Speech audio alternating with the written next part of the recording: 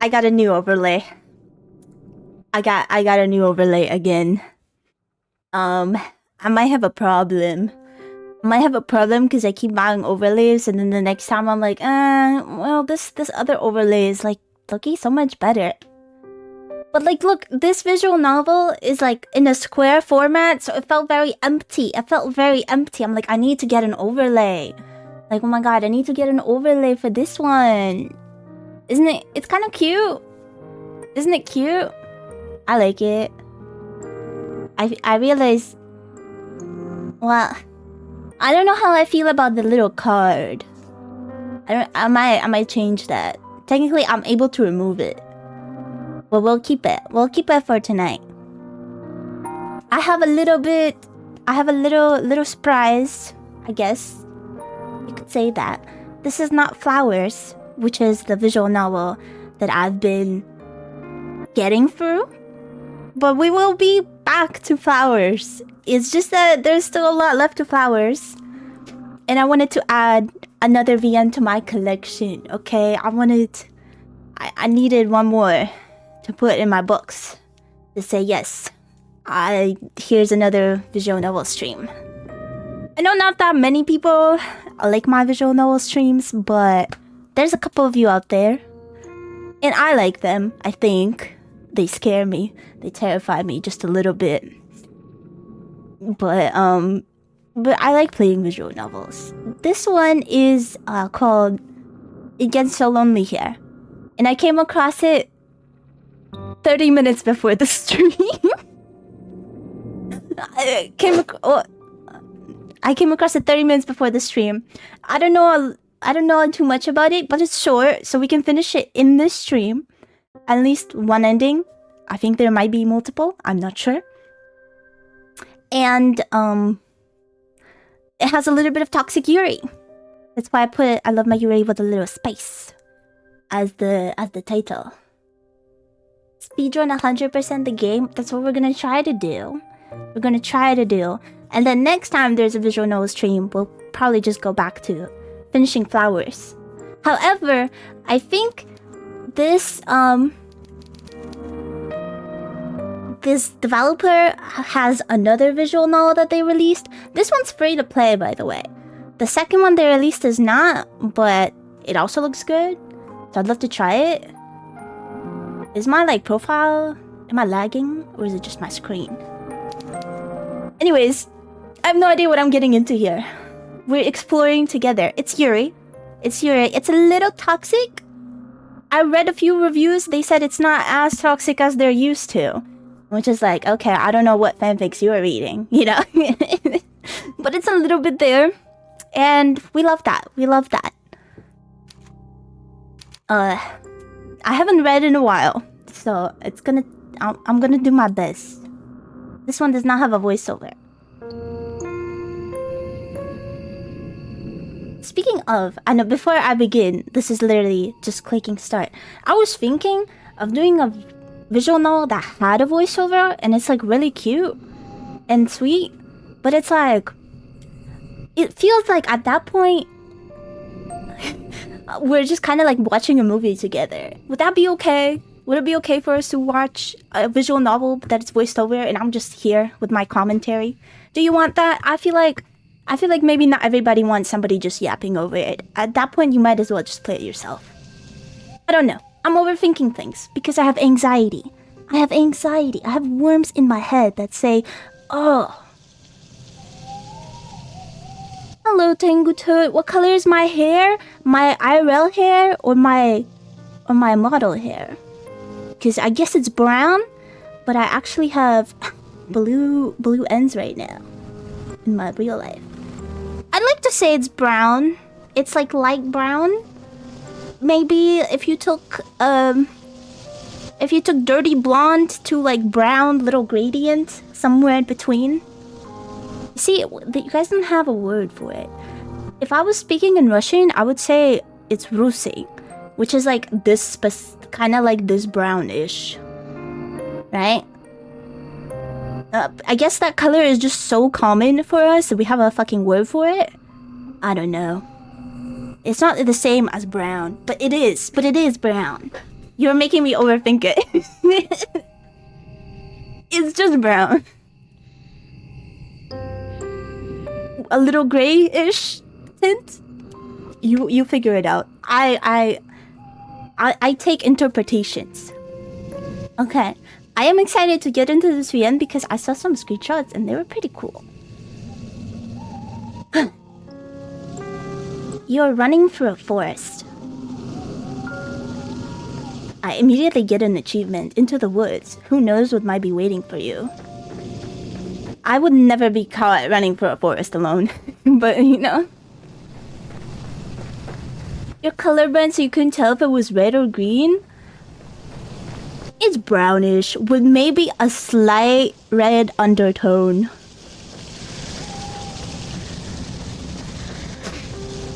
So you're red-green colorblind? That's, you know, you see a world in a different way. That's kind of cool. I know it's, you know, I don't want to say my condolences because it's not like you have a disease, you know?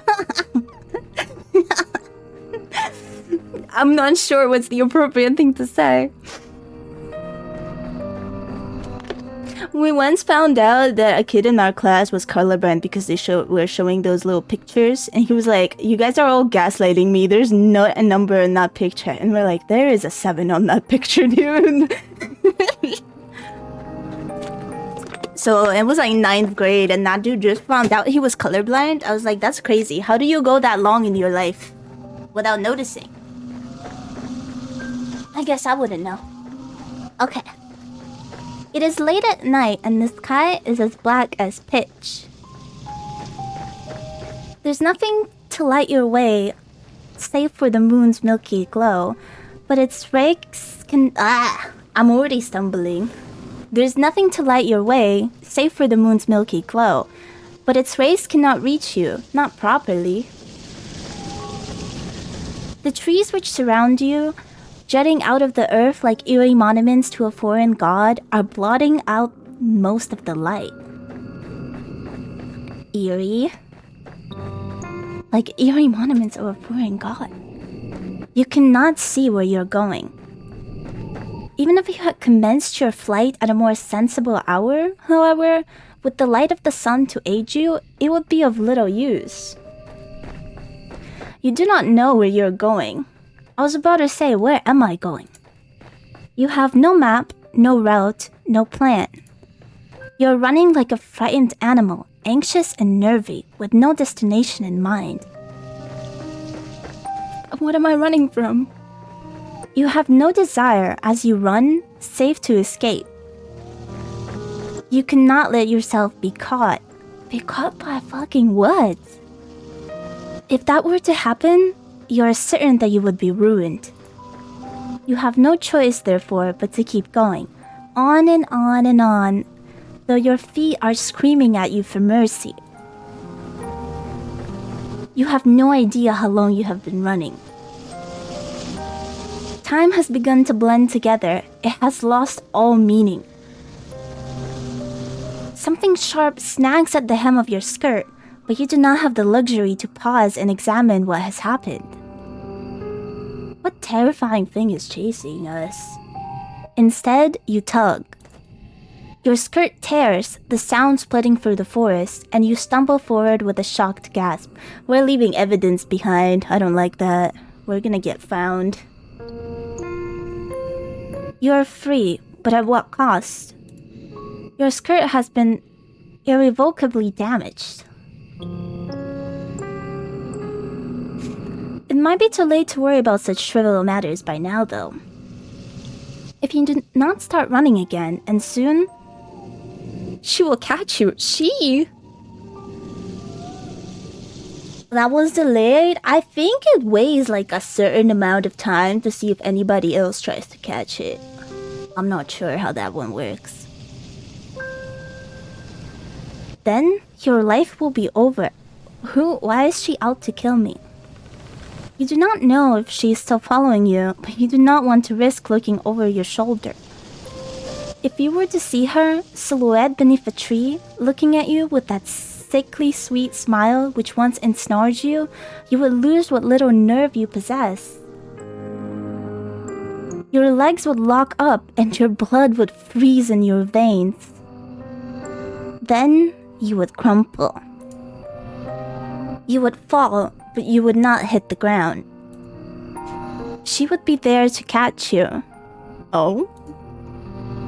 Did she not promise when you made that contract that you would never be alone?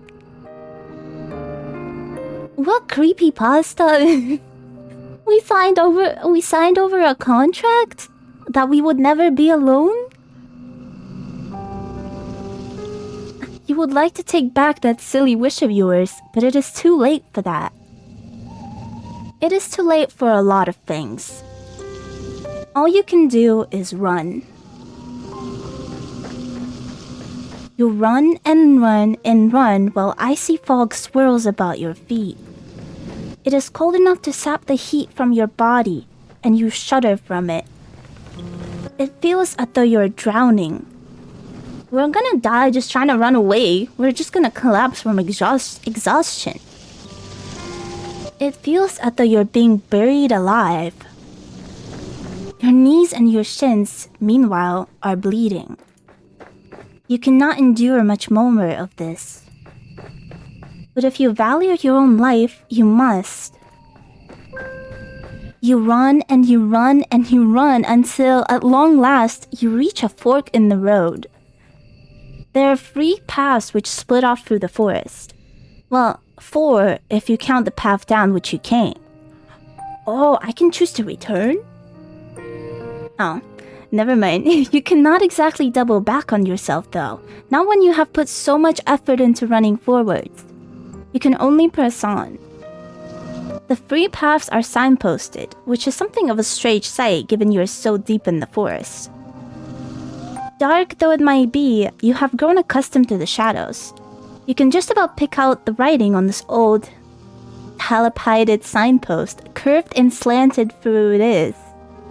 Your fate, if you will forgive me for sounding cliché, is in your hands. I forgive you, narrator? Now, I wonder, which path will you take? Oh shoot. Go to the shore. Go to the village or go to the castle? I'm like going in completely blind here, so I don't know where any of this will lead. But you gotta, okay. Thinking rationally, right? I'm running away from a person who is might be chasing me, might not be chasing me anymore, but like the shore is a dead end. What am I gonna do? Swim? And plus running on the sand is gonna be harder. So no, I'm not choosing the shore. Then the village and the castle. It's like, who owns this castle? Would they let me in? Or would they be like, you know, they'd probably be like, you're crazy, like, random stranger. Why would we let you in? I feel like the village is a better bet, because there might be more people. Though it is night, they might react the same way. I would. If somebody comes banging on your door in the middle of the night saying they're running away from someone, would you open the door? I don't know, it's kind of scary. I don't know what I would do. But let's go to the village. I still think more people is better. You know, if we scream loud enough, somebody will come out. Meet friends in village, that's what I'm thinking. So, you want to go to the village? Yes. Good idea. That's what I thought too. Let us see what further trials await you there. This night is far from over, as much as you might wish it was, and there is so much and more to discover. I wonder what will happen next.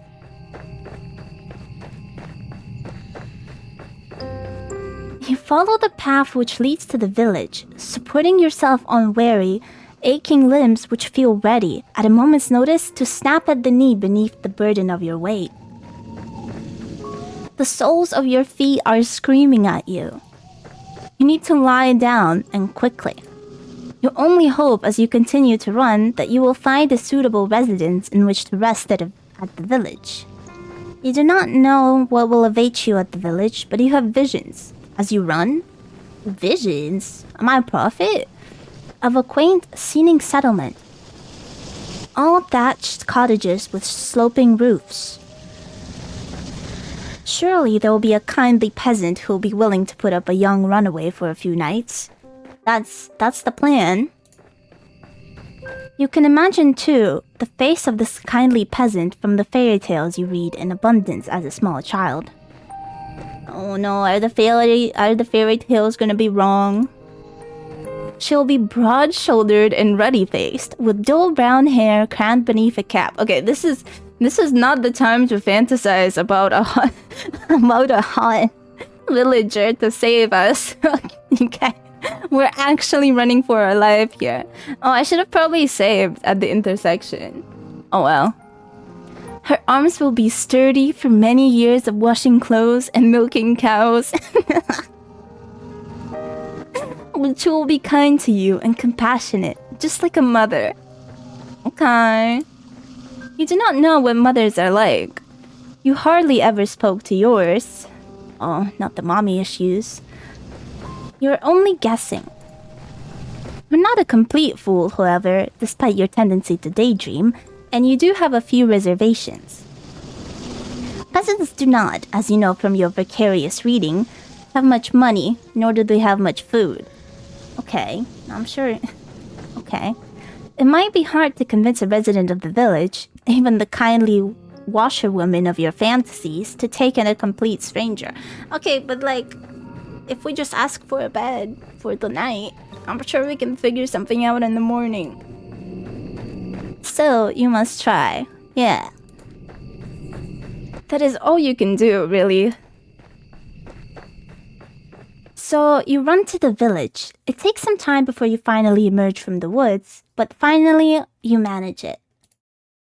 How much time, you ask? I cannot answer that. Did I not say that time had begun to lose all its meaning? Why is the narrator being snarky with me? The forest is behind you now, at least, and all the awful nightmares which dwelt within it. It is still cold, though, and still foggy. It is still dark, too. The sun has yet to rise. You can see the moon more clearly now. The music stopped. Though, as it hangs above your head, round as any pearl or orb or crystal ball.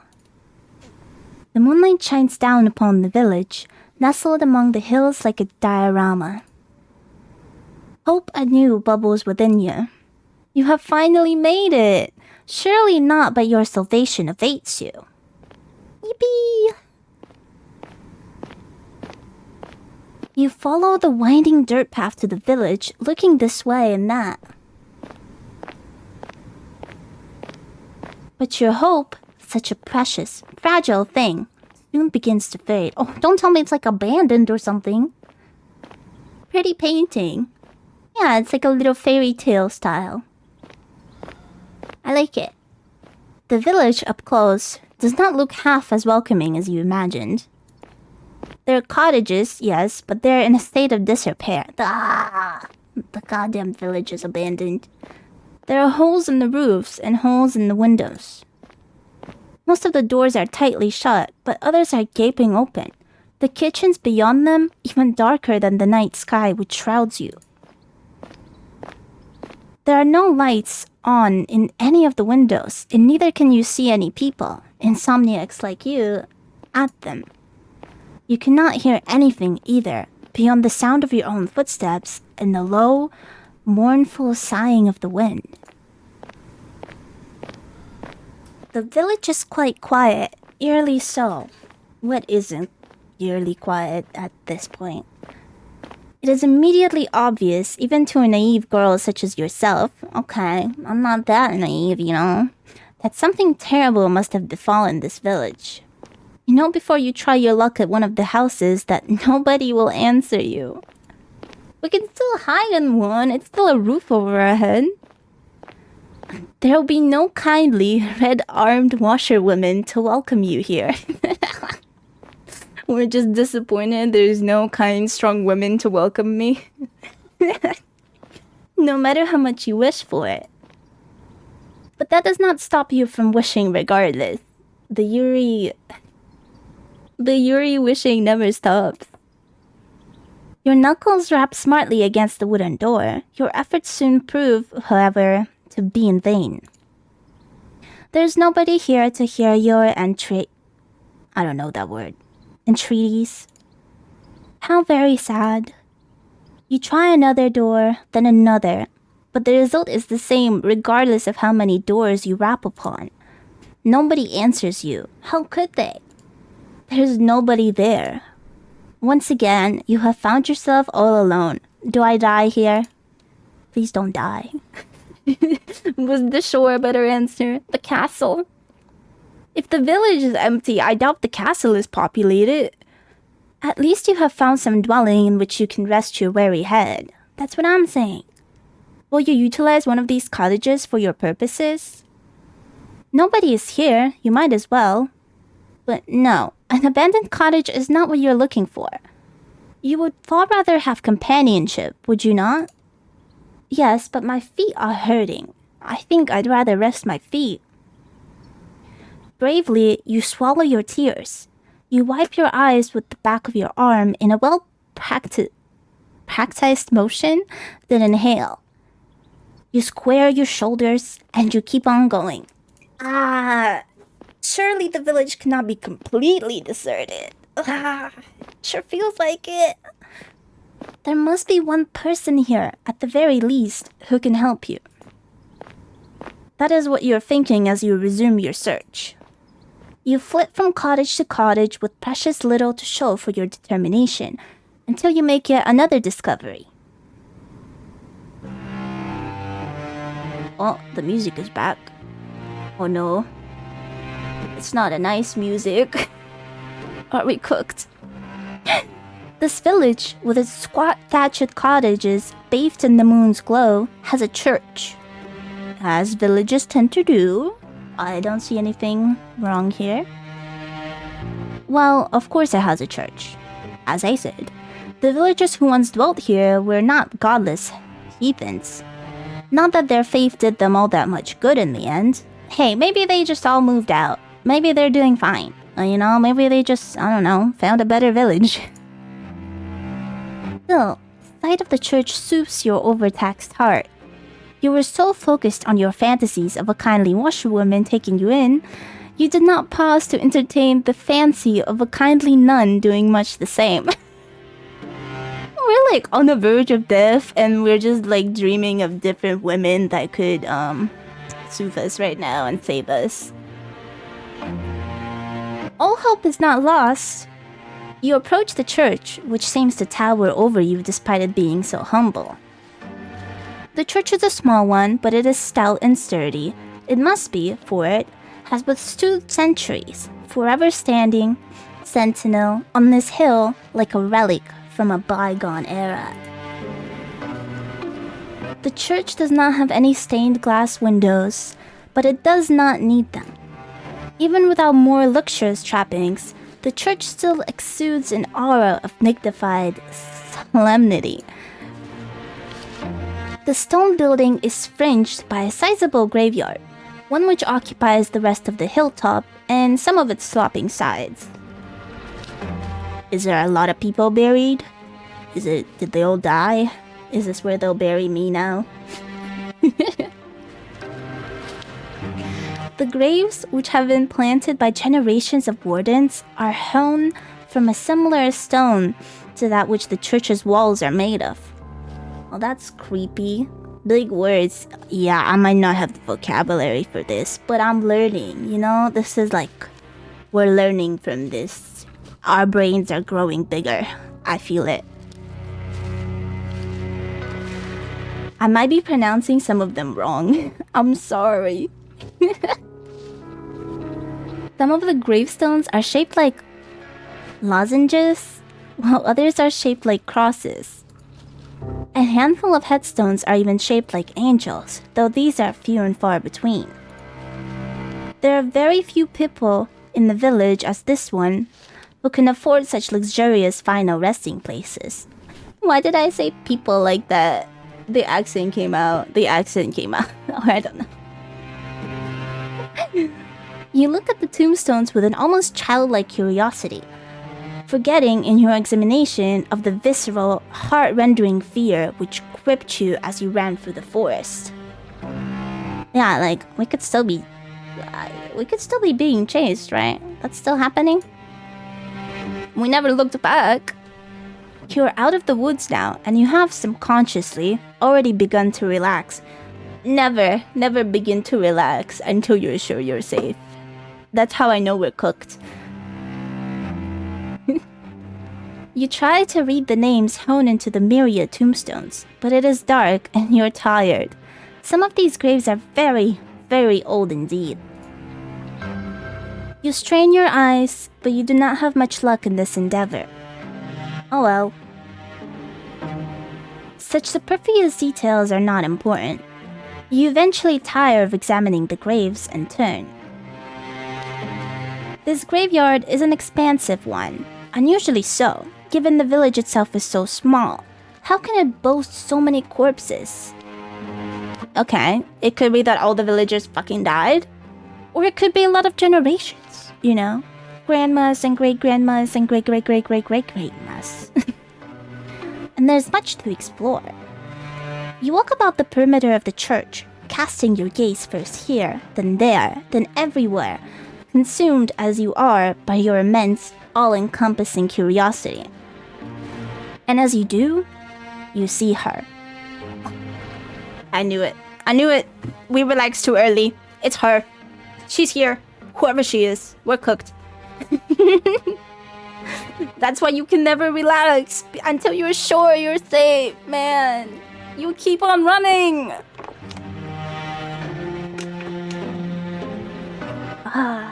Protagonist mistakes.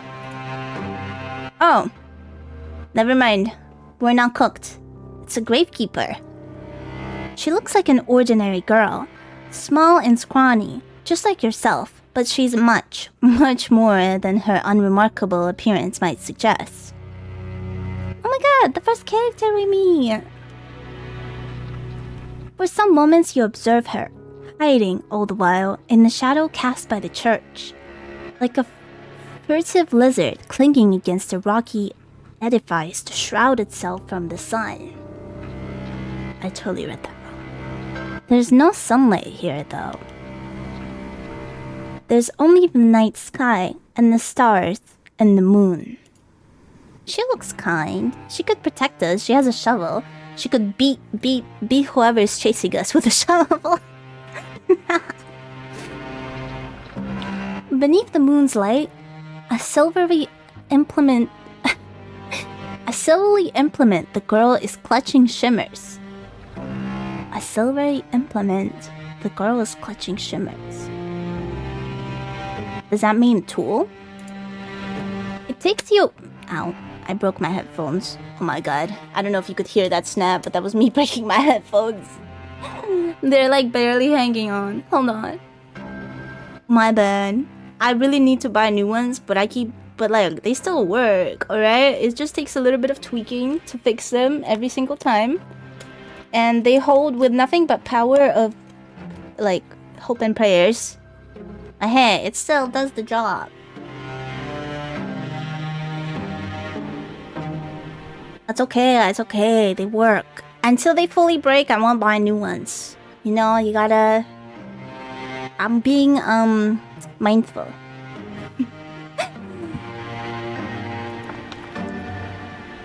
It takes you a few moments to see what it is that the girl is clutching in her hands. Is the shovel broken? It's like at an angle. It is not until you see her manipulate it, its sharp edge biting into the earth, that you understand. Oh, she's like burying someone right now. It is a shovel. Reduce or reuse your cycle, exactly. This girl is standing in an isolated corner of the churchyard, late at night, and she's digging a grave.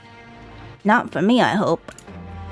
Well, you suppose she could always be digging a hole for the sake of it, but her work seems much too precise for this to be the result of a mere whimsy. Hey, she could be robbing the grave. You never know. She's getting ready to bury me. That's what I'm hoping is not happening. It is hard for you to see her face, given the distance between the pair of you, but her posture is one that speaks of supreme concentration. She moves slowly, mechanically, like a woman on a mission, driving the end of her shovel into the earth over and over. Her motions are regular enough to be repetitive. There is something hypnotic, almost, in the manner in which she attends this task. Should you risk interrupting her? Do you dare? Yeah, I need help, right? Like, I'm sure she won't just kill me with her shovel. You get the feeling that she would not appreciate it. Well, that's rough, isn't it? The shovel in her hands, meanwhile, is rather hefty. Oh, so is this implying that she will absolutely smack me with her shovel?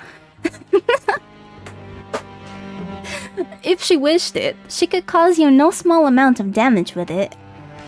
Well, I hope she won't do that. Could anxiety? Cold anxiety makes your skin prickle. You do not know if you should risk speaking to her when she, in her dark cloak, with her shovel, looks so very strange. I think it's creepier if we just stand and watch. But what do you have left to lose? You have come this far. Tell her she's pretty. Yeah, a stranger comes up to you in a graveyard at night, in the middle of the night, and is like, "You're pretty." I think I'd be a little bit creeped out. It would be folly to turn back now. It is with this thought in your mind that you decide to approach the strange girl. Your footsteps are quiet. You have grown accustomed to slinking around like a cat, but they're not quiet enough. The girl's senses must be finely tuned because she blinks. Oh! Then she turns. Your eyes meet, and once they do, you feel your breath catch in your throat. Blue eyes.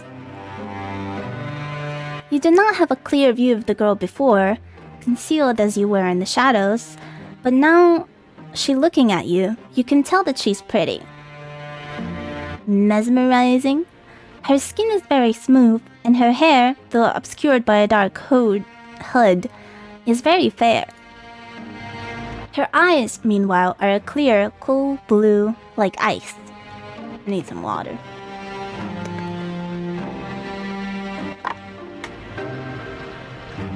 Those eyes of hers, which are large with an ease, are fringed with very long, fair eyelashes. She looks as though she has stepped out of the pages of a picture book. Why does she have little bones on her? See a skeleton? Are you actually a skeleton? She's simply too perfect to belong to this world. Perhaps she's some kind of vision, a waking dream, a hallucination. Oh my god, the MC sees a pretty girl and is already like, yeah, I must be dreaming.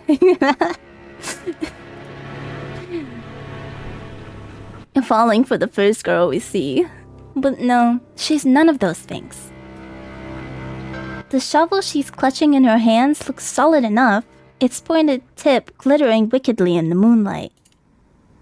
You steel yourself, expecting perhaps some sort of outburst, but the tension soon drains from the girl's slender shoulders. Her fingers, which once were gripping the handle of her shovel tightly, relax. Her lips curve upward at the edges. Oh my god, is she smiling at us? Okay, I might have fumbled at the first smile. Maybe the MC fumbled at the first sight, but I fumbled at the first smile. She's smiling, and what a smile it is. It is transformative. She smiles, she looks radiant, angelic almost. Hers is a smile that is so suffused with light that your eyes begin to prickle from it. You are so relieved, you almost feel as if you could cry. It would not be the first time you have wept during this night, and neither would it be too surprising if you did. You should have said she's pretty. We haven't even said hello yet. I'll get to it. maybe. You have been through a lot. See, I've been through a lot. Give me a break. You must be exhausted.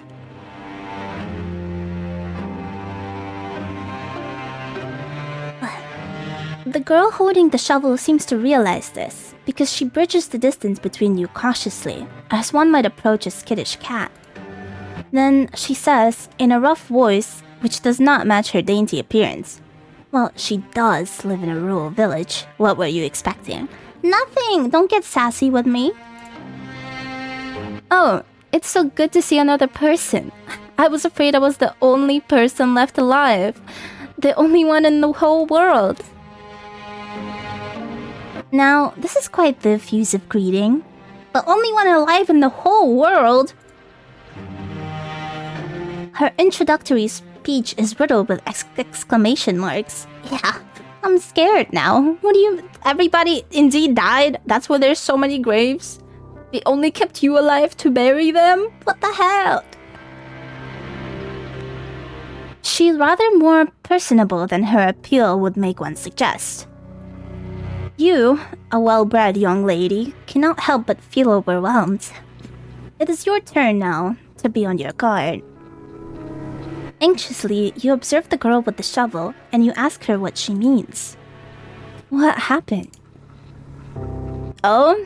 Do you not know? She looks awfully awkward. There's an awful lot you do not know. So much, in fact, it would fill a whole encyclopedia. We are indeed clueless. Well-bred. I mean, it means... I'm assuming it means that we're, like, of nobility. Of noble blood. That's one way to put it, that's for sure.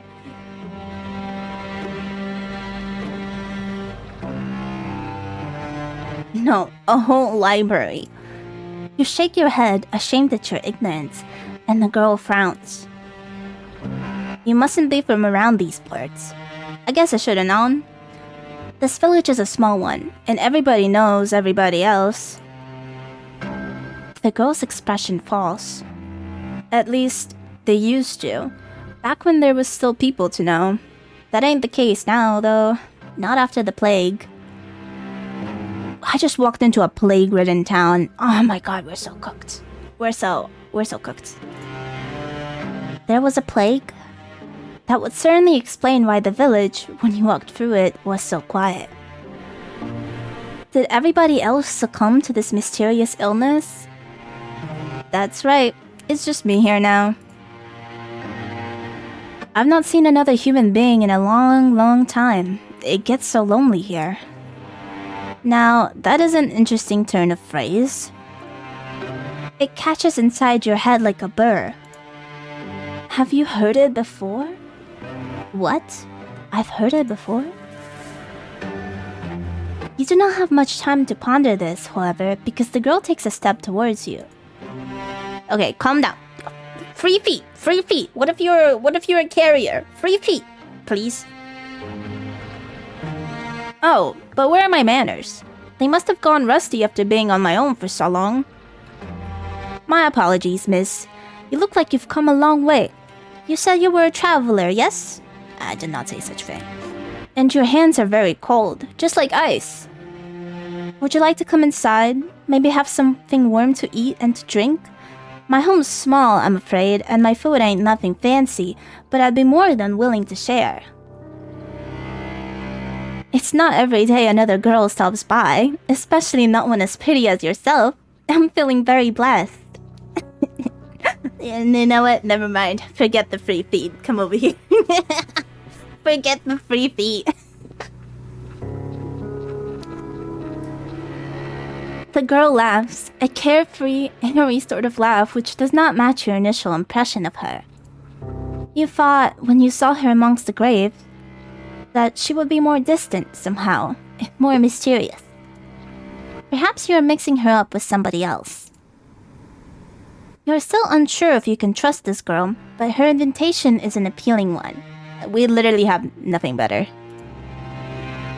It is much more appealing, certainly, than spending the night outdoors, in the cold, kipping on the graves. What are you, a romantic poet? Please. You make a show of pondering the girl's invitation. At the very least, you do not want to appear too eager. But your acquiescence is, alas, an inevitability is inevitable. I can say that. Why would you ever refuse her? Good point. She's the first friendly face you have seen all night. Without her, you would be all alone. Surely she won't bury me alive. Your hostess leads you to a small, humble home located but its stone's throw away from the church, built in the shadows of a twisted, towering sycamore? The girl's home is in such a state it seems a folly to even call it a home. Girl. Hovel would, to you, be the more appropriate descriptor. If I knew what that meant.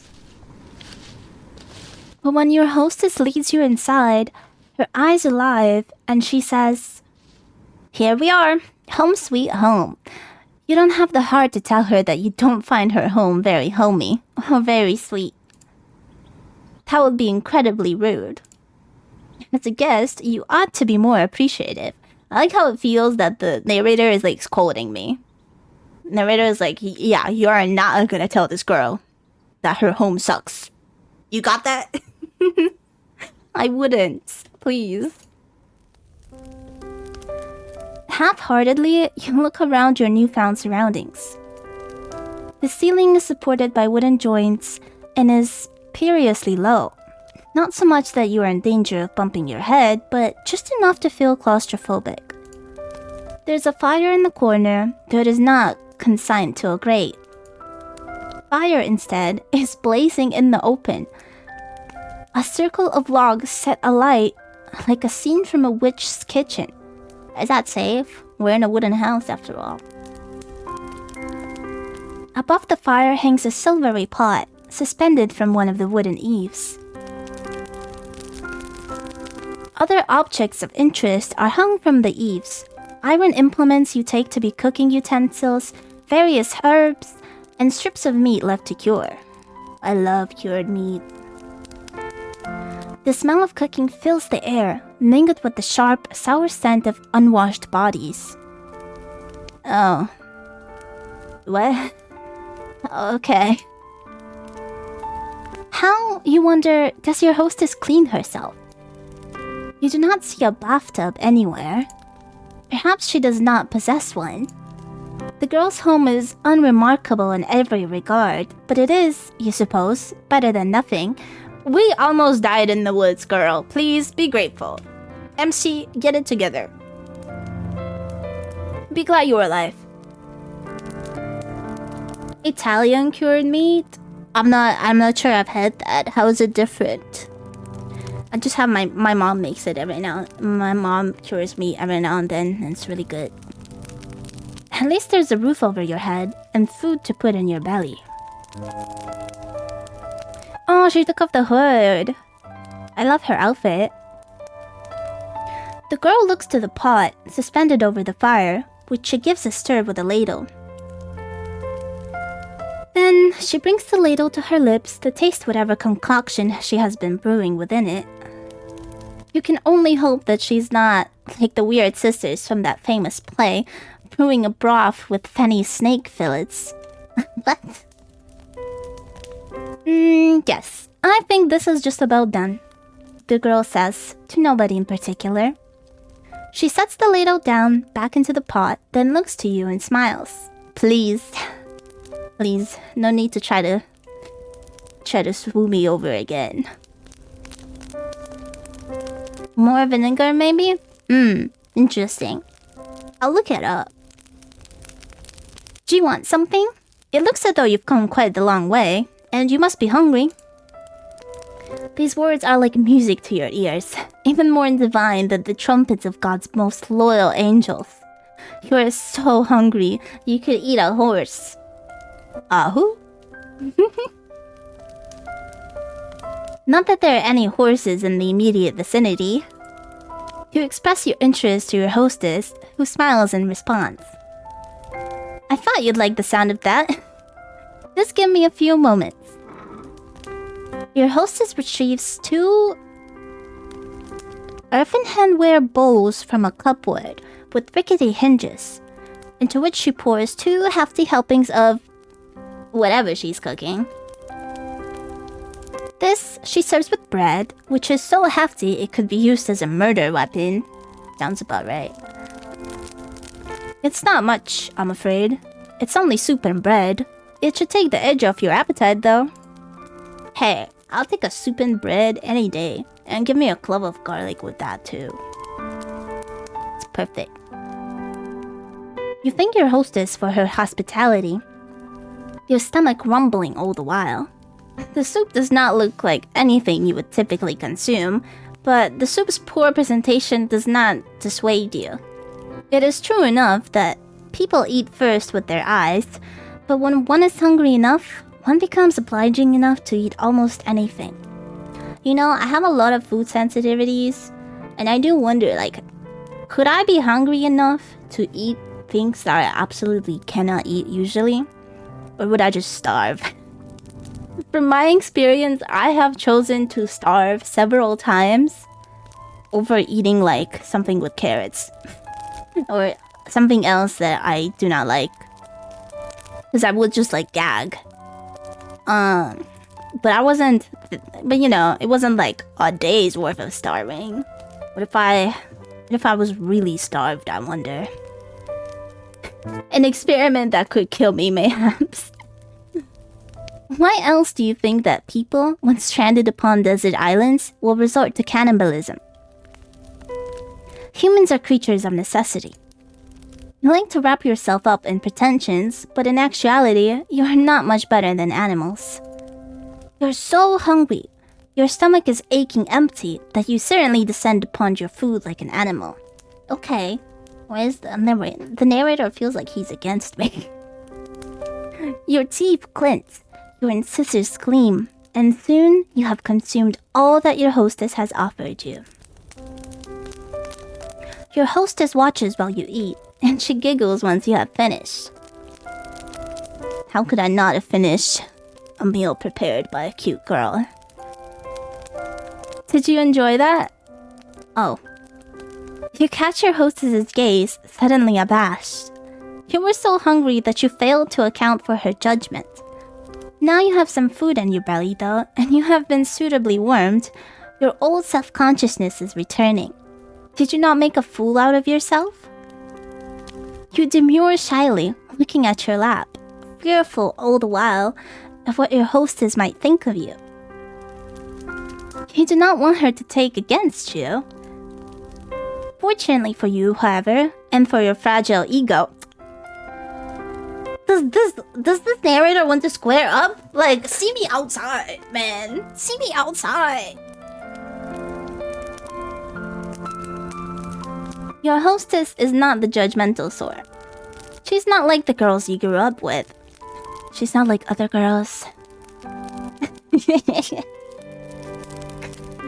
Well, I'm glad you enjoyed it. It's nice to see my food being appreciated so heartily. I know I'm not the best, but I've been practicing for a long while. I used to cook for my father all the time, you see. This remark catches your attention. Quizzically, you look at your hostess, your abashment over your animalistic eating habits suspended. What happened to her father? It seems a grim thing to contemplate after having eaten, but... Didn't your hostess mention something about a plague? Yes, your hostess says, a voice soft now and serious. That's right, there was a plague. And what of the villagers? What of her father? They're all gone now. Gone? Yes. You see... Your hostess rearranges herself upon her chair, one slender leg folded over the other. Oh, she's tall? I like tall women. Then she begins her tale in earnest,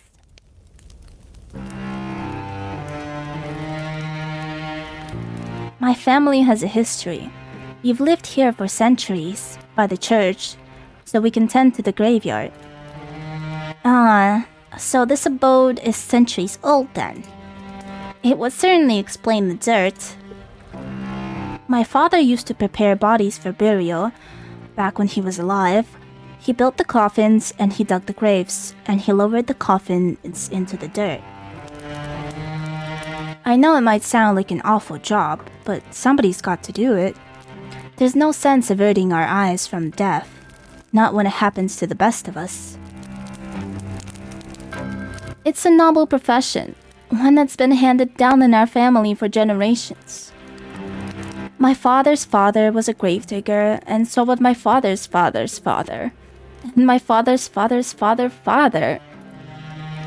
Digging graves isn't our blood. It's who we are. My. That was a surprisingly pretty speech, coming from a girl who lives in the countryside. A girl who's without much in the ways of education. Okay, why are we judging her? Is the narrator judging her? Because I'm about to square him up. It is apparent, just to listen to her, and the way she slurs her syllables together, that she has never had any elocucious lessons. Not like you. There's a determination, however, to her. A pride in her genealogy which gives her a respectable aura. You cannot help but be impressed. So you ask your hostess, does that make her one in a long line of gravediggers? Yes, your hostess, the gravedigger, says. That's about right, though I was never supposed to be a gravedigger myself. It's not a woman's profession, that's what everybody says. My father didn't mind that, though. He taught me everything he knew, and then some. I might be a woman, but I've plenty of upper body strength. Sorry. I know where we could put that body strength to use. I mean, I can dig a grave just as well as my father could, without breaking a sweat. To the despair of my mother up in heaven, I'm sure. I'm sure if she were still alive, she'd rather have focused on more feminine pursuits, like basket weaving or sewing, to better attract a suitor. Not that would do much good now. There's nobody around who'd court me, not for miles and miles. My hands up. My hands up. I'm right here. I'm raising it as high as I can. And what happened to her mother? Try to guess. I guessed wrong. She died when I was very young, during childbirth. I was only 5 years old. Oh, while giving childbirth to a sibling. Oh, well. You can relate to her, at least, upon this point. Your parents are not dead, at least not as far as you are aware. But you have not seen them in an awfully long time. They sent you away as soon as you were old enough, and they never once bothered to check up on you. A lovely parents we got. For many years, there have been no letters nor any visits. You offer the gravedigger your condolences. You do not know if they will help, but you feel like you cannot say nothing that would seem heartless. I relate to that. You gotta say something. The gravedigger, however, does not seem too upset by this turn of events, because she smiles, albeit somberly. It's alright. It was ages ago. I don't remember her too well, and I've never really had the luxury of sitting around feeling sorry for myself. I like how her hair clips are like little hourglasses, maybe. And, you know, showing time ticking away as we die. I had too much work to do. Around the house, you ask? Is the protag stupid? That too. I was the oldest child, so it was my job, after my mother died, to manage the sweeping and the cooking. At 5? Oh, and looking after all of my siblings too. Multiple. You blink, intrigued, then glance about your host's humble lodgings. You do not see any siblings in the immediate vicinity. Where could they be?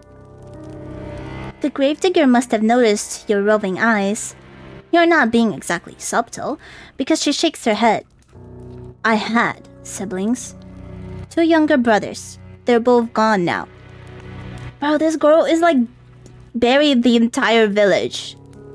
And she's surprisingly chill for it. Oh. You should have known. Yeah, we really should have. You apologize to the gravedigger for your lack of tact, but she does not seem upset by this fox pass. Don't apologize. It's not your fault. My brothers weren't long for this world anyways. The youngest, he died when he was still a babe.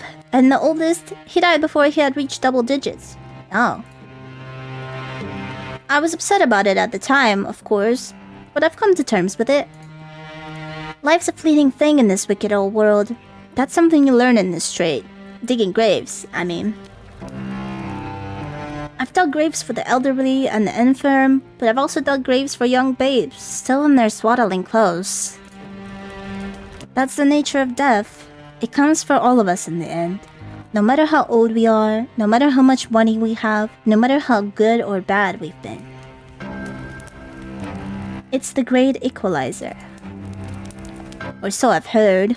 I'm sure you have. A chill creeps down your spine as you listen to your hostess' speech. She's not wrong, but the inherent mortality of all humankind is not something you wish to contemplate. I'm here to, be forever with you. It is too disturbing. For the longest of times, my family was a small one. It was just father and me. But that was fine. It was how I liked it. I was very happy, even if our lives weren't the best. I've never had any fancy clothes to wear, and we can't dine on the finest of foods. In the grand scheme of things, we ain't anything that special. But I've always felt otherwise. I thought that I was blessed. We knew hardship, of course, and famine, and that's just the way life is around here. When food supplies were low, we always helped one another out. But there's no one to help out anymore. Aww. I had my father, but I also had the rest of the village. We all looked after one another, and things always worked out in the end. At least, they did. Until the plague happened.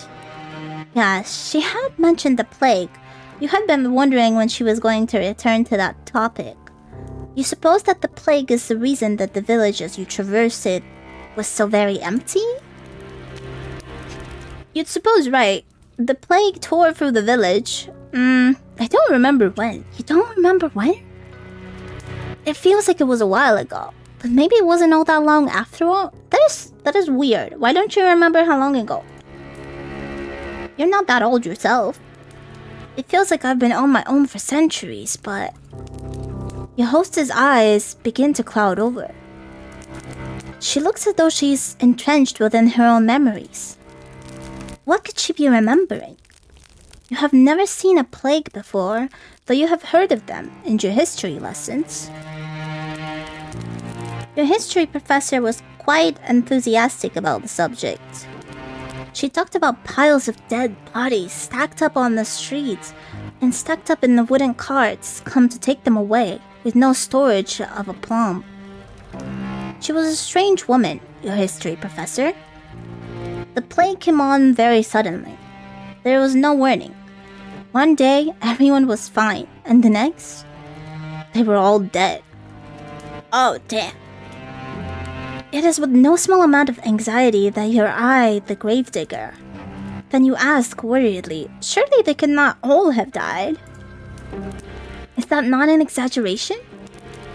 Oh, if only. I wish I was exaggerating, but it's the truth, honest to God. So literally all of them dropped dead except for you? That doesn't sound like the plague. That sounds... like a horror movie. The people in the village died, one after the other, just like that. I saw what that plague does to people firsthand. My father was one of the first people who caught it. I think one of the bodies which came through that we buried must have had it. Not that I know for certain, I'm still guessing. Still, you were one of the first to be exposed to it too then, but you were the only one who survived? My father didn't have an easy time of it. His skin turned all gray and clammy, and he complained of a horrible fever. There were night sweats and stomach cramps. And then there were the boils. Boils. Pustules. They were the size of an egg, and they were full of pus. Ugh. When they burst, it stunk. The whole house was full of it. The stink of death. I hope nobody's eating right now. The wise woman of the village came to see if she could be of any use, but it was no good. My father was too far gone already. She took one look at him, lying on his deathbed, and she shook her head. She said she didn't want to get any closer.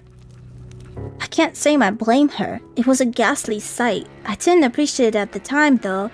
It felt like she was turning her back at us. I wished her ill. I remember that, after she left. Until a few days passed, and she fell sick too. Then I felt bad for cursing her. I couldn't help but worry if it was all my fault. It's silly, I know, but... The gravedigger closes her eyes. She seems to squeeze her lids together until her lashes melt like flakes of fallen snow. Her shoulders, which are very slender, are shaking. Can I hug her? She looks as though she might, at any moment, fall apart. It wasn't long after that the rest of the village fell ill. They all had the same symptoms as my father. The clammy skin, and the fever, and the boils. The boils grew, then they burst, and then they died in screaming, sinking agony. What are they? They infected from Hollow Knight? My father died too, only 3 days after he fell ill. But I think even that was 3 days too many. I didn't want my father to die, of course. I did everything I could to help him, but it was all pointless. None of my herbal salves had any impact. I couldn't make a blind bit of difference. All I did was stand about his bedside, telling him it'd be alright, until his eyes sank into his skull like 2 black stones, and his mouth dried out. During that last day, before he died, he might have been a corpse already. He didn't look at me, he didn't speak to me. He just lay in bed with his eyes closed, groaning. I never wished any ill on my father before, but during those moments I'd wish to put him out of his misery too. The gravedigger squeezes her hands, which are resting upon her black-clad lap, into fists. She trembles. Then, in a voice throbbing with awful emotion, she says, "I wish he'd just died." Well, based on her anecdote, it does not sound like she had overly long to wait. I mean, it was 3 agonizing days, I bet. I wonder if she would consider that a silver lining? No, perhaps not. The gravedigger is still shaking. She will not cry, will she? You hope not. Oh, get it together, MC. It's okay if people cry. Awkwardly, you look at the gravedigger. You're not sure how to soothe her, but you know you must make some sort of an effort, even if it is a token one. You shift upon your chair, which feels very cold and hard beneath your thighs. Then you say, very softly, that you're sorry. It is not much, but it is all you can think of saying. You had thought initially that your situation was comparable to that of the gravedigger, but now you can see that this is not the case. Her suffering has far outstriped your own. I don't know what is our suffering, though. We were just running away from someone who maybe tortured us, so who knows? Not that suffering is a competition, of course. Good point, good point. Your apology feels inadequate to your ears, largely because it is, but the gravedigger seems not to mind it. She's very big-hearted, that girl, to smile at you so, no matter how foolish you might be. Do you really deserve such kindness? Again with the apologies. It's alright, like I said. You didn't cause any of this. I'm not upset at you, I'm just recounting what happens, all. I do wonder, though, why I never fell sick myself. I thought I was going to die, so I'd already prepared for the Reaper to come and take me away. But maybe he wasn't interested. But you know what's the question, though? Why was she digging a grave? If everybody has died, why was she digging a grave when we saw her? Who is that for? Maybe he'd already satiated his appetite on all the others. That, or maybe he thought he'd have to leave me alive for practicality's sake. With my father gone, who else would tend to the dead? I was the only person left by the end of it all. So as I had to bury the people in the village. They're all resting peacefully now, under the earth, where the plague can't reach them. On the one hand, I'm happy for them. They were able to escape from all their suffering. And I think about all the people I've lost, though. The gravedigger tenses, and she sniffs. And I think about the kindly washerwoman who helped me scrub the mud and the dirt from my clothes. No, oh my god, MC, get your head together. So this village did have its fair share of washerwomen, after all.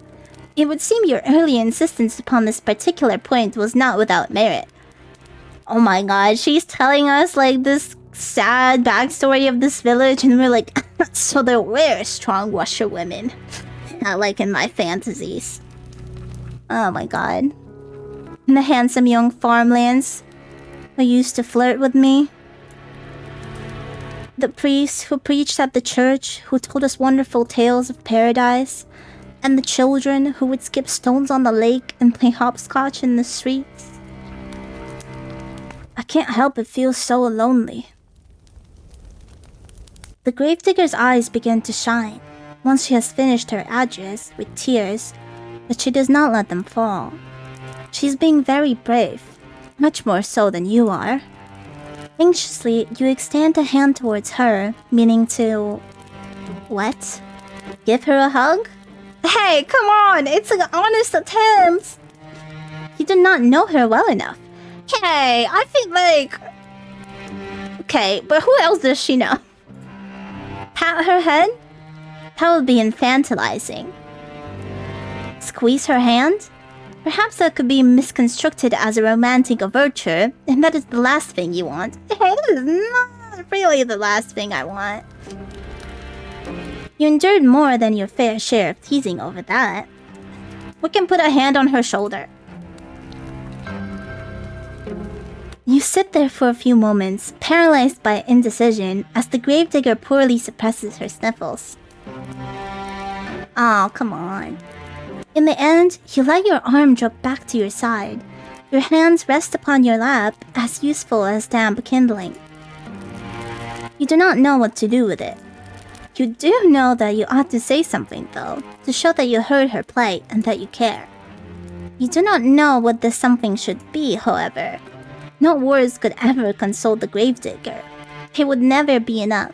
Okay, if you're ever in a situation like this, some of the things you can say is like, that must have been tough.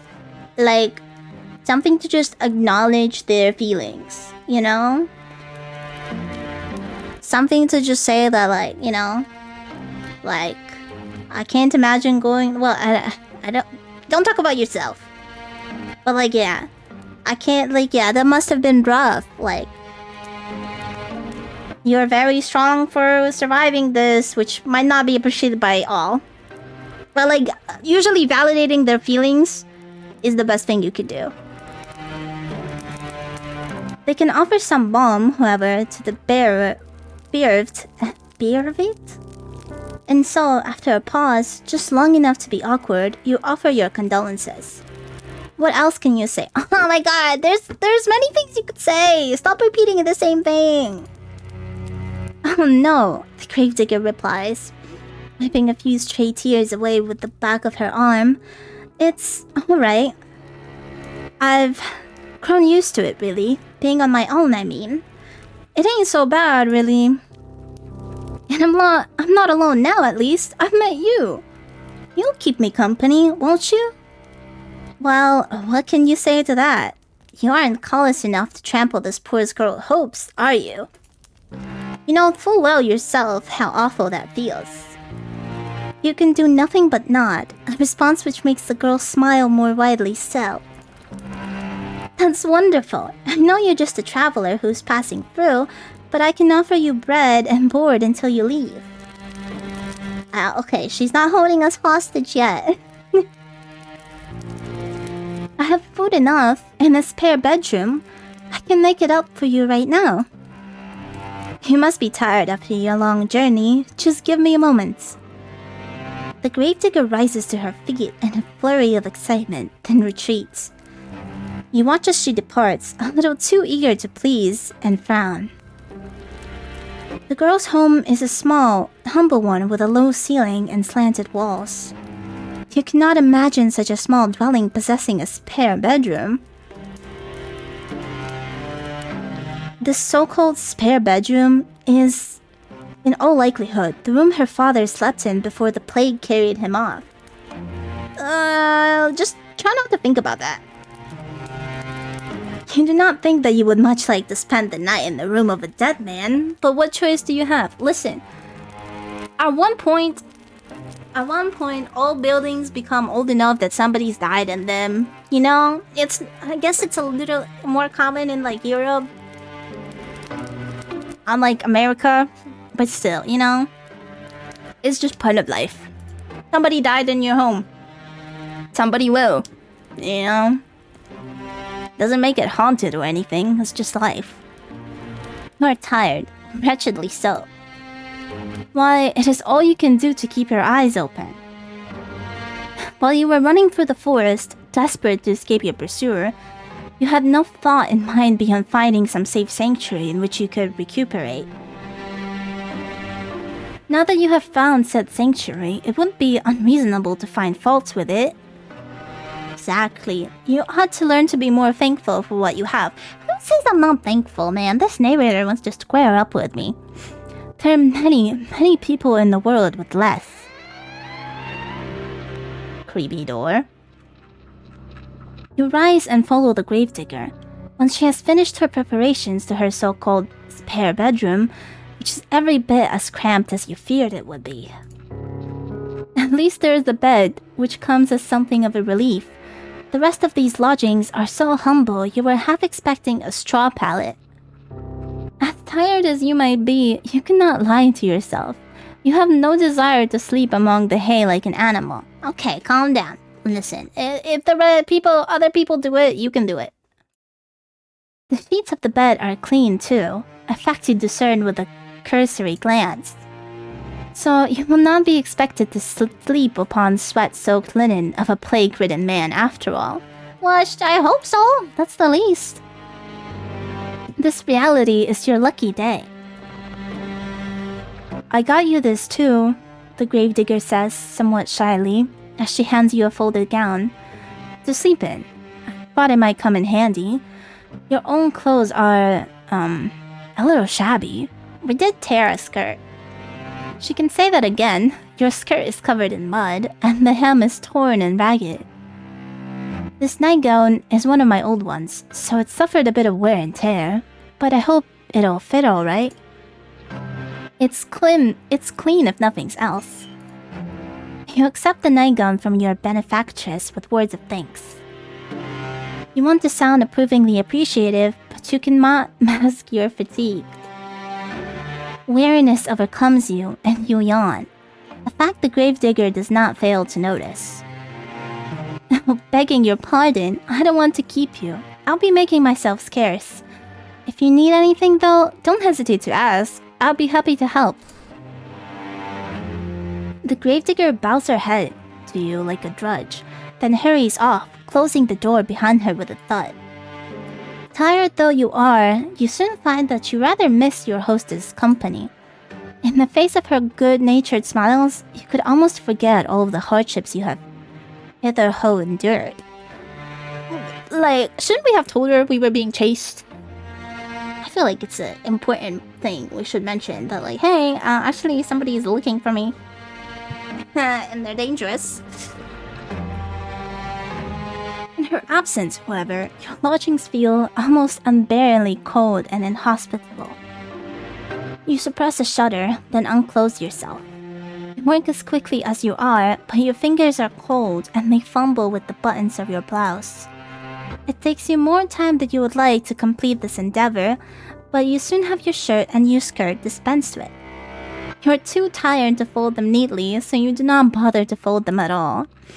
Instead, you cast them carelessly upon the floor, as defiant as a sulky child, then pull on your new nightgown.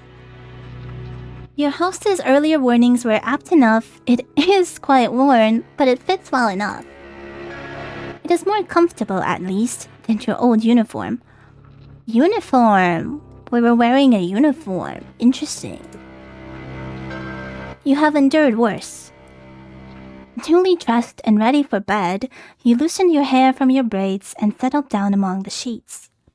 It is with a sigh you extinguish the weakly flickering candlelight which burns on your bedside, and with another sigh that you lay your head down upon your pillow.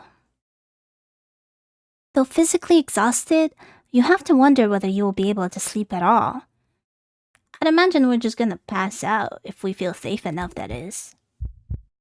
You can recall your previous dash for the forest in such vivid details. Your heart is still pounding. That fear has yet to leave you. Ugh. Are we having a you cannot sleep now? There are monsters nearby moment? Close the drapes. Perhaps it will never leave you. Your terror was such, it almost feels as though it has suffused itself into your bones, into your very being. But your exhaustion is greater than your worldly anxieties, and soon it claims you. Your eyelids fall shut and your breathing, inevitably, begins to even out. It is not long until you're spiraling for a dark, deep abyss, lost in Morpheus' kingdom.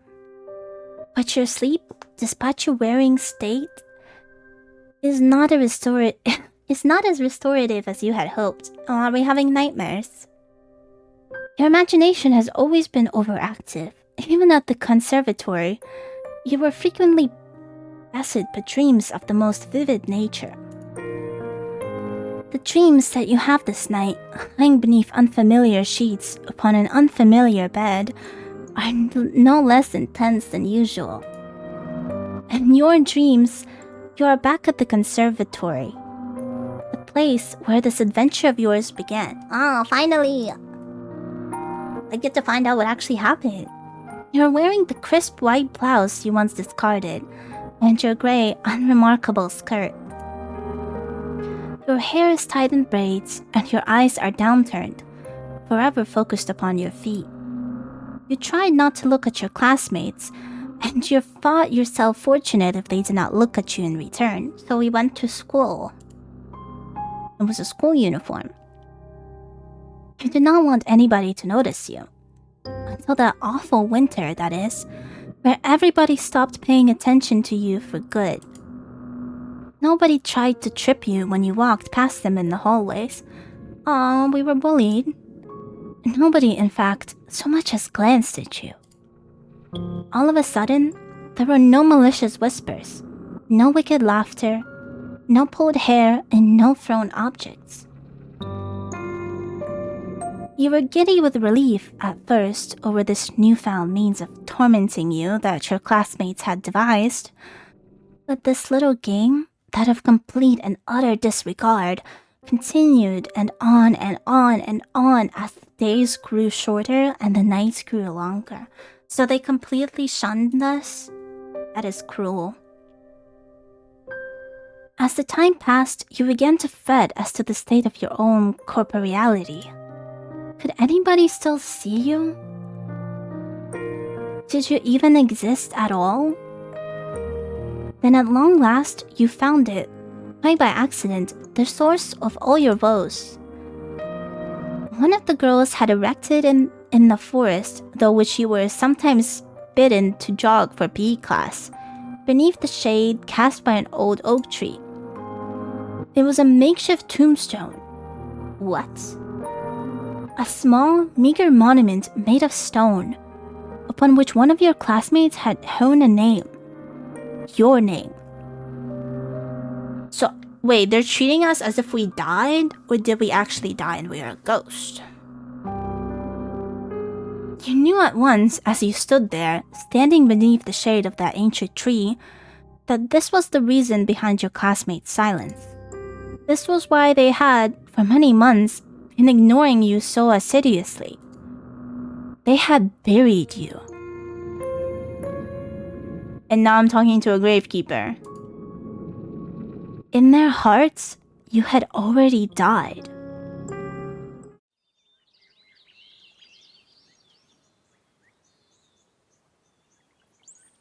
Why?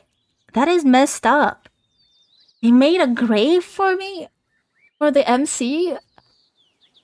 Even though she was still attending class? Or did the MC die and doesn't know this yet? Your eerie dreams notwithstanding, you sleep more comfortably than you had anticipated. When you awake the following morning to the sweet chirping of the bird songs, you feel well rested, albeit woozy. Your head is aching. It is nothing, however, that a cup of hot tea cannot fix. You stumble into the kitchen in your nightclothes, your hair loose and your feet bare, and the gravekeeper turns to you. She looks at your face, which is pasty, and your under eyes, which are dark, and exclaims, in the manner of one accustomed to solving problems, not complaining about them. Oh, you look awful. I think you need something warm to drink. And maybe you need something to eat, too? Let me get started on breakfast. Thank you, wife. And that is exactly what she does. She gets started on breakfast, which proves to be quite the simple affair. Nothing like the luxurious food you were accustomed to in your past life. The bread is hard enough to break your teeth on, and the cheese is a bit too strong. It is food all the same, though, and you do not complain. Your stomach was beginning to grumble.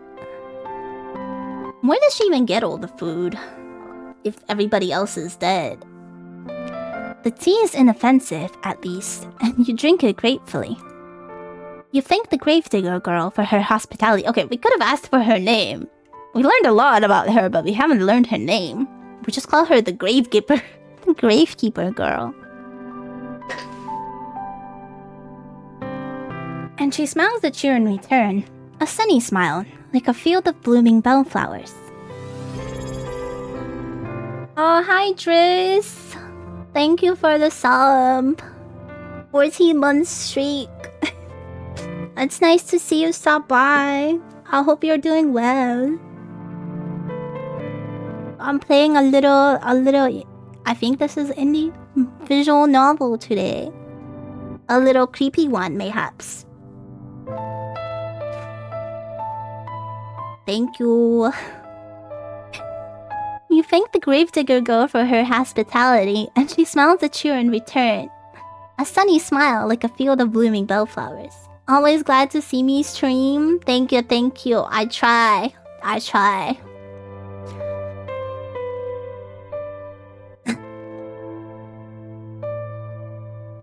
I'm trying to get a different job so that my evenings are free and I can stream. Because I hate my job. But I'm not gonna go into another job rant. I do too many of those. But I could talk about hating my job so much. I need a 9 to 5. I need a normal job, you know? Opium and Jean. Right now, I'm talking to the gravedigger girl. And I don't even know her name. Am I still in school? I'm in college. For how long? I don't know. I'm not good. I was never school material. It's kind of rough. I still am taking classes. Can you fit in 9-5 with your uni schedule? Yeah, uni's not a thing anymore. They kicked me out. Yeah, they kicked me out of uni. Yeah, so I might have failed one too many classes. And they put me on probation. And then I couldn't get my GPA up high enough.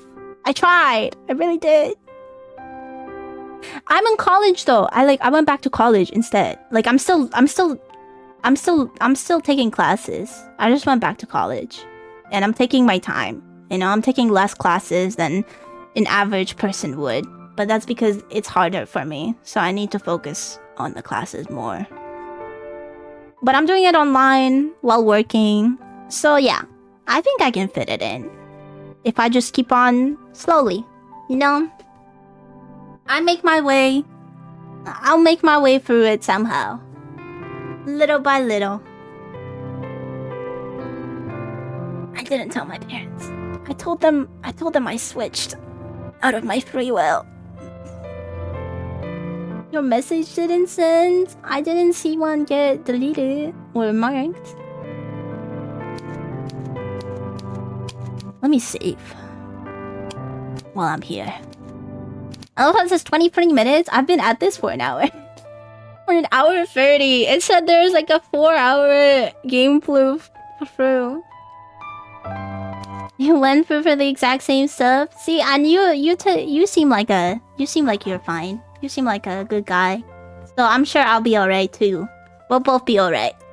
We'll figure it out. I'll figure it out. You know? You're doing okay and I'll be too. Thank you. That is nice to hear. I try like not to think about it too hard, you know? But it's gonna be alright. Academic probation after 2 years and yeah, I was there 1 semester before I got on probation. I was there for 1 semester and then I got on probation, and then the next was the semester on probation, and then yeah. I remember talking to the counselors and they were like, okay, so what if I like don't fix it? And they were like, no, you got this. And I'm like, okay, but what if I don't? Let's talk about if I don't. One point, I didn't even check mine. I think I came close at the end. It just wasn't enough. Cause like I got B's and a C, and it just wasn't enough to bring it up. It happens. I hated it there anyways. Oh well. I'm still playing your visual novel at the end of the day. So like I'm still winning in my life, I think. It's no problem. Don't hesitate to ask me if you need anything else, she says, words which come to you to symbolize your relationship. You stay with the gravedigger for many, many more days, and limited though her means might be, she always tries to help you. Basically did what I did, went to community college after a small break, and weaned myself back onto school. Yeah, that's what I'm trying to do, I guess. I don't know how well it's gonna go, but we'll see. We'll see. I'm taking it, you know, little by little. And I got math class right now. I fucking hate math, dude. I had to this is like my 4th time taking this class. It's kind of embarrassing. You did get a full bachelor's degree. Congratulations. I'll get there too. I'll get there too. I have my associates, but you know, I'll get there. We just suddenly have a time skip, even though I still don't know the grave digger's name, and suddenly it's like you stayed with the gravedigger for many, many more days. Just going to say that I'll never go back to school if I have to. I feel that. School is not for everyone, and I'm certainly not one of the people that school is for. But it's, yeah, school is not for me either. But there's a pressure, from family and from society to go and get some sort of degree. Or else you are like, I don't know, a bum. Even if you are working. People still look down at it a little if you don't. My mom said, you're going to college, When I was 18 in high school, my mom opened the door and she was like, oh, you're going to college, by the way, right? And I was like, yeah, I guess. I was like, yeah, you're going. And I was like, okay, I'm going, I guess. Wish you had taken a gap year.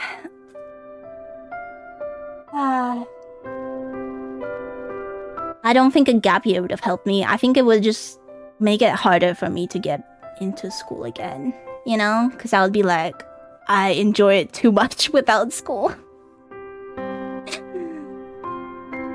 That's why I try to stay, at least taking one or two classes at a time. The gravedigger sets you chores about the house to keep you occupied, a fact for which you're grateful.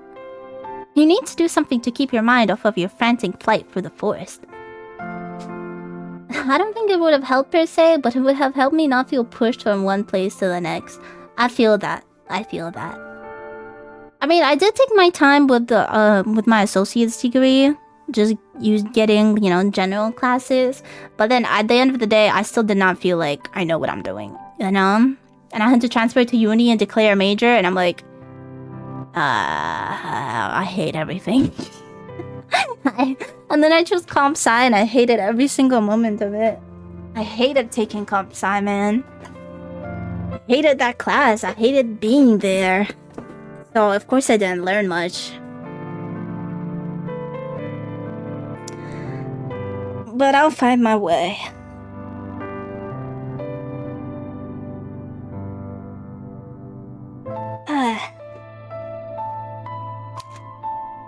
You can almost forget about it now during the day. During the night, however, it returns to you. The sound of your feet against the foliage and the swirling fog. When you sleep, you are assailed by nightmares. I get nightmares a lot too these days. Hate it. You ever just feel so, overwhelmed with anxieties that you can't really rest? You just gotta wait till, you pass out. Too many nights for me, man. That's life. Not a fun one. I'd like to sleep peacefully. Sometimes. Sometimes you awake after midnight, the sheets twisted around your body, and your mouth gaping open in a paroxysm of terror. Yeah, the MC's nightmares are way worse than mine. And though you try to tell yourself otherwise, you are still afraid. To be fair, we are still very close to the woods. Hey, we're moving forward, that's what matters. Thank you. Thank you for the wise encouragement, Driss. I will keep them close. Being with the gravedigger makes you feel less so, though. Particularly when you're sweeping the floor or keeping an eye on the bread loaves so they do not burn. You attend the most of domestic chores, while the gravedigger concerns herself with the work she knows best. That is, digging graves. Who is she digging graves for? Did she not say she already... Did she not tell us that she already buried everybody? Her dogged persistence when it comes to this pursuit intrigues you. So much so that you cannot help but pose a question to her on one particular morning, when the sky is festooned with clouds. Stop, don't get sentimental, I'll cry. You can't stop it. I'm too sensitive, shaking my head. I'm trying to woo the gravedigger girl, okay? Don't make me cry in front of her, that's embarrassing.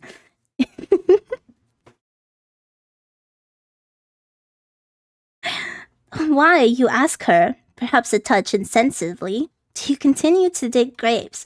I was about to ask the same thing. There's nobody left, after all, to dig them for. Okay, thank you. You have always been practical, and you cannot see the point in it. What's the point in it? The gravedigger ponders, while holding her precious shovel to her chest. Fortunately, she does not seem upset by your question, despite its bluntness. You should count yourself lucky her temperament is so very placid? I don't suppose there's any point to it, really, the gravedigger eventually says, with a small smile. I know it doesn't have any practical purpose, but... well... digging graves is what my father did. He showed me how to do it so I could continue his legacy. My father wanted to keep our family tradition going. And I suppose I want to do the same? That's all there is to it, really. That's all, is it? You think you can understand that? Though your companion's action might appear to be illogical, there's a kernel of reason nestled among them. I guess it also helps with keeping a routine from going crazy. She does not dig graves out of any sense of purpose. She does it, instead, out of sentiment. Besides, I have to do something to keep myself busy, don't I? If I spend my days idling, all on my own, I think I'd go mad. The gravedigger laughs at this, as though the prospect of her own madness is amusing. Her laugh, despite her slender stature, is not particularly delicate. It reminds you, perhaps, unkindly, of the braying of a horse. You are ashamed of thinking such a thing, though, and your face flushes with the guilt of it. We cannot all be well-bred young ladies, you know. Still, the laughter of the gravedigger as it echoes through the grey, gloomy sky is strangely desperate. It sounds forced.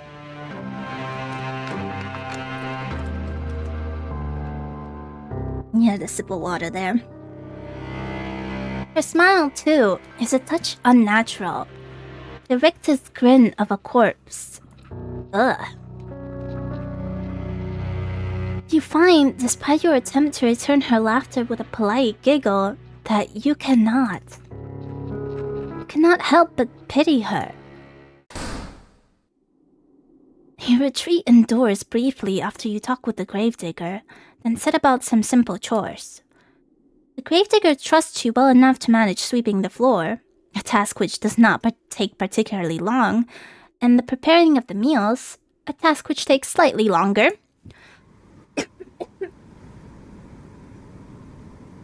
It is not until much later, however, once the sun has already sunk beneath the horizon, and the moon is high in the sky, that the gravedigger returns from the outdoors.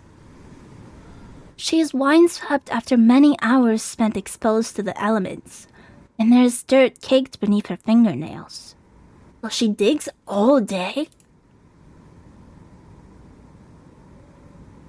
The gravedigger removes her cloak, which she hangs by the door, then looks to the pot suspended over the fire, a fire which you stoked with your own fair hands. The scent of cooking food, that of garlic and onions, fills the air, suffusing the interior of the kitchen in a homey aroma which makes your stomach rumble. Taking stock of this, the gravedigger smiles at you. A toothy smile which, despite her status as a lovely peasant, is surprisingly clean and bright and white. Thank you so much, dear one. There's nothing like returning home after a hard day's work to find dinner already prepared. Now, let me give it a test. The gravedigger dips a spoon into the soup and then brings it to her lips. She blows upon it. Then she places the spoon into her mouth, the wooden utensil clacking against her teeth. You observe this with a touch of anxiety. Will she like the food which you have prepared for her? You have cooked for her before in the past, and she was always very complimentary of your efforts. Cooking is not your forte, however. You never had to concern yourself with it, really, growing up in a relative comfort as you did.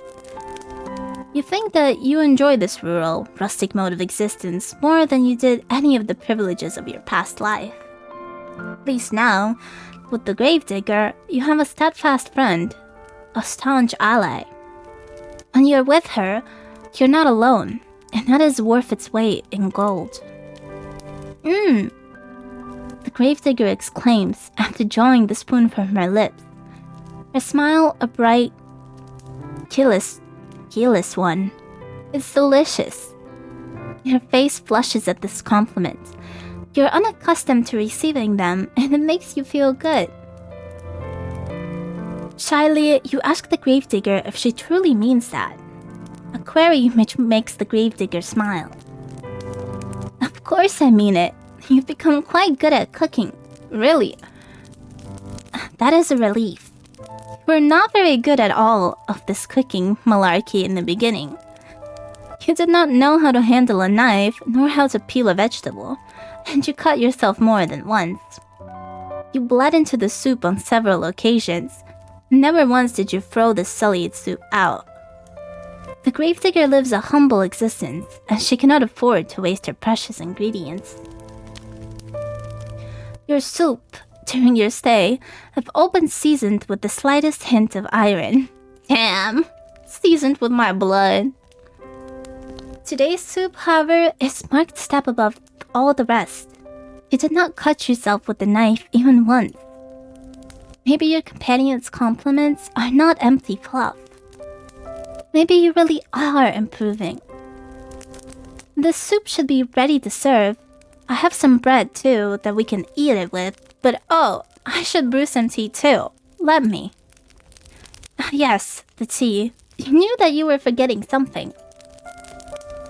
You were still focused on the soup, it must have slipped your mind. Your face flushes yet again at this oversight, and shyly you offer to correct it. The gravedigger, however, waves your request aside. No, it's alright. You made the dinner, so I'll brew the tea. It's only fair, and it won't take all that long. Would you mind serving up the soup while I'm busy? Of course you would not mind. You do enjoy making yourself useful. For a lady, you're awfully domestic. You work alongside the gravedigger to finish your nightly meal, and together you serve it. Soup and bread, alongside 2 cups of piping hot tea, prepared by your hostess' own 2 hands. You sit together at the table, then partake in this simple fare, after saying grace. Soup really is quite good, despite it being made from only the most commonplace of ingredients. There's a bit of a kick to it, and it warms you from the inside out. The tea, meanwhile, is very soothing, so much so, it makes you feel rather sleepy. You would like to sit with the gravedigger for a little while longer and tell stories, as you have sometimes in the past. That, or play cards. The nights are long, and there is no better way to pass them than spending time with her. Games of old maids, alas, will have to wait. You are too tired for it. You do not know what has happened, but after consuming your victuals, you feel utterly fatigued. Was there something in the tea? You explain your predicament to the gravedigger between your yawns, and she nods in response. That's alright, you don't need to stay up with me. Not if you ain't up to it. You should head off to bed and rest that pretty head of yours. That pretty head of mine. Say less. You do not think you are particularly pretty, but you presume that the gravedigger is just regurgitating a phrase to you. She does not truly mean it. How could she? She's far prettier than you are. You thank the gravedigger for her understanding, then rise from the table. I will wake up. Surely, right? I will wake up.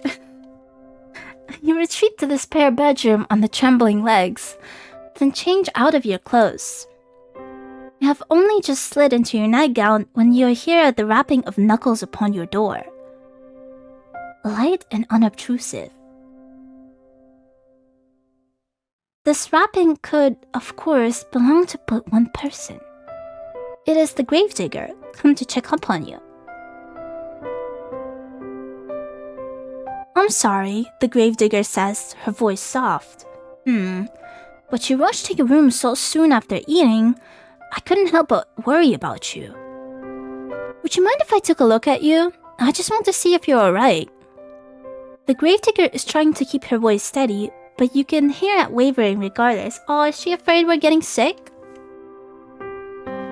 She really does sound concerned, so much so she could very well be on the brink of tears. Oh damn. You do not want her to cry for you. You would feel horribly guilty if you upset her, even inadvertently given all that she has done for you.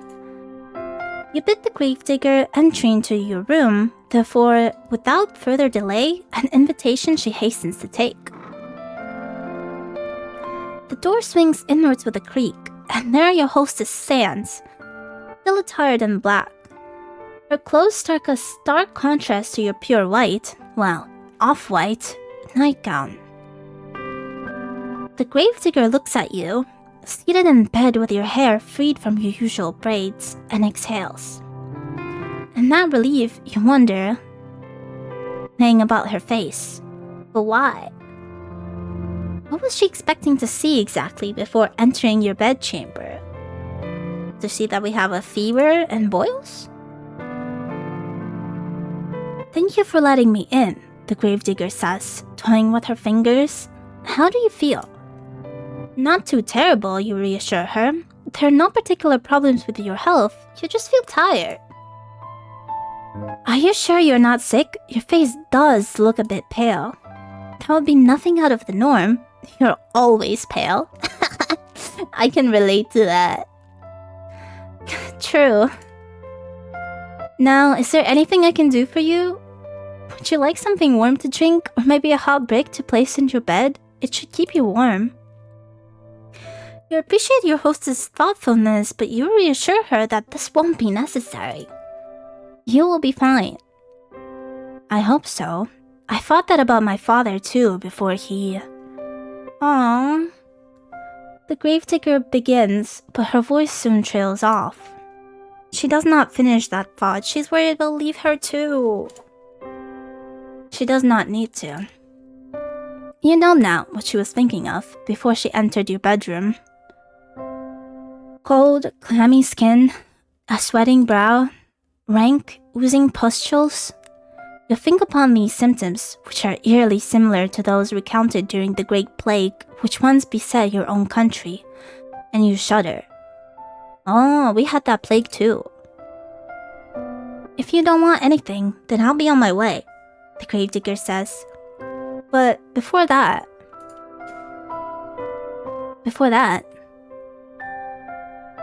This was just a fancy on my part, but I was wondering,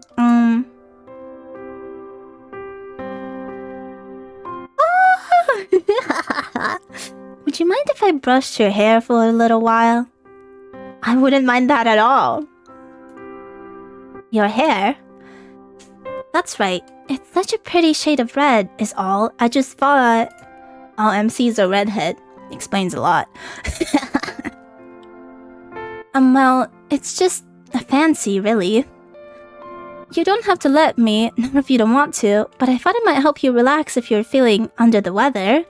I've heard it's supposed to be soothing.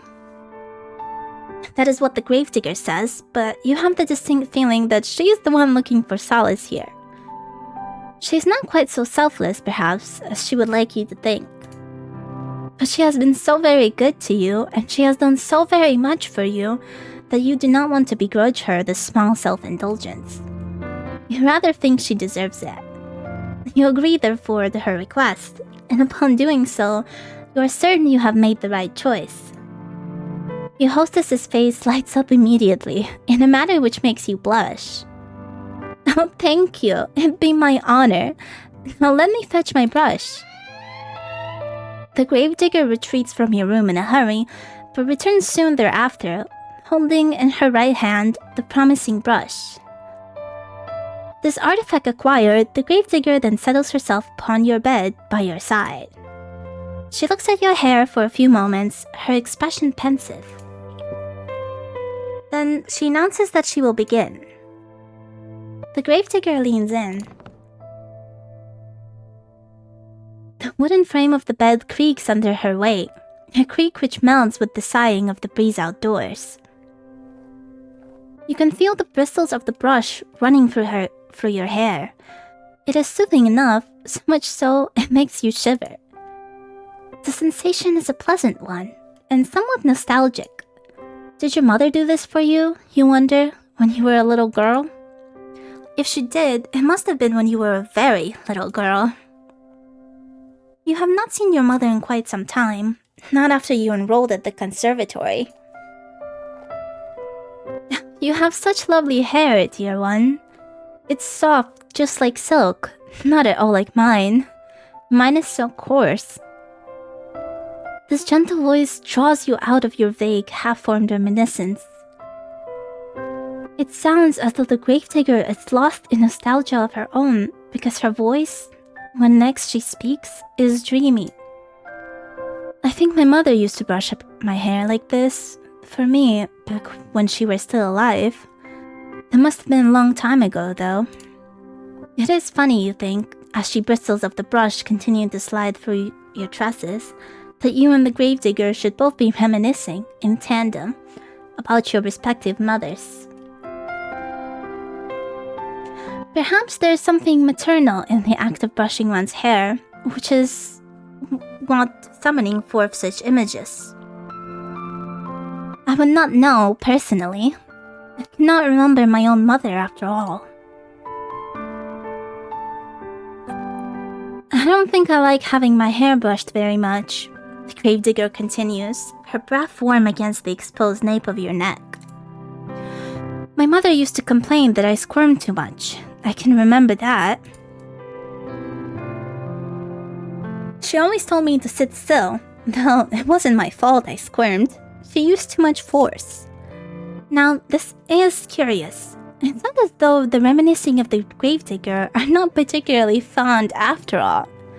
Did she not get along well with her mother? No, that sounds like a normal thing. That's just what kids be doing. I can't rightly say, the gravedigger replies in a somber sort of voice. I was young, like I said.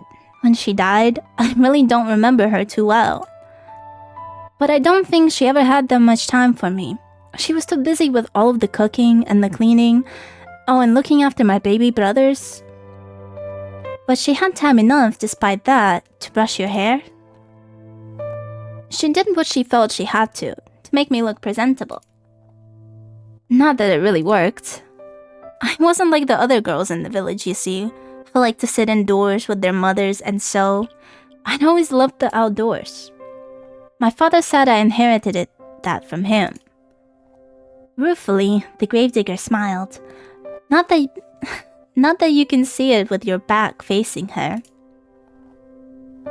My mother said I wasn't very, well, maidenly.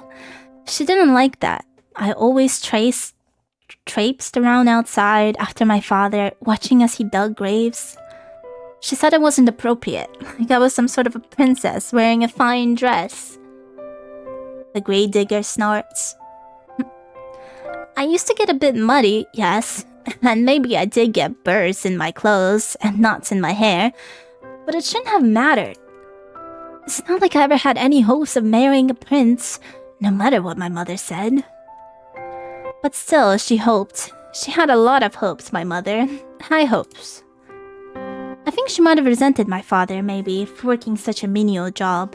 Our profession's an honest one, but it's never made much money. I think my mother was hoping for fine jewels and dresses and... Oh, I don't know. She always had ideas. Her head was full of fairy tales. It was a shame, I suppose, that her reality didn't match up to what she wanted. I didn't match up to what she wanted. I know how that feels. The bitterness in your friend's voice is unmistakable, so much so you want to console her. What would you say to her, though? You never met your companion's mother. You never will, either. Her cold, inert body has been lying in the graveyard, buried beneath a tombstone, for over a decade. You have no way of asserting whether your companion's mother truly cared for her. I hope she did. You do have intelligence enough, however, to understand that poorly thought-out condolences can cause more harm than good. You would not like it if people tried to reassure you that of course your father loved you, really. If he loved you, then why did he send you away from home? Why did he never send you any letters? You know he was worried about his finances, but that seems a poor excuse to pretend that his only daughter did not exist.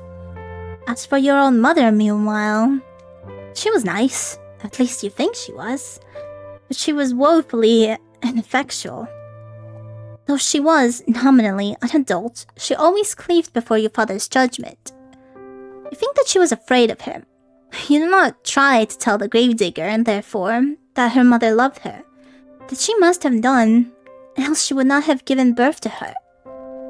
Instead, you sit there, letting the brush run through your hair, and you say quietly that you understand. Sometimes, you feel like a disappointment to yourself. Well, the gravedigger says after a pause, I'm glad I'm not the only one. I guess it happens to all of us. You guess so. Parents are only people, after all. When one would hope one's parents would be kind and attentive, they too can fall victim to caprices of their own. Just because one has brought a child into this world, it does not mean one will be able to take care of it properly. Not all parents are responsible, just as not all people are responsible. It is a painful subject. A painful one indeed. Oh well, it's alright if my mother never liked me, or even if she never loved me. I know my father did, and that's all that matters. He was always there for me, no matter what. Your companion's voice catches in her throat. She winces. At least until he wasn't. He died, and I didn't do a thing to help him. You couldn't have done anything, girl. Your companion's shoulders are beginning to shake. Oh, she still feels guilty. You still cannot see her, but you can feel her body convulsing. You can sense her loneliness rolling off her in waves. It is all-consuming, like the waters of a deep, dark ocean. Grief anew pierces your heart. Not on your behalf, but for the sake of your benefactress. She does not deserve to suffer so much. This you have no qualms with telling her. You turn to face her and pluck the brush, which has been hovering in the air, inert from her fingers. Then you let her know that her father's death was not her fault. Good, good. What could she have done? She could not have cured his illness. I know, but I can't help but think, what if? I keep racking my head over and over trying to come up with something, but I can't think of anything, and even if I could, it's too late. He's already dead. He's dead and buried. I buried him, and now I'm all alone.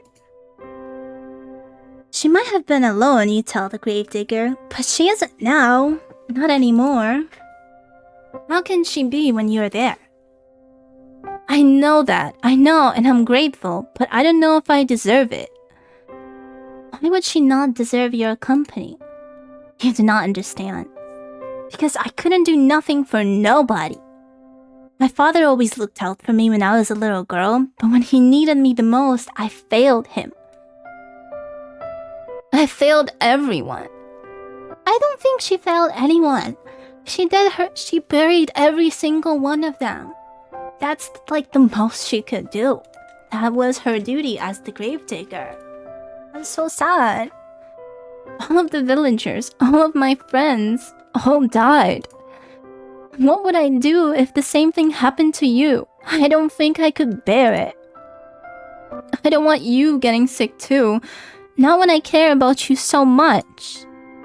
I thought I'd gotten used to being on my own, but now that you're here, it's making me worry all over again.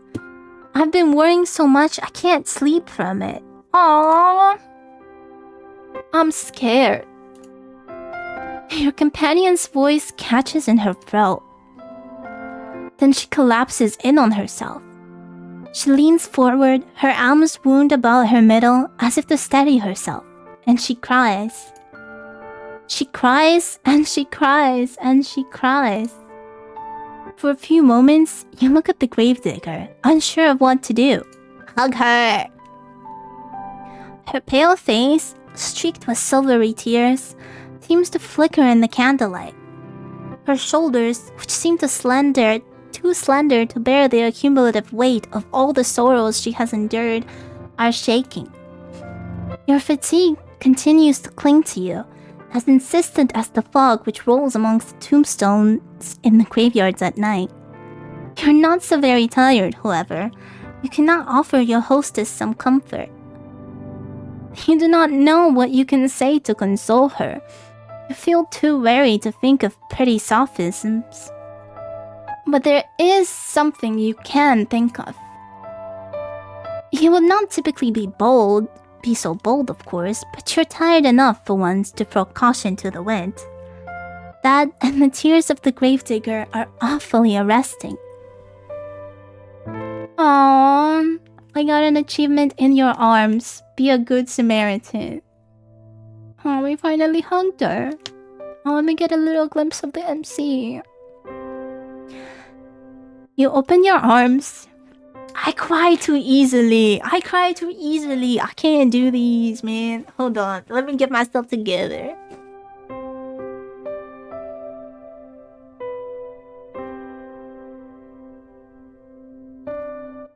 Listen, I cry very easily. And like, man, they're just two girls who went for a lot and found each other, you know? What the heck?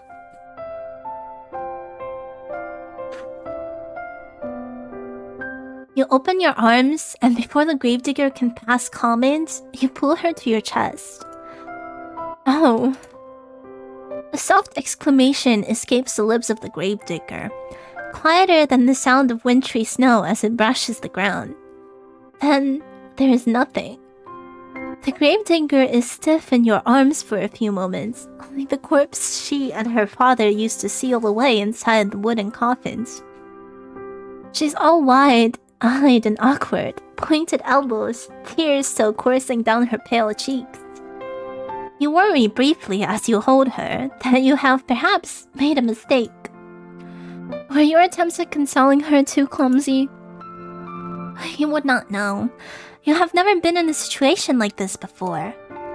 You have never consoled any friends before, because you have never had any friends to console. It is not so now, however.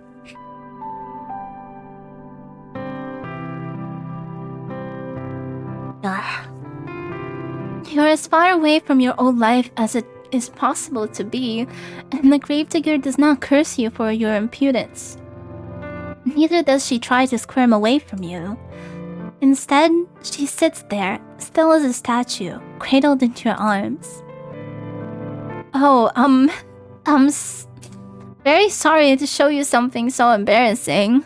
It's just, I get so lonely sometimes. Until, at long last, with a briefly sob, she lets the full weight of her body fall against you. You run your hands against your sobbing companion's shoulder blades and her back, and gently, you soothe her. You tell her that she does not need to apologize. There is no shame in crying. You hug her for many, many minutes while she sobs against your chest, wetting the front of your nightgown. No further words pass between you that night, but they do not need to. Words are irrelevant in a moment as tender as this, shared between two souls who have come to understand one another. Oh, from mutual loneliness.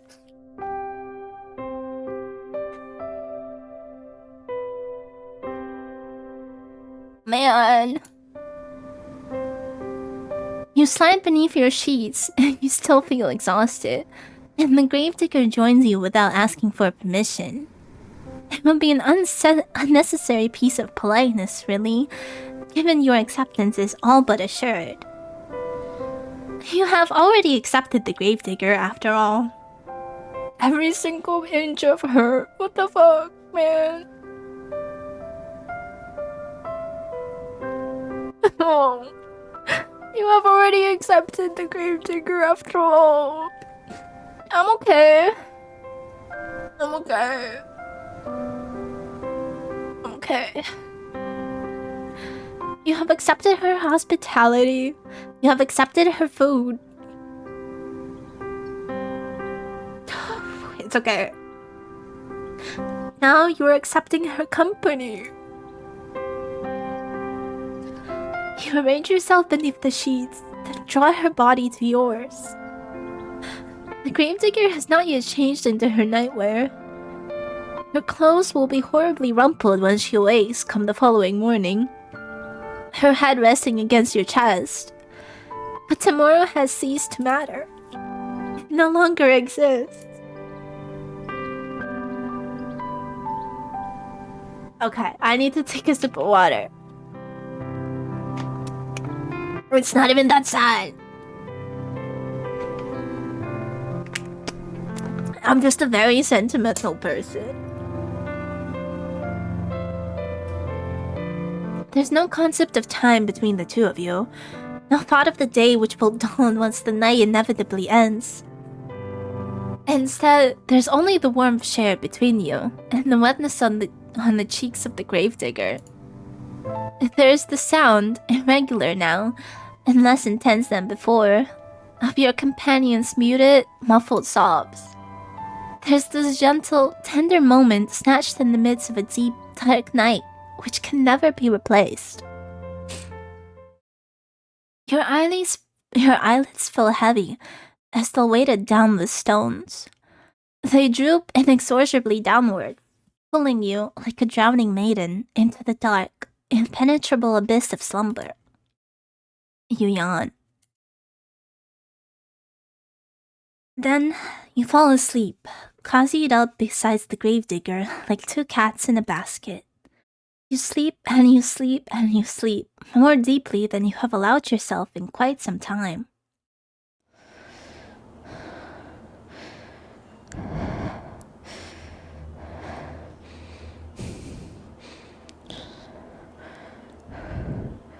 But when you awake, you find that you're no longer in the bed upon which you slept in, shrouded by sheets.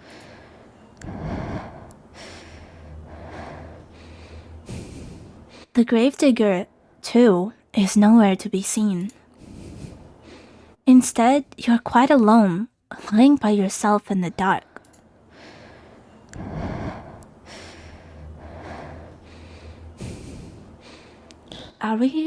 Did she bury us? You blink, but your surroundings do not become any clearer. Is it the middle of the night? Perhaps you were roused from your slumber by the desire to relieve yourself, or else to shake it first. Your sleep has been awfully disordered as of late, and the smallest of noises have been enough to disturb you. That does not sound quite right, though. You've slept well, of that you're certain. Your body feels invigorated, as though it has slumbered for hours and hours. How many hours? You do not know. You do not know much of anything. You can feel a strange pinching sensation around your chest, however, and around your arms. It would appear as though somebody, but who else could it have been, save the gravedigger, changed your attire while you were sleeping. That is a startling thought, but the darkness which entombs you is even more so. Entombs me? Man.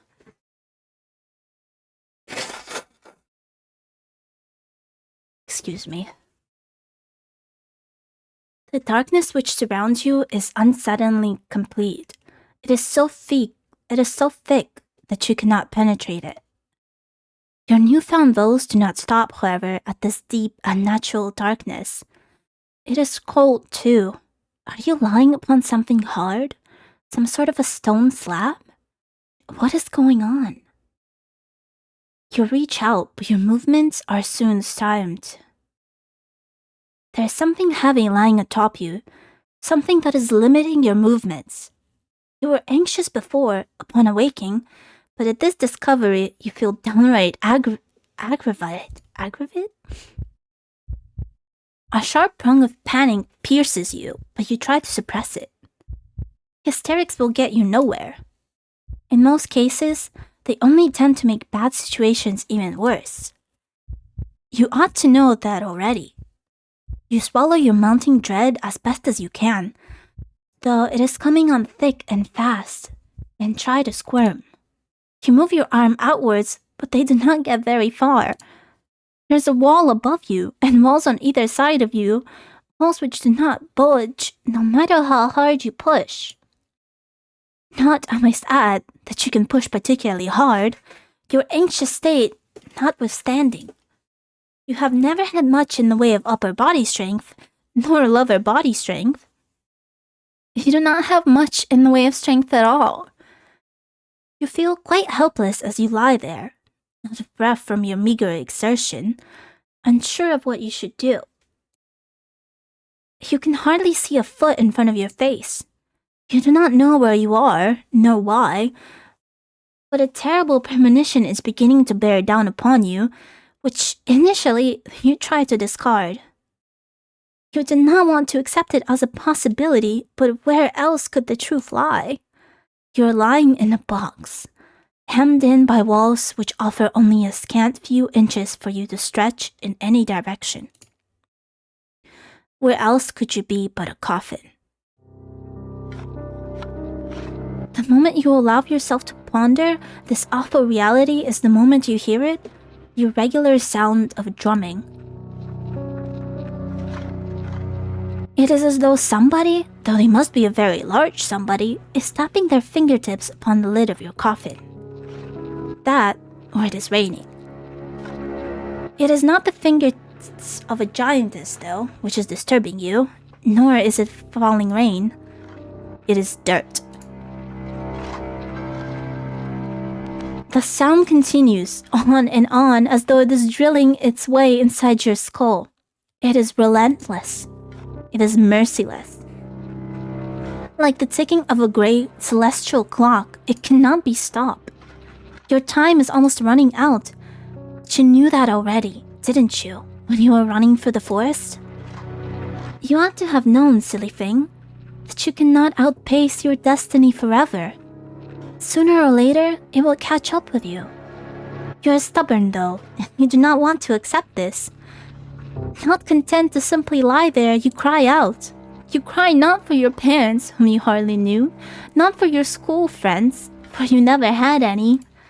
Instead, you cry out for your new companion, the girl with whom you have been living, and with whom you shared the one precious, cherished moment. You cry out for the gravedigger. Surely this is some manner of mistake. Once she realizes that you are, in fact, entombed in one of the coffins she's currently filling, for who else will be moving the dirt above you, she will cease her operations at once. She will pull you out of the darkness, back into the world of the living, and then she will hold you close. She will embrace you.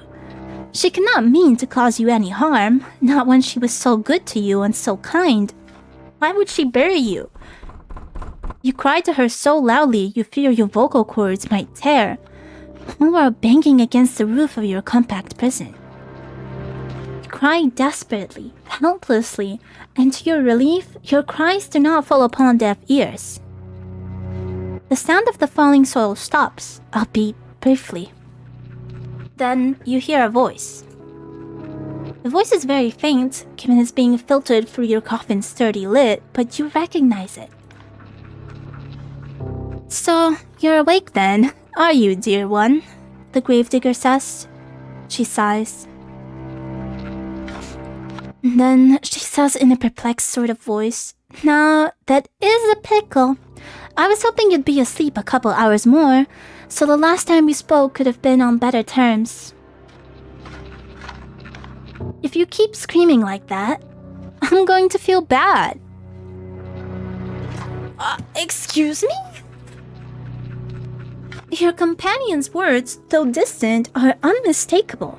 You are so tense, you are tuned to every single syllable, and each of them makes you gasp. Was this not a mistake then? Does she truly mean to bury you alive? You posed this question to the gravedigger as best you can, trying to keep the tremors from your voice as you do.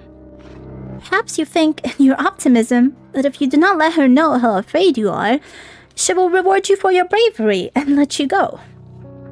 If this is what you're hoping, though, it is in vain. That's right, you really do catch on quick. So it would appear she really has committed to the task of burying you. What an unfortunate turn of events. Why, though, would she do such a thing? You thought that she was your friend. We are friends, the gravedigger says. Her voice still worryingly offhand, worryingly empty. I'm very fond of you. There's nobody dearer to me than you. I've had a really good time with you these last, how long has it been again? I don't remember. Neither do you. Well, if this little detail has slid both of your minds, it can't be all that important. You have other things to worry about.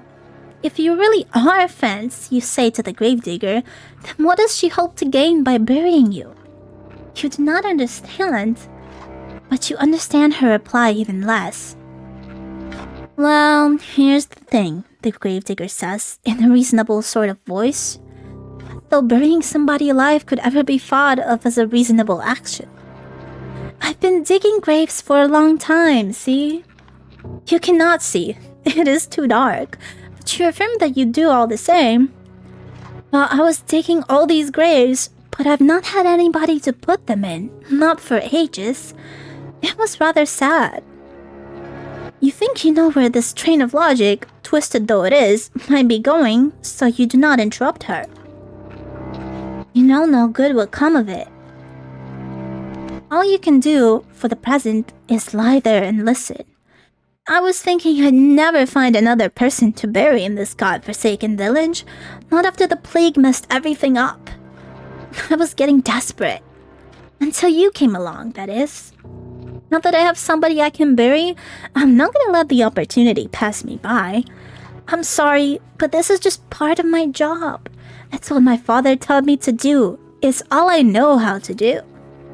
I buried my mother and I buried my father. I buried all of my friends. And now I'm going to bury you too. It is sound logic, in a sense, I agree. As the daughter of a gravedigger, digging graves is her job, but something about it rankles you. If only you could put your finger on it. Maybe the fact that she's burying us alive, MC? Maybe the fact that she's burying us alive? Yes. There's a bit of a flaw with her reasoning, is it not? You're not dead, after all.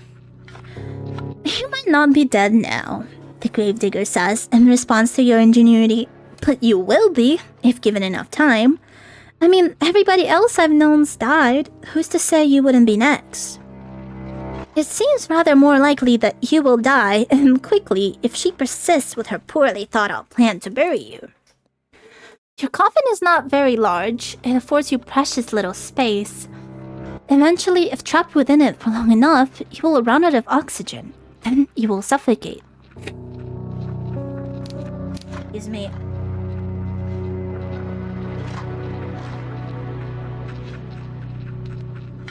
That, or you will starve to death. Either way, your demise will be a slow, painful one. You are unsure which death would be worse, though given how precarious your situation is, you do not wish to expend the necessary energy needed to ponder it. You need to plead with the gravedigger, and quickly, while she is still here. You tell her tearfully that you would not leave her. Why would you? You try to sound as convincing as you nerves will allow, but the gravedigger remains unmoved. You say that, she says, but how can I know you're telling the truth? I thought you said you were a traveler. They never stay put in one place for long. You'd get sick of me before long, then you'd leave me. This way, at least, I can be assured that we'll always stay together. If I bury you like I did the others, we'll never be far apart. I even took care to put you in a nice spot, close to my home. So's you resting only a stone throw away, really? Isn't that nice? Privately, you think that the gravedigger has a different conception of the word nice to you. You do not say this, however. You cannot say much of anything because the panic has begun to set in. It is choking you, stopping up your throat so you can only cry. You scream. You beg and you plead, but it does little good. The gravedigger has already buried her mother. She has already buried her little brothers. She has even buried her father, whom she loved above all else. She thinks by burying you, she is doing unto you an act of great kindness. You think that she's going to kill you. In a sense, you're both right. Your opinions are so diametrically opposed on this matter, however, that you will never be able to find any common ground. You might as well save your screaming. She will not listen to you. She's beyond listening. Shush, shush, dear one, says the gravedigger, very gently, just as she spoke last night when she confided in you all of her fears. It won't be so bad, really. Nothing will be able to hurt you down there. It'll be just like going to sleep for a really, really long time. You can rest, and while you rest, I'll tend to you. I'll plant flowers on your grave. You'd like that, wouldn't you? This way, we can always be together. And I'll never be lonely again. While the gravedigger speaks, she begins to pile even more soil onto the roof of your coffin. The sound of dirt on top of you, on your arms, your legs, and your head conceals your companion's final words. You cannot hear her. You cannot hear anything beyond the sounds of the dirt, and the scraping of the shovel, and your own desperate, frantic screams. You scream and you scream and you scream without cease until your throat feels hoarse, but your efforts are in vain. You hammer on the lid of the coffin with as much strength as you can muster, but the lid of the coffin is nailed shut. You are in no position to remove it. All you can do is lie there, screaming and crying and banging your fists on the roof of the coffin over and over as more dirt and debris fall on top of you. Eventually, enough dirt falls on you to stifle your screams for good. The gravedigger can no longer hear you, and you can no longer hear her. You're all alone, trapped in a narrow wooden box, which, regardless of what you want, is now your new home. You can smell the soil in the backs of your nostrils when you inhale. It is so potent you can taste it on your tongue. You can taste the eventual, inevitable decay of your own body. You will remain trapped here, underground, forever and ever. Or, to use the less melodramatic terms, until the last of your energy escapes you and you succumb to your own slow suffocation. I had a feeling she was digging our grave. It isn't a very pleasant way to go, but you'll forgive me if my sympathy is limited. No, I won't forgive you, narrator.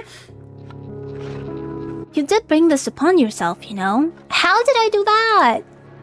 You reap what you sow, and in your case, you made a series of bad decisions which led you to your ultimate demise. Now, what do you want to do? Will you accept this fate of yours and rest in peace, or will you try to fight against it? Of course I will try to fight! Fight against my fate, of course!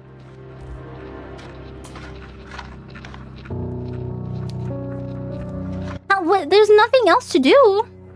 So just give up is... We can at least try to break through.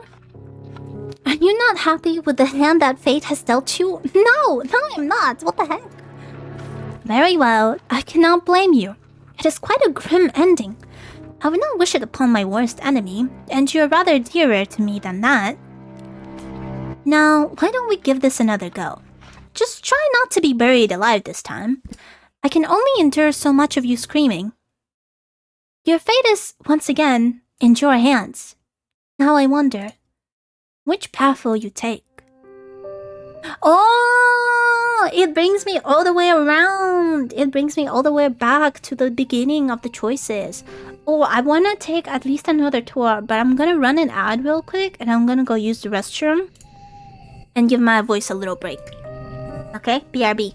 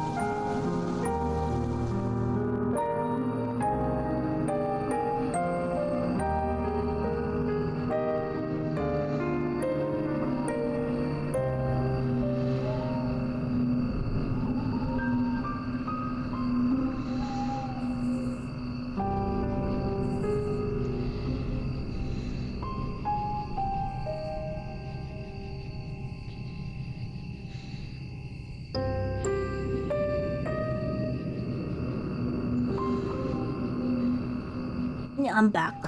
The ad should be over in just a few seconds. And I got some cheese balls. That's what they're called. For myself as a little snack. I probably shouldn't snack on them while reading, but you know. I also use chopsticks to pick them up so that my hands don't get, you know, all the orange dust on them. So I don't have cheese ball hands. It is very effective. I really like it. It does require my hand to be like busy though. So like I can't do it with my left hand while doing something with my right. Because I can only efficiently use chopsticks with my right hand. You know? But it's still good. Okay.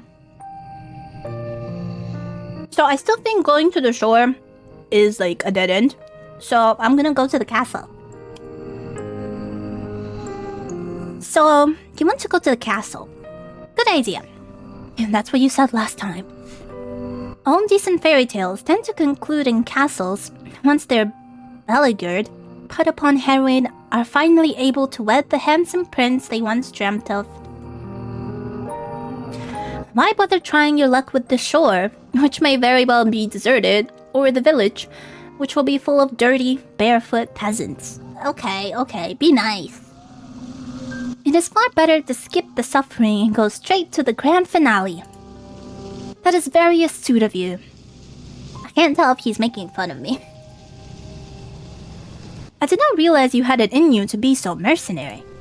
I can only wonder what you will uncover during your moonlight mandarings. The night is far from over, and your adventures are only just beginning. I hope only that you have brushed up on your courtesy. They might come in handy when one is interacting with a sovereign. Royals can be temperamental, after all. Is that a warning? If you fail to treat them with the prerequisite amount of respect, you might come to regret it. Interesting. What will they do to me? You follow the path which leads to the castle, supporting yourself on weary, aching legs which feel ready at a moment's notice to detach from your hips.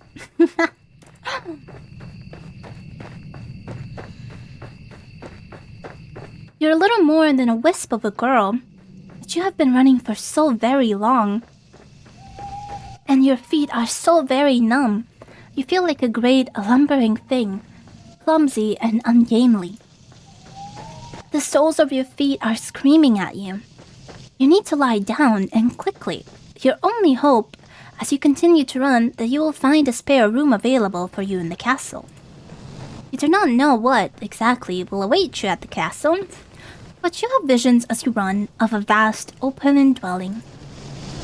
This dwelling will surely be full of finely furnished rooms in which you might rest your weary head. There must also be a king and a queen inside the castle, you ponder, who might be kind and wise, and what of their children? What of a princess? Oh, a princess! Every good castle must possess a princess who will take pity on you and your plight. You can imagine the face of this generous princess with ease, thanks to the fairy tales you read in abundance as a small child. The princess will be fair of hair and blue of eyes, with soft pink lips pursed like rosebuds. Her limbs will be slender, her hands dainty and unsullied from physical labor, and her sensibilities will be sweeter than marzipan. She'll be kind to you and compassionate, just like an older sister. You do not know what older sisters are like, though, or younger sisters for that matter. You're only guessing. You're not a complete fool, however, despite your tendency to daydream, and you do have a few reservations. Monarchs do not, as you know from vicarious readings, have the best track record when it comes to caring for the peasantry. Was there not a very famous queen who was said, with a cavalier wave of her hand, that the hungry peasants in her kingdom should content themselves with cake if bread was not an option? You think that this might be a misquote, but the point still stands. True. Though royals are supposed to grant their subjects succor in their time of need, this does not always happen. In fact, it very rarely happens. True. Kings and queens and princesses and princes are just people at the end of the day, and if they're subject to the same caprices that all humans are. They can also be careless and selfish and inconsiderate. There's no guarantee that this mythical princess of yours imagination will help you. Why, there's no guarantee that this mythical princess exists at all. Still, you must try. It is this hope which keeps you going. You continue to run to the castle. It takes some time before you finally emerge from the woods, but finally you do it. How much time, you ask? I cannot answer that. Did I not say that time had begun to lose all its meaning? The forest is behind you now, at least, and all the awful nightmares which dwelt within it. You know, I do like that I don't have to, save and come back to the choosing of the paths. Though maybe I would if I chose to accept my ending. Who knows? Maybe I would have gotten a little image, I don't know, of a little skeleton in the coffin. It is still cold, though, and foggy, and very, very dark. The sun has yet to rise. You can see the moon more clearly now, though, as it hangs above your head, round as any pearl or orb or crystal ball. I dropped one of my chopsticks. Hold on. I think that means I should have eaten another cheese ball. I think it does.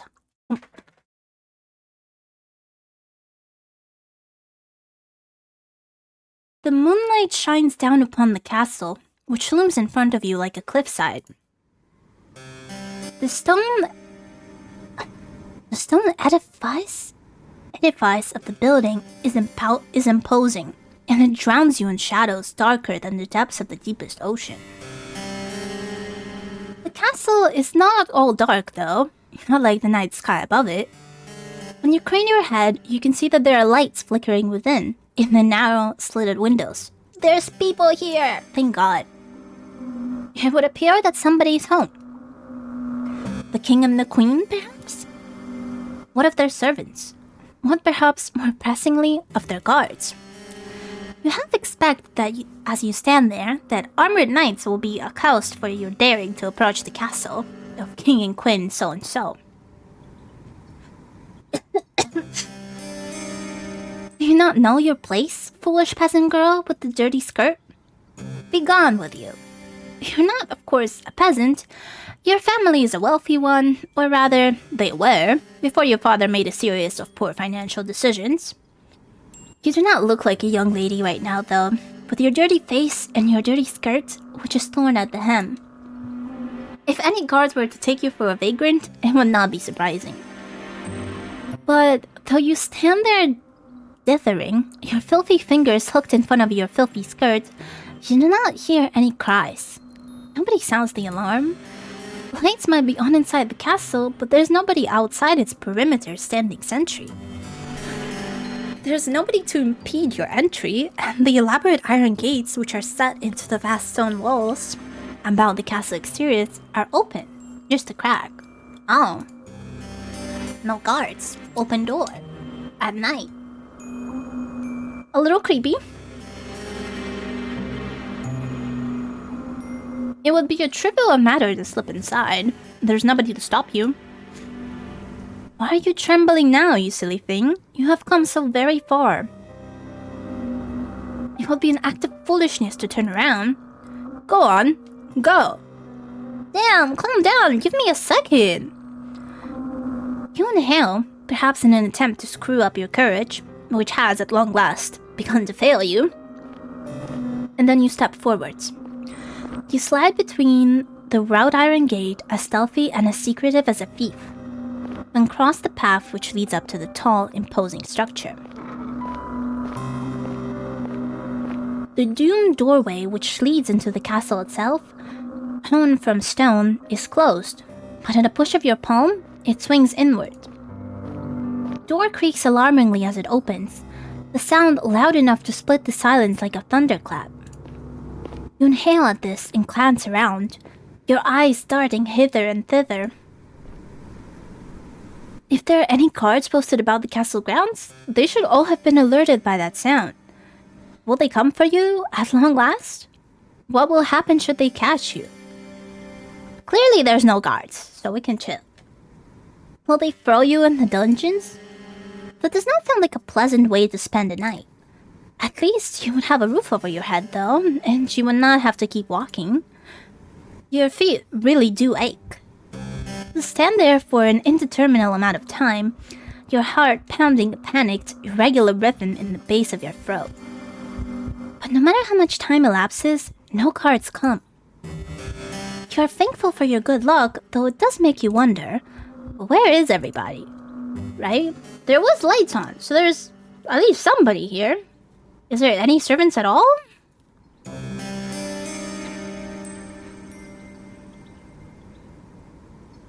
Why, it is almost as if all the people in the world have disappeared. Could you be the very last human left alive? You frown, then press your palm against the door. You push less cautiously this time, heedless of the loud sound which splits the silence. There's no point in worrying about the guards, not when they very well might be non-existent.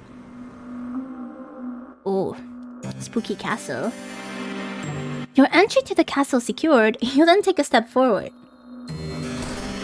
The door swings shut behind you, and the resultant slam makes you jump. You did not expect it. Your heart knocks against your ribs, and with wild eyes, you glance about. You're standing in a vast entrance hall made of stone, which splits off into any number of passages. At the very end of the hall, meanwhile, there's a large, elaborate staircase, one which seems to extend to the heavens themselves. I'm guessing whoever is here is also not very, all in their head. Also, the castle is very close to the village, so I would not be surprised if they all died from the plague, too. It's not like the noble are immune, you know?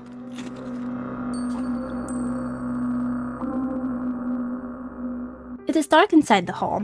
There are numerous torches set in sconces in stone wall, which are aflame. So somebody set them aflame. They offer some relief from the shadows. You can hear the faint shout of the wind outdoors, as it moans against the castles and previous walls, but you cannot hear any footsteps. You cannot hear any voices. You cannot, more importantly, hear any people. Maybe the castle is empty. If that is the case, though, then who lit these torches? Exactly. And my left eye is really itchy. It is a curious conundrum. You muster up what remains of your courage, then cry out, addressing the empty hall in timorous voice which fails to properly fill up the space. "Hello," you say, your eyes wide. "Is anybody there?" Your voice echoes through the vast, empty halls, but it is met yet again with silence. You cannot say you're too surprised, but it is somewhat disappointing. Well, maybe they're sleeping. It is the middle of the night. Not one to be deterred, you try again and again, your voice growing louder with each subsequent attempt. No matter how loud your voice, however, it fails to reach any ears. If anybody is here, they do not seem to be particularly sociable. That, or perhaps they simply cannot hear you. Could they be in another room? Yeah, that must be it. It's a sensible conclusion. You will never find that pretty fairytale princess of yours imagination if you stand idle, you know. Is it time to get to work? It is time to get to work. Put those legs of yours to good use. My legs are really tired from running, if you forgot. Shaking my head. Not knowing what else to do. Is there anything else you can do? You begin to explore. I could rest a bit. You examine the rooms first on the ground floor of the castle, which are of similar scale to the impressive entrance hall. Large and richly furnished, but utterly unoccupied.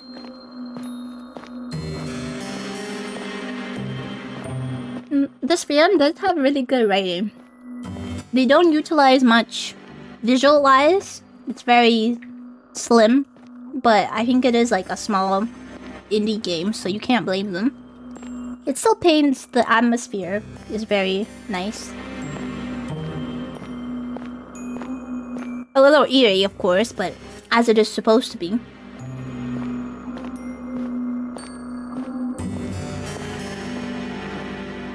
This floor, too, you examine, wandering through a seemingly endless series of hallways,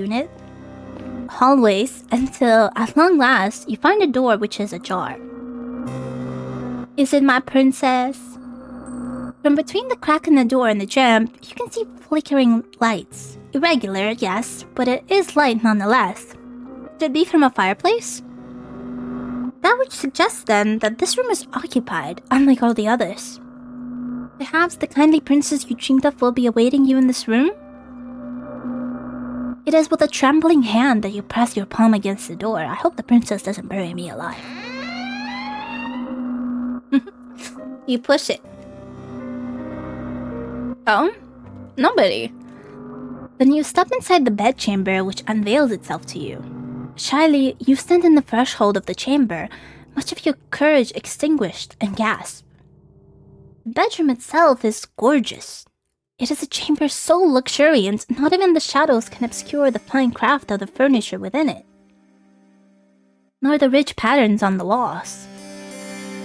It is the girl inhabiting the chamber, however, who truly takes your breath away. Oh, there is somebody! A princess? Why does she have teeth? Why is her motif teeth? Why is it teeth? Why is it like shark teeth? I'm scared. Why? What's gonna happen? Are there sharks? Are you gonna feed me to the sharks? Oh my god.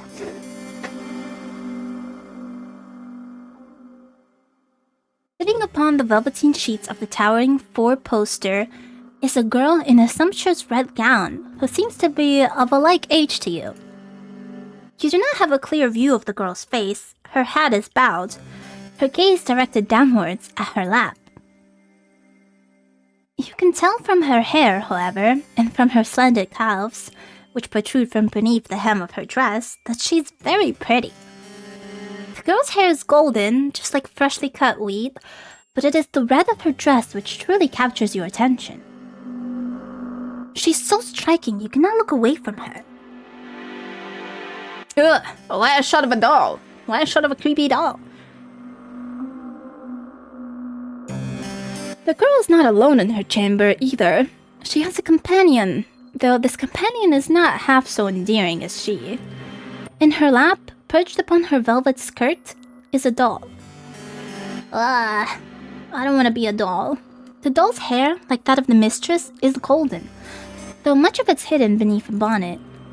The girl is adjusting the china teacup held in the doll's tiny hand, while the rim of the cup glints in the light which excludes from the fireplace. She's playing with a doll. If the girl is of a similar age to you, it seems strange that she would content herself by playing with dolls. True, but if she's alone here, is she not too old for it? Hey, you're not too old for anything. This girl would be more at home, you decide, at a ball, wearing an extravagant gown, speaking with wealthy noblemen, perhaps even princes. She should not be sitting in what you presume is her bedchamber, adjusting a teacup in the doll's hand. But you're not afforded much more time to stand there, marveling at the girl, because she turns. She raises her head. She's cute though, I like her. Then her eyes meet yours. And her eyes are red. I like red eyes. You thought the girl pretty when first you observed her sitting on the edge of her plush, velveteen bed, examining her doll. Now she's looking at you, however, her face illuminated by the flames in their grate. You can see that you were mistaken. What? She's not just pretty. Oh. She's beautiful. So much so, it's breathtaking. Oh my god, MC falls for pretty women at first sight, man. She looks as though she has stepped out of the pages of a picture book. She is simply too perfect to belong to this world. Oh, haven't we heard this phrase before? Too perfect to belong to this world, huh? That is not a red flag at all. Perhaps she's some kind of vision? A waking dream? A hallucination? But no, she's none of those things. The doll in her lap is a cold, hard thing made of porcelain, and it is unflinchingly, reassuringly real. If she were a mirage, surely she would not be able to handle physical objects such as this. It is strange though. The doll, though immaculately made, looks oddly imperfect when compared to the girl who's holding it. She's so startlingly beautiful that even puts man-made representation of feminine charms to shame. The sight of her makes you feel rather weak. In my knees? I bet.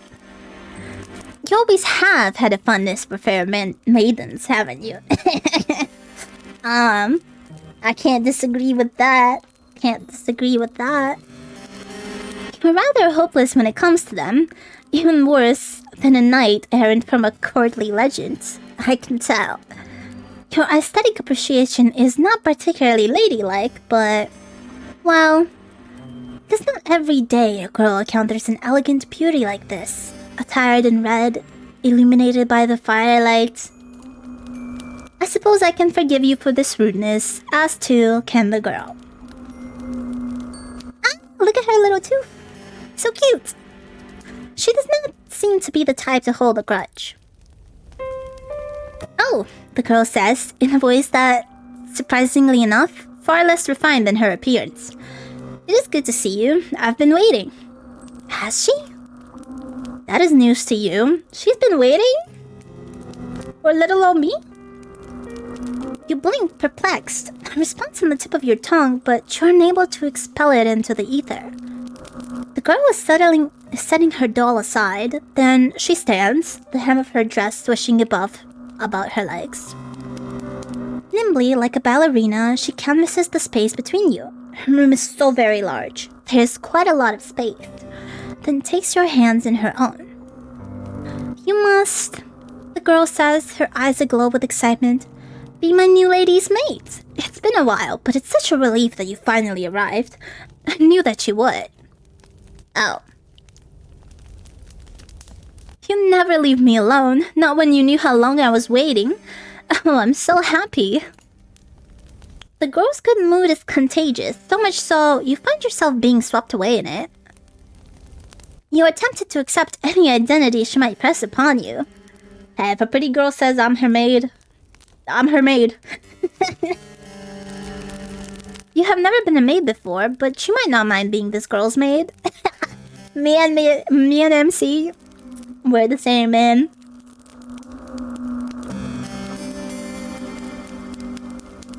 She does not seem like a poor mistress to serve, not if she's always this kind. You cannot mask the confusion, however, which flickers across your face. You are not a good enough actress, and in any case, this is all happening too quickly.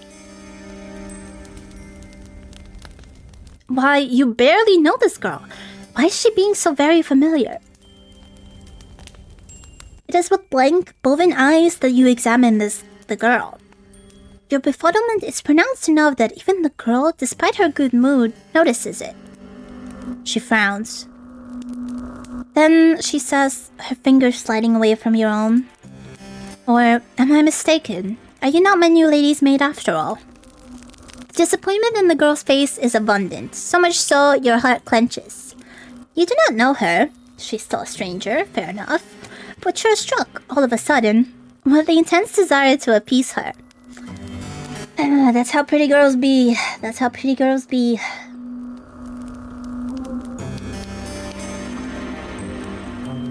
You do not want to let her down, because you are so down bad. The thought is devastating. You are not aware, you tell her, that you had applied to be her maid, but if that is what she wills, you would not be opposed to it. Okay, great, we just got a job. You pray that she forgives you, though, for your discombobulation. You come from a distant country, and you have traveled for many miles. You know not where you are, and you do not know who she is. What? You don't know who I am? It is regrettable, you tell her, but no, you do not know her, though that is no fault of her own. Why, you have spent such a long time running, you hardly even know yourself. So you're a fugitive then, from another country? I see. I won't pry into your past then, if you'd rather forget about it. No, pry, please, I want to know. That was by accident. But nevertheless, I shall save. I don't mind sharing my past with you, though. Everybody in this country knows who I am, after all, or at least they should. Now, this is quite the impressive boast. If it were to come from the lips of another, you would find it unpleasantly arrogant. You do not think, however, that this girl is trying to show off.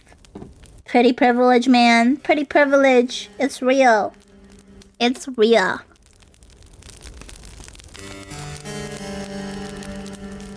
You get the feeling instead that she's merely telling the truth. If you don't have the pleasure of knowing me, then allow me to do the honors. My father and my mother were the king and queen of this realm, and I am its princess. I've lived in this castle all my life, so I don't know much about the outside world, but I know that other countries do exist out there. I presume it's from one of these foreign countries that you come from. It is very good to meet you. I've always wanted to talk to somebody from overseas. It feels like quite the opportunity. The girl giggles at this, and you smile in response. To tell her unthinkably that it is your pleasure, really, to meet her, or at least you mean to. You only get halfway through this remark when the full gravity of what the girl has told you sinks in. You come to a stop. Then you stare. Did she just say she was a princess? Like in our dreams. Yes, that's right. I'm a princess. And one day I'll be a queen, after I've done a little bit of growing up.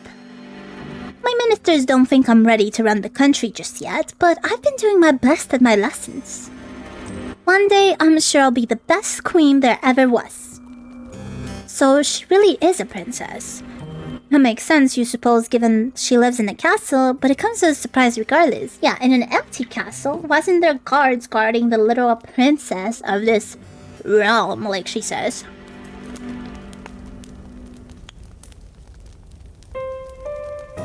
You hadn't known before you entered the chamber that you were trespassing on a lady of such great renown. Yeah, something's fishy. Why, if she willed it, she could have you executed for your carelessness. By who? An ugly red flush creeps up your face, a flush which is far more lurid than the princess's dress.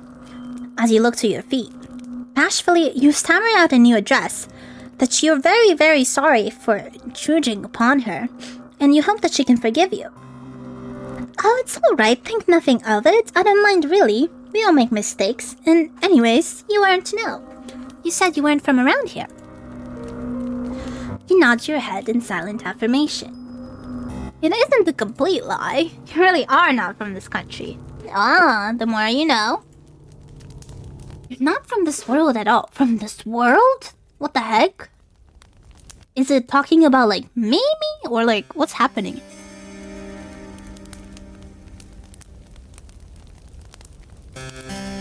How wonderful. I'll look forward to picking your brain later.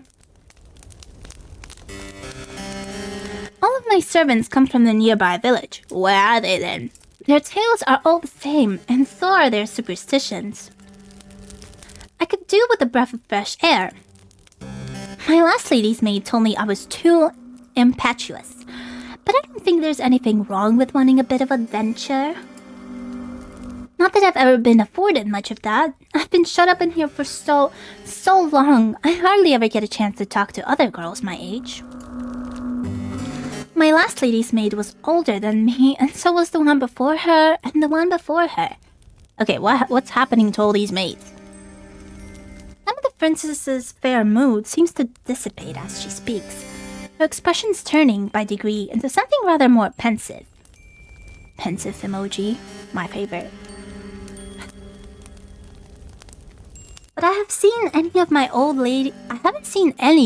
lady's maids in a while. Or any of the other servants, for that matter. Why, did they all die from the plague?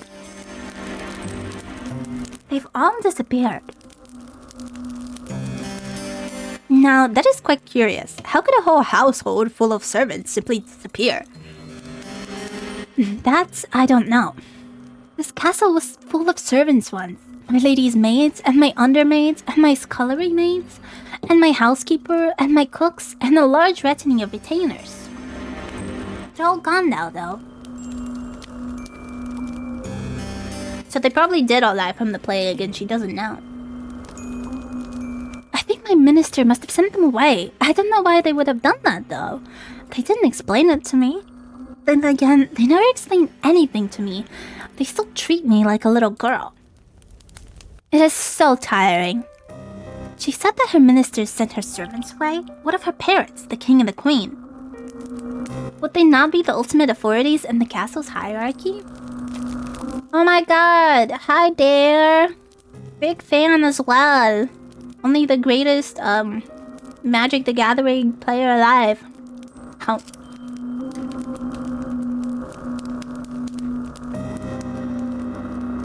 Yeah. Or should I have said Rengar main? I thought that was a bit too insulting, involving League in it.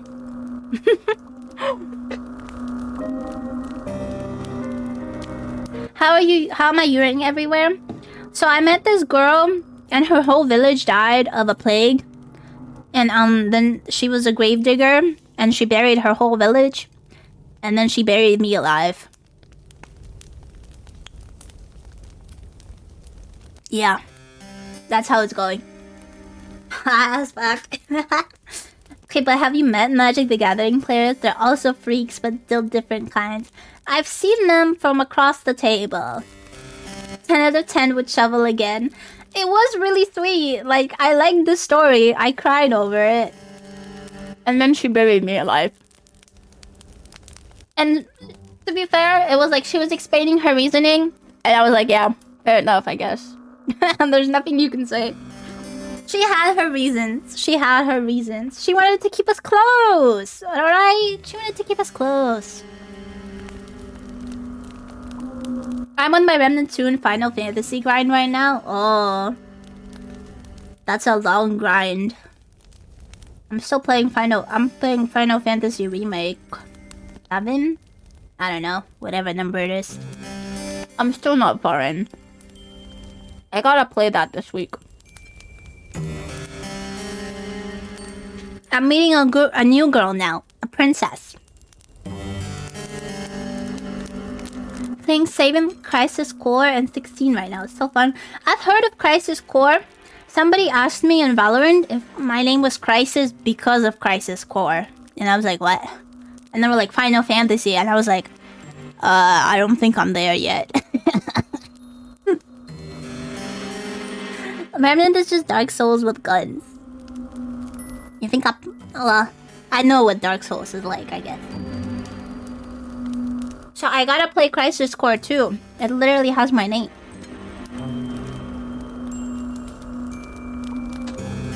Right now I have a princess to woo. They would, yes, if they were still alive, but they're not. They died a long time ago. I was raised for most of my life by my servants.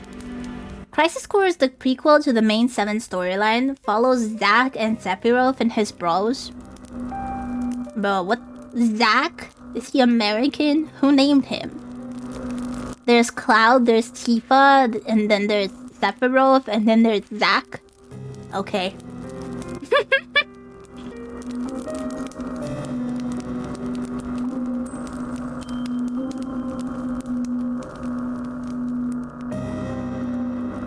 But I'm still yet to get through the main story. I'm yet to meet... Oh my god, I forget the other girl's name. The brown hair. Not Tifa, the other girl. I'm yet to, like, meet up with her. Zack is related to Cloud's story. He's also Arif's dead as fuck ex. I did not know that. Interesting. So he dies at the end? Did you just spoil the whole thing? That he dies?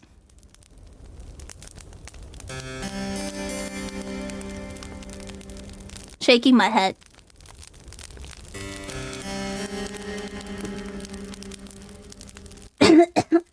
My throat is getting a little tired. Oh, you answer, and then you flush. You hadn't known. But yeah, you get to see Sephiroth before he became evil when he was hanging out with Angel and Genesis. ... So you did spoil it. Shaking my head. It's okay.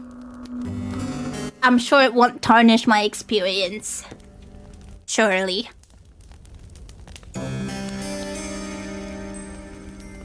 Currently, I'm trying not to die myself. Why? Look at this girl. Why is her crown like this? Why is it made of like shark teeth? She's gonna feed me to the sharks.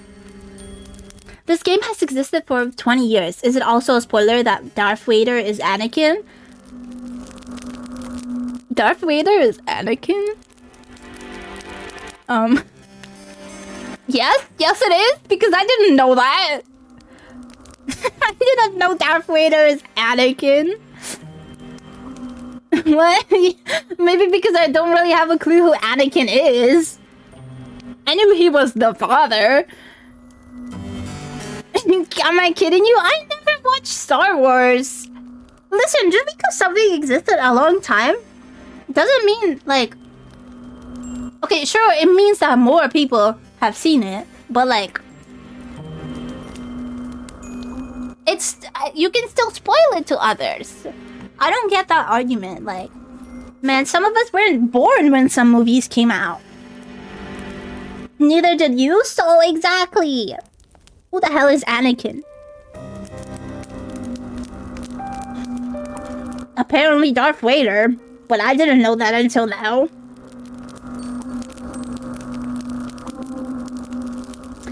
See, just like I hadn't known that her parents died. It's alright, you don't need to apologize. I'm just happy that I have you now. I was getting sick and tired of only having my dolls to speak to. They aren't the best conversational partners. You can imagine so, yes. You doubt any doll, even one made by a talented artisan with an intelligent face indistinguishable from a human's, would be very good at answering back. Just wait. But they put ChatGPT into a doll. Oh no, they aren't. They're hopeless at it, really. They're so stony-lipped. You have no idea how much of a relief it is to see you. This castle is so big, and without my servants it feels so very empty. It gets so lonely here.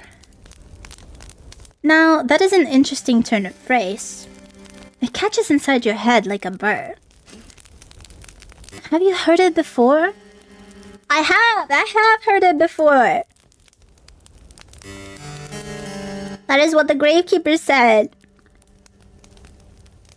You do not have much time to ponder this, however, because the princess is speaking anew.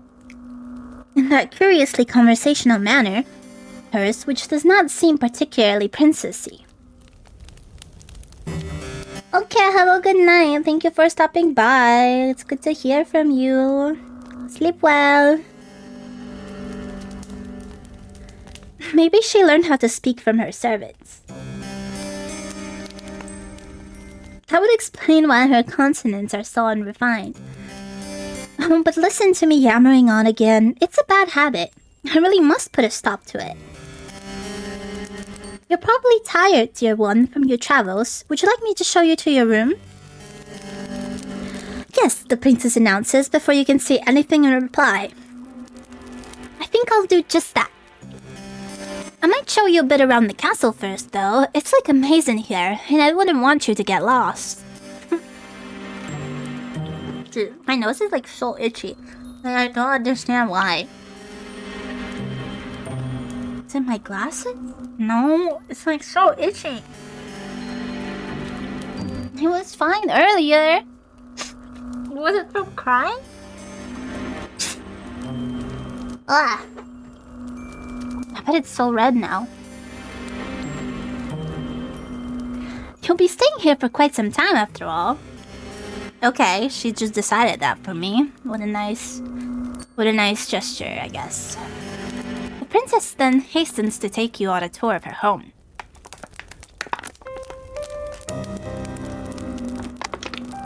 The water ought to do me good. Fortunately, she does not show all of her rooms in her abode. Neither does she offer overly long descriptions as to what the few rooms she does show you are used for. She does, however, pause by the kitchens, where she offers you some victuals.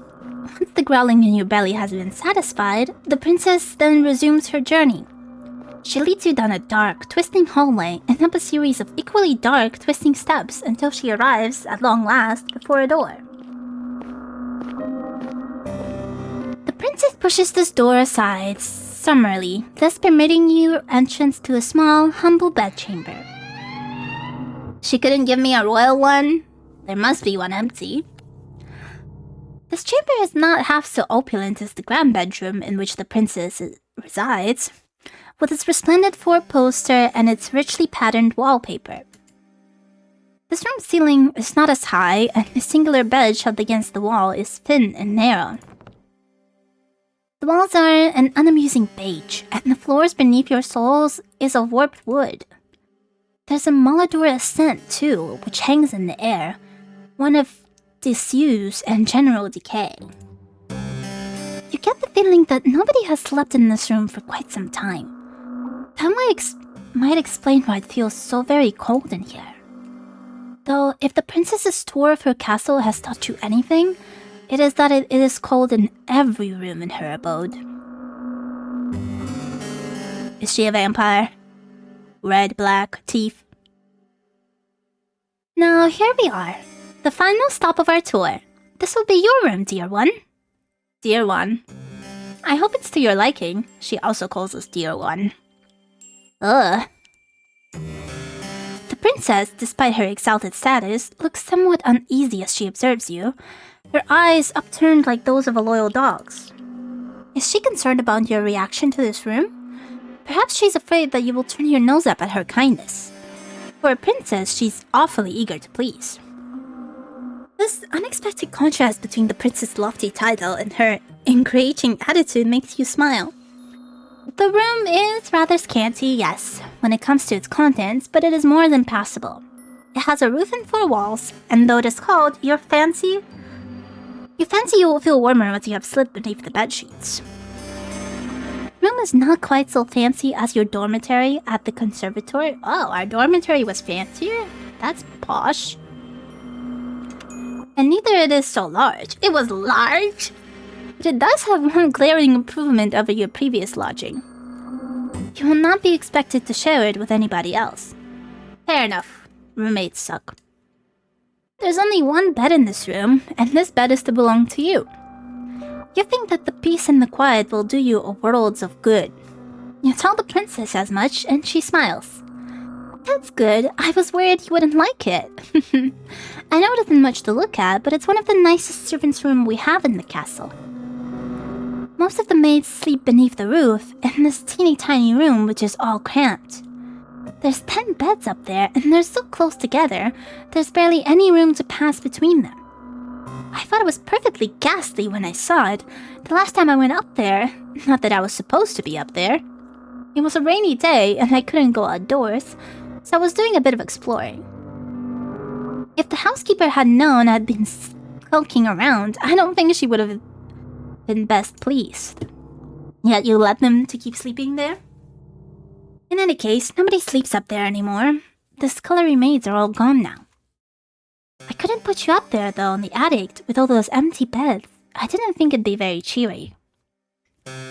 You're not just a scullery maid, you're my lady's maid. Oh, so we did take on the position. That means you deserve good lodgings. It'd be an insult to offer you any less than this. Now, it's getting late. You'll have to forgive me for rabbiting on. I heard it's something I tend to do. It is a bad habit, one that's unbecoming for a lady. The housekeepers warned me enough times. You reassure the princess to the contrary, smiling as you do so.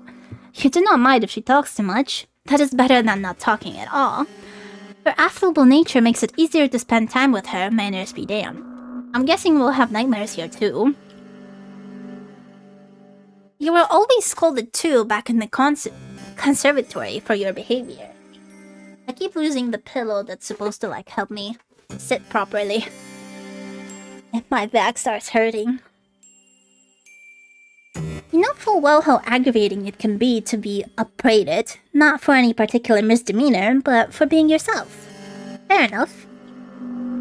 Well, I'm glad you understand.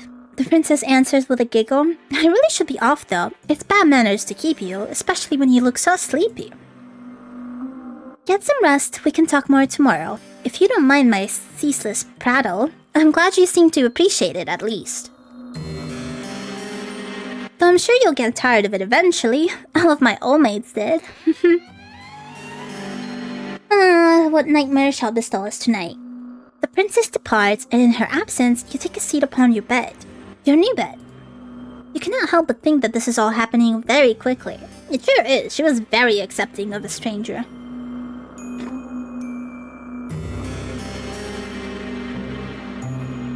It does not seem like very long ago you were still in the forest, running for your life amongst the tall, imposing trees with their gnarled, grasping branches. The forest might as well be a distant memory now, though. You are indoors, inside a castle no less, and you have been given a room in which to sleep and clothes that you might wear. Oh, she gave us clothes? They didn't mention that. Still, it seems premature still to declare that you're out of the woods. In a metaphorical sense, I mean. But things could certainly be worse. Yeah, what I learned is never let your guard down. You force yourself to stand on legs which feel too weary to support you, and change into the night clothes hanging in the wardrobe. The night clothes do not fit you perfectly, but you're too tired to care about that. You're too tired to care about much of anything. You retreat to the bed and slide beneath its sheets. Then you let your eyelids fall shut. You exhale. And, lulled by the breeze which blows outdoors, you fall asleep. You're so very tired. Your sleep is deep, dark one, darker even than the furthest abysses of the nighttime. Like the nighttime sky, however, which shimmers with stars, your sleep is not devoid of those prismatic fragments you humans call dreams. Though in this case, I rather think your nocturnal imaginings are worth rather more than that. They're not dreams, are they, to which your slumbering mind is subjected? You know that they're not. Otherwise, your body would not be so very cold, not so clammy. The images that flicker beneath your closed eyelids like the ghostly images in a phenakidoscope were not conjured from within your mind. They were instead taken from memories. Oh, this is different. You're not merely dreaming, you're remembering. You're remembering the girls who slept in your dormitory, and how they always hastened to use the shower first, so you were last for breakfast. You remember how, when you finally did arrive at the dining hall, the more desirable morsels had already been snaffled up by the girls who got there earlier. You struggled, too, to find a seat once you finally did get your hands on some food, because nobody ever wanted to sit with you. Oh, I never had anywhere to sit during lunch either, man. The other girls all acted like you were a leper, save for when they wanted favors. They never asked for these favors, mind, for why would they? To them, your father's prestige did not matter. They were all wealthy ladies, too, many of them wealthier than you. When everybody has the airs and grace of a princess, how is anybody supposed to stand out? You stood out the least in your class. Perhaps you were one of the smallest, the frailest, the sicklest, who always came down with colds in the winter. Your poor health did not stop the other girls from treating you as a servant, though. They remembered that you existed, of course, before they buried me. It was your lot in life, as you dwelt within the stone walls of the conservatory, to carry school bags across the field like a pack mule. Oh wait, is this foreshadowing? The way we had the dream at the gravekeepers that they buried me, now it's like, we're having a dream of, like, being in servitude to our classmates all the time, being treated as a servant. Then come the evenings, the girls in your dormitory had you sewing on missing buttons and ironing out the creases and wrinkles in their uniforms. If there was an odd job that needed performing, you would always be asked. But these girls did not ask you. That would have been too civilized. They ordered you instead. Yeah. And as they ordered you, they laughed at you. They laughed and they laughed and they laughed. And the laughter hurt, but it hurt considerably less than the kicks did. They beat us. And the kicks and the slaps and the pinches. Once during an embroidery lesson, one of your classmates had an accident with her sewing scissors.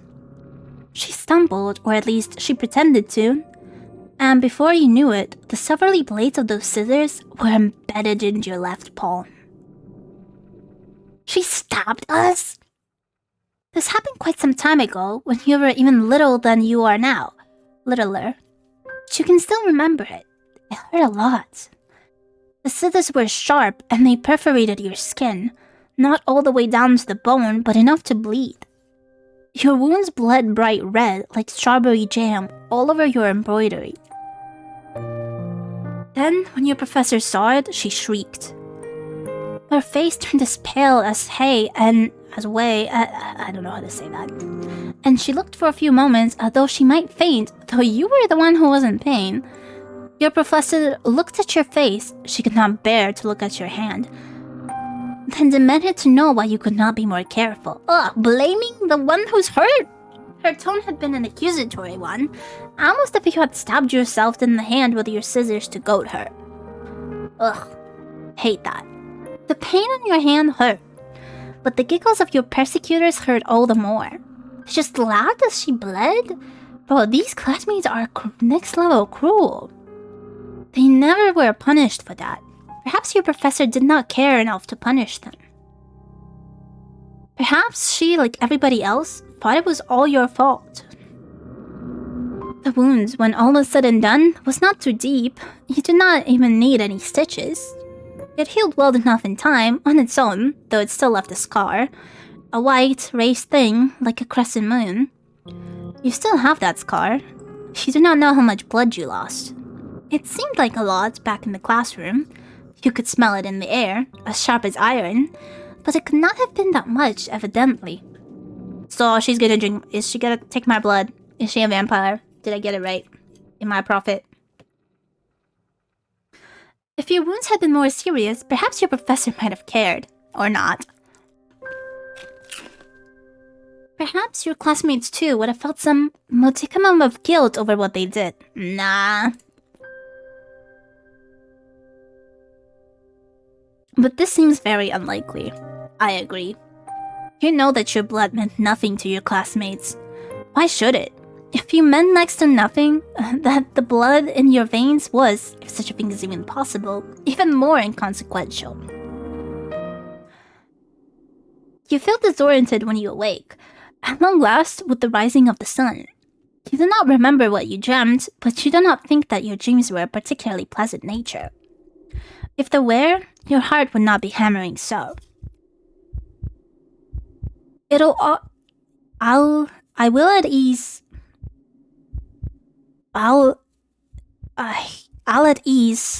Oh, ill! That took me a second with the font. Ill at ease, you glance around. You're lying in a narrow bed in an unremarkable room, one with dull beige walls and a warped wooden floor. Where exactly are you? This does not look like your dormitory in the conservatory. Not unless it's had shrunk threefold overnight. Your brow furrows as you attempt to recall the events of the night, until with a gasp, it all clicks into place. You remember now. That you're at the castle, you were running through the woods trying to escape from... You shudder. Who were we trying to escape? I need to know who we were trying to escape from. Come on.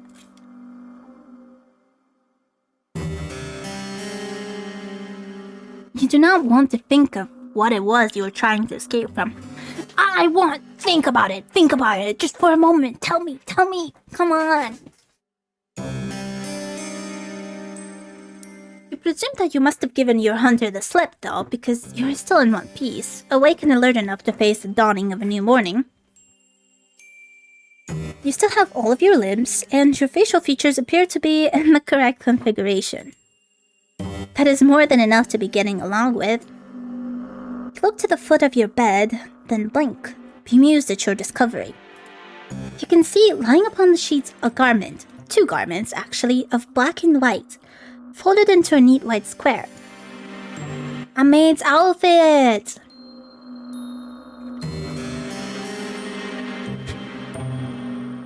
If so, it would not be too surprising.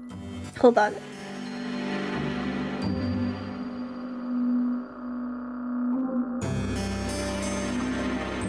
I might not finish it actually, just because my throat is giving out. But I've at least finished this ending. You can now recall your visit with the princess the night prior, and her assertion that you must be her lady's maid. Well, if that is the role she wants you to assume, you have no qualms with it. It is far preferable to the other role you played last night, that of a startled quarry running from its pursuer. You press your fingers against the humble maid's attire. It feels surprisingly soft to the touch, not coarse like you expected. These clothes are rather fine. Did the princess put them here there? If so, that is all the more reason to wear them. You're not churlish enough to deny her hospitality. You rise from your new bed, then undress yourself, unbuttoning the front of your plain, white nightgown and setting it aside. This task accomplished, you then clad yourself in your new attire, black, white, and eminently sensible. You feel very far away from the girl that you once were. Your face might be the same as always, but something within you seems to have changed. You're no longer a student, not as long as you mean to reside within the princess's castle. You would far rather be her servant. Assured of your newfound identity, you'd retreat from your chamber, then make your way to your mistress's bedroom. The castle is a large one with many, many rooms and many, many hallways to connect them. And for a brief while, you find yourself horrendously lost. You cannot remember where the princess's bedroom is. I know I would be lost. Like, I get lost in our kitchen at work a lot of the times. Even though it's quite small. It took me ages to get the hang of where everything is. You're beginning to feel rather disoriented when, to your relief, your eye snags upon a stairwell which looks rather familiar. Could this be the way? You ascend these steps, your footfalls cushioned by the plush carpet which linens them, then find your way down the very same hall you traversed the night prior. If your memory does not fail, then the princess's bedroom ought to be... yeah, it is here. You rap upon the door but receive nothing in the way of response. Is this princess still abed? You wonder briefly whether you ought to wait until she has risen on her own accord, but no. The sun is high in the sky, and it would be a shame to let the princess sleep through the day. Let me sleep. If I'm sleeping, let me sleep. You ought instead to rouse her.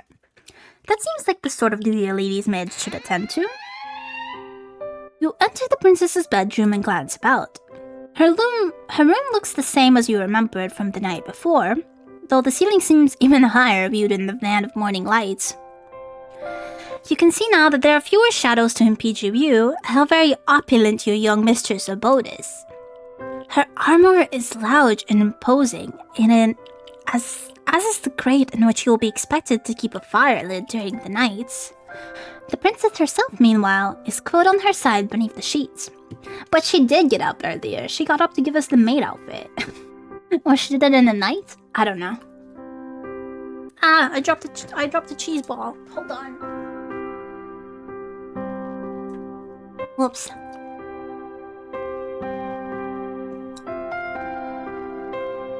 Looking rather less grandiose than her title would suggest, she's attired in a nightgown adorned with frills, and her hair is split across her pillow like spilled gold. In her slender arms, meanwhile, held to her chest, is a doll, the very same one she was cossetting last night. You suppose this doll must be her favorite. Idly, you wonder what the doll's name is, though you do not suppose it matters all that much. It is time to wake your mistress. You call out to the princess, but she's largely unresponsive. Her eyelashes are still sewn tightly shut, and her lips pursed in slumber. You purse your lips too and sigh. Well, nobody ever said your job would be easy. Once again, you call to the princess, and this time she replies. Her response is not a favorable one, however. She sighs, then turns away from you, her doll clenched to her chest. Just give me a little longer. The princess sounds so enfeebled, but she did not take pity on her. If you have learned anything from the conservatory, save for knowledge pertaining to the respiratory tracts of fish, it is that one must be cruel to be kind. You do not think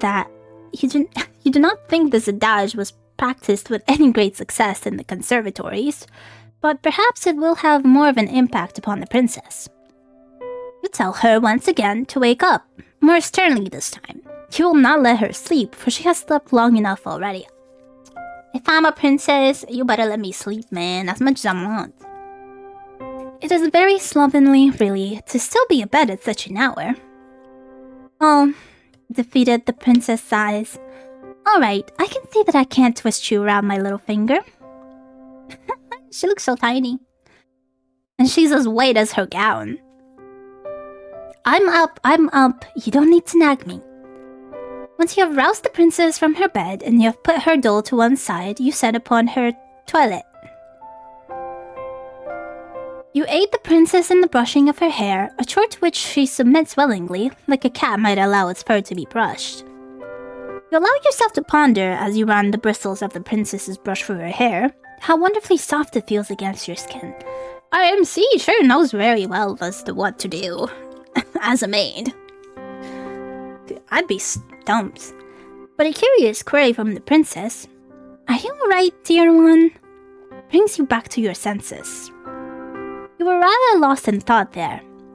Look lively now. You wouldn't want the princess to catch wind of your salacious thoughts, would you? I thought that you had learned your lesson about that already. Hey, the narrator needs to chill out, man. Suitably chastened, you finish with the princess's hair, then set the brush aside. Now that the princess's tresses have been taken care of, you must start on her attire. The princess remains seated upon the edge of her bed, looking up at your askins. She does not ask you to avert your eyes, and nor does she make any motion of divesting herself of her nightgown. It really does seem as though she expects you to undertake this task on your own. Is that alright? You ask the princess as much. You would not wish to impinge upon her modesty, but she only laughs. Yes, that's alright. It's what you're supposed to do if you're to be my lady's maid. I'm used to being dressed and undressed. I'm not a bit squeamish about it. Well, like a kid. Surely you can dress yourself.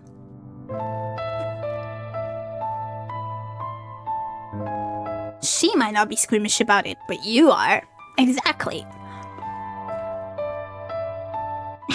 You have never seen a naked woman before, excepting yourself. Well, that is irrelevant. Even then, however, you have always dressed and undressed furtively, not wanting to examine your body for longer than is strictly necessary. Fair enough. You have never much liked the way that you look. Fair enough. You make a few more mumbled objections, but the princess sweeps them to one side easily. It's alright, I might be a princess, but we're both people underneath all of our clothes. I doubt we look much different. You're not sure about that? No, I'm not. You have not yet seen the princess unadorned, but you already know to look at her face that you're different. She's much, much prettier than you are. But she's waiting, and you do not wish to keep her any longer. You steady your nerves. Then you reach out with trembling hands, and you begin to undo the buttons which run down the front of the princess's nightgown. You work as quickly as you are able, which, given how badly your hands are shaking... Not the hands shaking. Is not very... My hands too would be shaking, not gonna lie.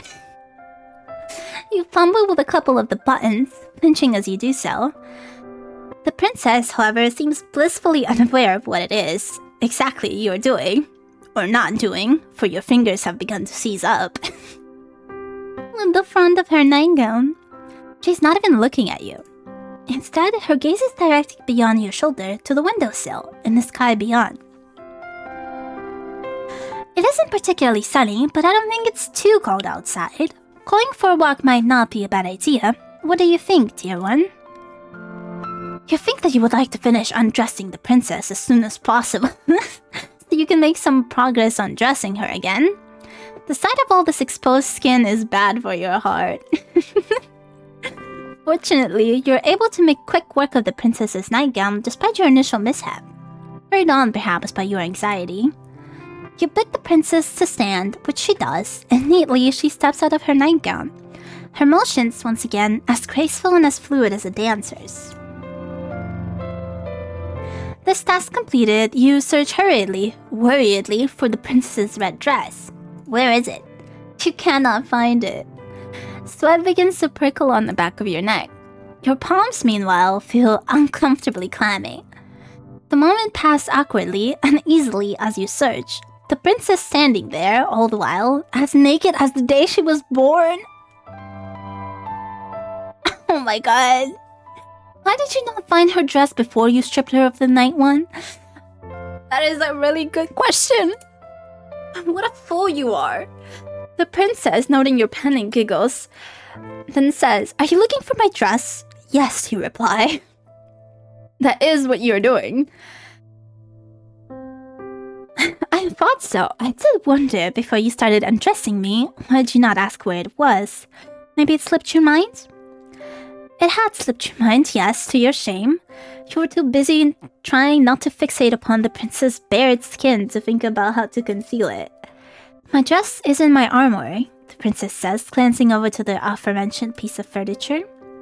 The armor of hers is intricately carved wooden structure, large enough, or so you estimate, to fit inside it enough dresses to retire a whole poem's worth of princesses. "I'd like to wear the red one. It's my favorite. Would you be a dear and fetch it for me? I don't want to rush you, but it is rather cold in here, especially when I'm still naked." She raises a good point. You turn away from the princess and make your way to her armory.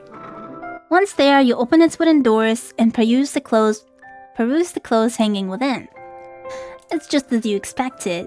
Inside the wardrobe lies numerous dresses, all of them finely sewn and decorated with no shortage of ribbons, lace, and iridescent pearls. You find the princess's red dress soon enough, then hurry to her side. With your spoils in hand, you hurry to dress her, concealing once again the princess' pale skin beneath layers upon layers of soft red velvet. Ugh, it's made of red velvet. It's made of velvet. Ugh, I don't like velvet as a texture. It's ugh. Gives me shivers. She's easier to look at now, you think, with her skin concealed. You think. That might have been the most nerve-wracking task that you have ever had to accomplish, even more so than your perilous escape through the foggy forest. What were we escaping from? The school? Why, it seems a miracle that you can still remember how to breathe. That's much better. Thank you, dear one, for your help. You've not been here for a full day, but I've already wondered what I'd do without you. You did fare somehow without me, though. Shyly, you assure the princess that you did nothing, really. Nothing beyond your job. You did not do anything incredible, and in any case, being complimented by somebody so pretty is embarrassing. Aw, don't be like that. I want to compliment you. Why shouldn't I, when you've been so helpful? It'd be rude not to, and anyway, I think you're very pretty too. Don't flatter me. Am I? Your face flushes from this more deeply than ever before. Was this always here? This weird spot? You ought to count yourself lucky, really. What with all of this excessive blushing, that the princess does not seem to possess any vampiristic tendencies.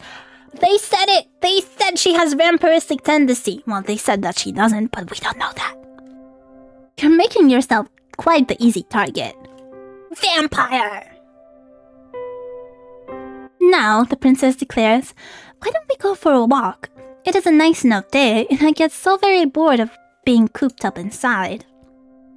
You can't think of any particular objection to raise to this remark, and you think that the princess might have a point. The castle, though expensive, is somewhat stifling. The walls are so very thick, they put you in mind of a crypt. With your acquiescence assured, the princess quits her chamber, her posture elegant and her gait unhurried. She seems not to walk as she navigates her way through the seemingly endless hallways of her home, but to float like a cloud. Vampire! Vampire! Get a steak. I got my chopstick. Chopstick technically count as a wooden stake, if you think about it. The hem of her dress swishes around her legs, and her hair shifts like a shroud. The castle's courtyards, meanwhile, is sadly lacking in comparison to the princess's beauty.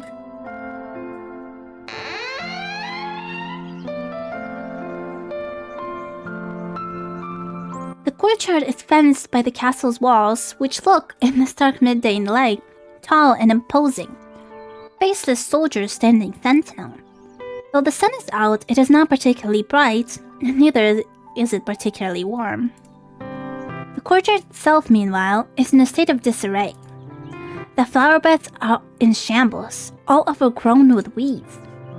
It is all rather depressing. The princess's castle might be grand in scale, but the courtyard itself is simple, hemmed in to a claustrophobic degree, like a coffin. Like a coffin. The princess, however, seems not to share your dolorous mood.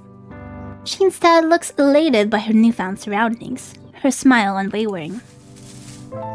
She gambols about like a lamb, flitting hither and thither as she examines the weed-infested flower beds. Her frolicking comes to a cease, however, by a bush. One is full of bright red roses. Oh, how very pretty. Do you not think they're gorgeous, dear one? Red's your favorite color, huh? Mine too. But I'm afraid it's for different reasons. The flowers are not too disappointing, you suppose.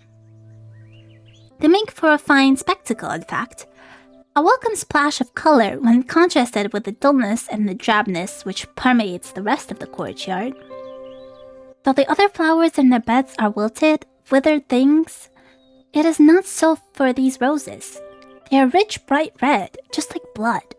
Their heads so full, they seem almost to droop beneath the weight of their own engrossed petals. They're pretty, in a sense, but there's something unsettling about them too. Something that is almost obscene. How did those roses become so very red? What has been sustaining them? Oh! Could it be possible that these roses have been draining the life from the other flowers which are struggling to grow within the garden? Like she's gonna drain our life? It is a fanciful thought, but they're simply divine. Looking at these roses always lifts my spirits. They really are my favorite flowers. I simply must pick some of them. Perhaps I can use them to decorate my bedchambers. It could use a bit of color. The princess reaches out as to pluck one of the roses free from its resting place amongst its brethren. You watch her, your breath bated, anxious that this gesture might result in perforated flesh and bright red blood. But the princess is not as clumsy as you fear. Of course she's not. Who did you think she was? You? Okay, narrator, calm down. Rather than worrying about other people, you would be better served if you worried more about yourself. I mean, he kinda has a point. The princess holds her newly pilfered rose to her nose and inhales, her eyelids failing shut as the flower's sweet scent washes over her. A few moments of silence pass. Then the princess begins to toy with the petals which adorn the flower's crown. Now, let me see. I wonder what fate has in store for me. She loves me. She loves you? The princess plucks a petal from the flower's overbidden head. She loves me not. Oh, I wonder who she could be talking about. The princess continues with this childish incantation, all the while stripping her rose slowly and methodically of its petals. These petals flutter about the princess like bloody snow. The princess's voice, meanwhile, echoes throughout the courtyard, even more melodic than the strains of a pianola. She loves me not. She loves me not. The princess's fingers hover over the final petal, which crowns her nearly denuded flower. Then, with a triumphant smile, she declares, "She loves me! I knew it!" You watch the princess, amused by her girlish good cheer. The little mantra she has been reciting is one that you are familiar with. The girls at the conservatory also used to engage in this little game, the younger ones at least, who believed that a fairy tale prince would whisk them away. You might have participated in this game yourself when you were a child, but you never pinned your hopes and dreams on a handsome prince. Your interest in princess has always been minimal. When it comes to fair princesses, though... Well, That is a different matter altogether, isn't it? It sure is. Pleasantly, you ask the princess whose love it is she wishes to court, a query which makes the princess giggle. Oh, dear one, who else would I be thinking of? Naturally, I was thinking of you. Ah, oh, it's so bold. Come, I can't. Oh my god. Naturally. She says it so easily, as though you ought to have suspected as much, and indeed, part of you did. You wanted to believe, yet part of you was afraid to. You did not want to be arrogant enough to assume that the princess might care for your affections. You begin to blush, your cheeks almost as red as the roses, while the princess laughs.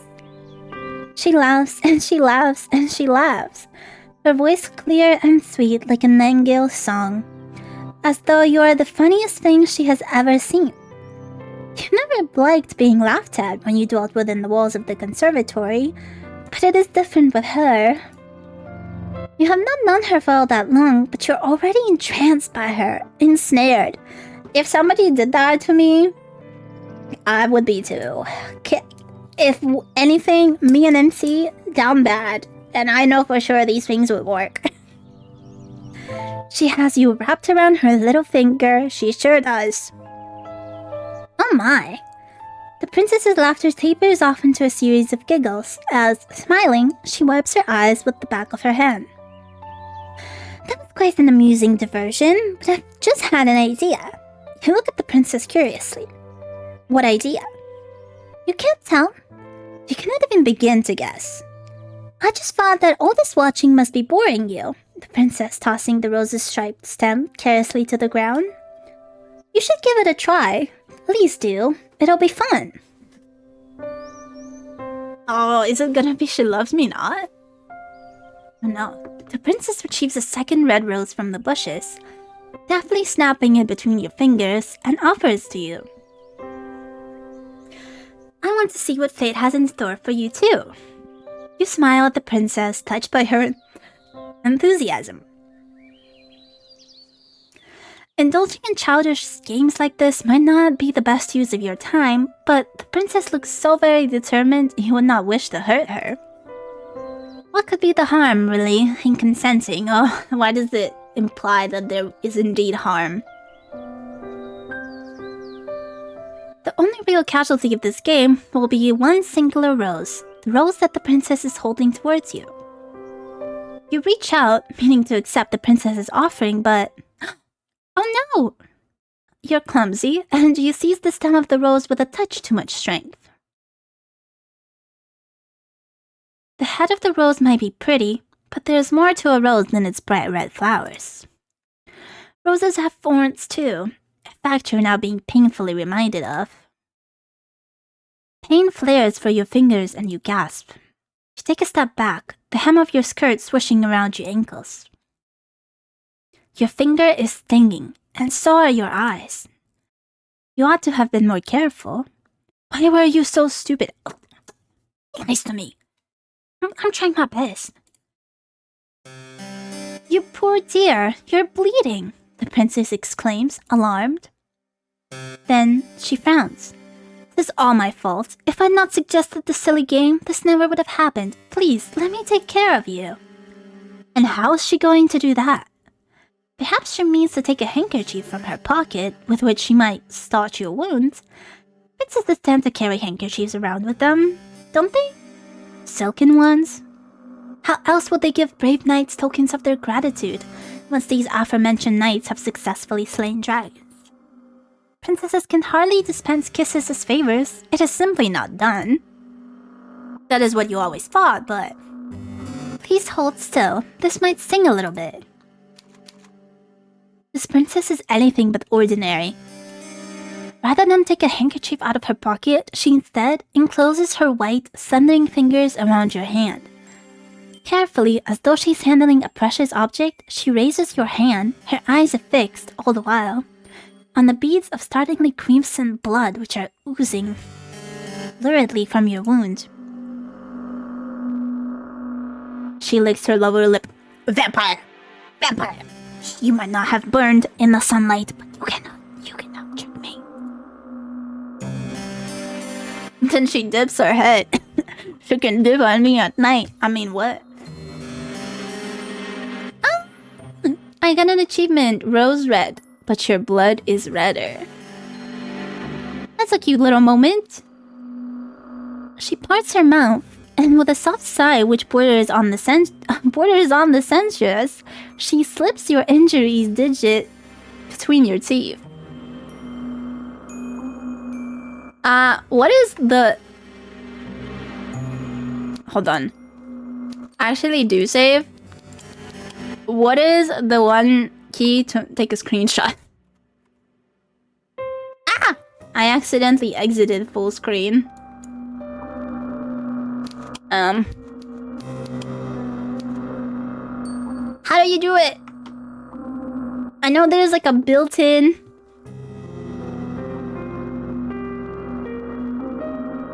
There's like a built-in way to do it.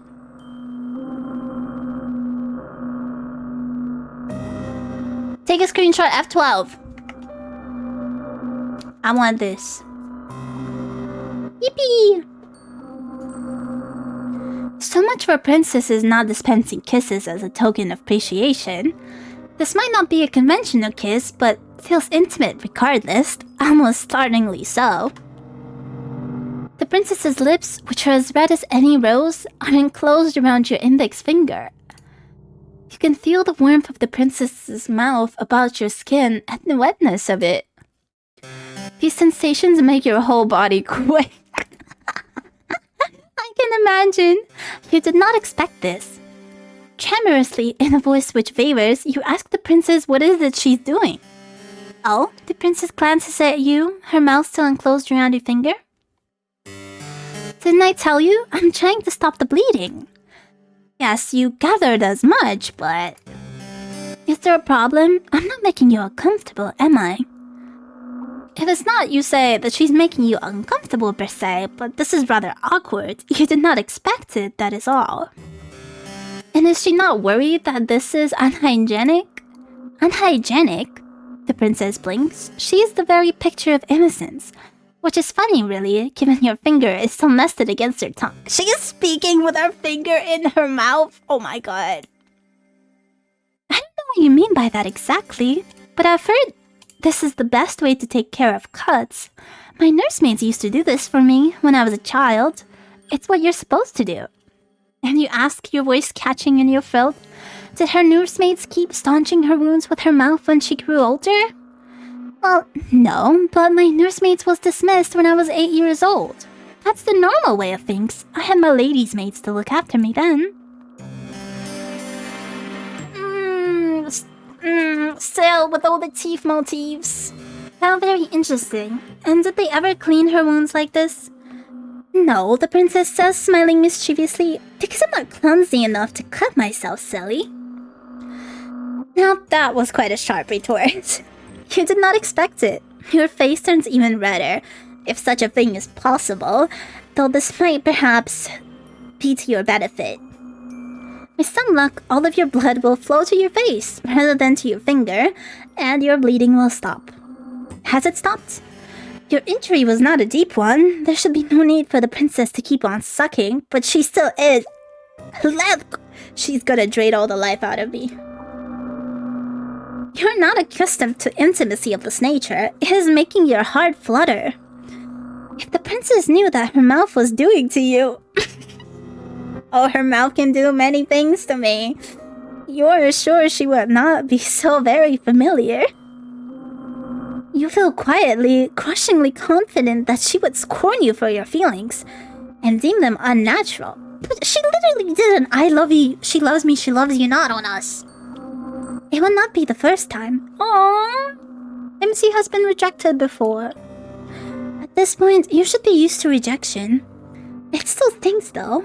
It stings much, much more than any thorn or any rose ever could. The days pass following Ymr's adventures in the rose garden in a relaxed, unhurried sort of manner. Your mad dash through the forest is beginning to feel like a distant memory, so much so you can scarcely recall the raw, naked fear you once felt as you fled for your life. That's a good thing. There's no running to be had while you're working for the princess. You would have nowhere else to run, and in any event, there's no longer any reason to run. Shadows which once tormented you have, at long last, begun to recede. You can scarcely recall as you lay down in your bed the petty cruelties you were subjected to by your classmates at the conservatory. So where are we running from the conservatory? They no longer matter. Your attention is focused, not upon yourself, but upon the princess. The more time you expend with her, the more you come to care for her. You have become quite besotted with her, but you're yet to realize it. Well, I never. How very ignorant can one girl be of her own feelings? Let me tell you, so ignorant. So very ignorant. The princess is not half so ignorant as you are, though, despite having spent her whole life within the palace's walls. The way of her own feelings are not unknown to her. And during one stormy night, she chooses to make them known to you. You are in the princess' chambers later, perhaps, than you ought to be. Later than is strictly appropriate. It is dark outside, and there is little save the light of the moon to alleviate it. That, and the fire which crackles in the grate. You have only just finished stoking that very fire, and now you rise. You look to the princess, who's lying in her bed, and you bid her a good night, as you have many nights past. With a neat curtsy, you turn to leave, but the princess's plaintive voice gives you pause. Wait, dear one. Do not go. Not just yet. Perplexed, you pause, then look back at the princess. Though she's smiling, her expression is unusually wan. Is she alright? I'm sure I'll be fine. It's just nights like this, which make me feel a little out of sorts. And what, you ask, does she mean by that? Out of sorts? Only that it is very cold and very dark. Is she gonna ask us to stay with her? And it is very windy besides. I'm afraid there'll be a storm later. It was awfully cloudy earlier when we went out for our walk. The princess is not mistaken about that. The sky, when a pair of you promenaded about the garden earlier, was grey and steely, the wind bitingly cold.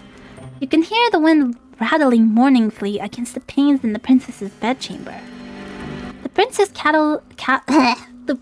castle is built of stone, and it is well fortified, but even with the fire, it is rather cold. You could warm each other with your bodies. You don't like to think of how much chiller, by comparison, it will be in your humble bedchamber, which is not fortunate enough to have its own fireplace. It might sound childish, but I've always found it hard to sleep on stormy nights like this. They make me feel uncomfortable. You look at the princess with no small degree of sympathy. No longer clad in her bright red dress, she looks oddly, uncommonly vulnerable. Will she really be alright, all alone in her oversized bed and her high-ceilinged bedchamber? Not without you, she won't be. It is silly of you to contemplate such a query. Why would she not be alright? There's nobody in the castle to hurt her, but still, you fret for her. As her lady's maid, it is your job to fret for her. You would never want your mistress to feel unhappy. You ask the princess what is it she would have you do? And the princess perks up at this, pleased perhaps that you are taking the initiative. I wouldn't like to take up too much of your time when it is so very late, but would you mind sitting with me a little while longer and reading to me? Provided that you can, of course. This is a fair enough question, but your pride blisters regardless. Hastily, you assure the princess that yes, of course, you could read. You were a poor student in many aspects at the conservatory, but you had something of a gift when it came to the literary arts.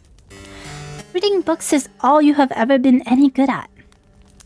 Oh, I see. I suppose I should have known. You're so incredible. I sometimes wonder if there's anything you can't do. Princess' high praise makes you flush. Awkwardly, you look away. able to read you reassure her. That's such a great feat. The lady is flirting with you. Oh my god. Perhaps it isn't where you hail from, but it is here. Very few of my old servants could read, and they certainly couldn't read the books that I like. This piques your interest. Intrigued, you ask the princess what books exactly she likes. Well, I'm glad you asked. I'm fond of fairy tales, you see. Old ones from centuries past.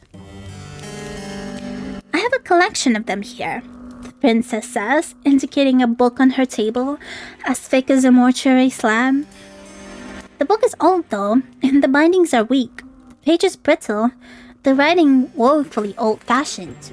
I didn't trust any of my past servants with that book, but I think he would do a good job breathing life into those old stories. Ooh. Would you mind reading for me just a brief while? Please, dear one. Oh, please. The princess requests a simple one expressed sweetly, so much so you see no reason to refuse her. I want to sneeze, but I can't. I'm dying. You take a seat beside the princess. I can't. I need to sneeze.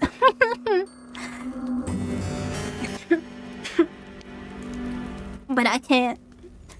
You take a seat beside the princess on her luxurious bed, which sinks beneath your weight. Then you retrieve the leather-bound book which is resting upon her bedside table and spread it open. The pages of the book are very brittle, like the princess said, and the bindings of the book are loose. You can feel in half of the book's manifold pages the weight of the ages concealed within it. How old is this book? Perhaps it is as old as the castle in which it resides. It is with a quiet voice, hesitant at first, that you begin to read to the princess a tale of courtly love which culminates in a lavish wedding ceremony. Are we gonna have a wedding? All the while as you read, the princess listens to you, enraptured, hanging, or so it seems, upon your every word. Once you reach the final phrase embossed into the page of this aged tome, and they lived happily ever after, the princess sighs, although this tale has touched her very soul. I would that there was a handsome prince to marry me, she says somberly, or better yet, a beautiful princess. At this point, I think I would even settle for a lowly scullery maid. Okay. You blush at this idle remark and mumble softly that this would not be proper. The storm outside is still squalling, and you have never been one to raise your voice. Do not expect, therefore, that the princess will overhear you, but she does. She observes you, her head resting against her pillow, and says, "What would be the problem with that, As my maid, shouldn't my happiness come before any silly idea of propriety?" "Well, of course," you reply, "but for a princess to marry a scullery maid..." "You're still hung up about that?" the princess titters. "Don't pay it too much heed. I'm just talking to myself." As if anything like that would ever happen when there is no priest around that would officiate it. You think there are greater issues with the princess's plan than the lack of a priest? Though she does present a good point. It's okay, we can marry ourselves. Who needs a priest, man? Though there is a church with a gravedigger. Maybe she could do it. But let's not stay there too long, or she'll bury us alive.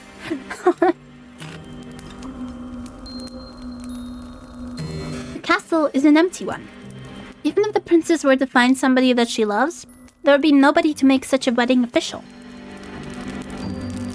You cannot help but feel like you avoided a good deal of nuisance. But by the same token, do you not feel a touch disappointed? I sure do. Well, never mind. That was a nice story, the princess says, but I'm not sleepy yet, and it's still storming outside. Won't you read me one more? You would not mind, you reply, but it is getting late. You really ought to return to your own chamber. I know, but can't you find it in your heart to read one story to me? Just one? You can choose a short one, I won't complain. You have some doubts about that, but as before you can resist the princess's demands. Oh, you cannot resist the princess's demands. It is not, you think, because she's a princess, though that is, of course, a part of it, but because she is... well... radiant. Oh, that's a good word.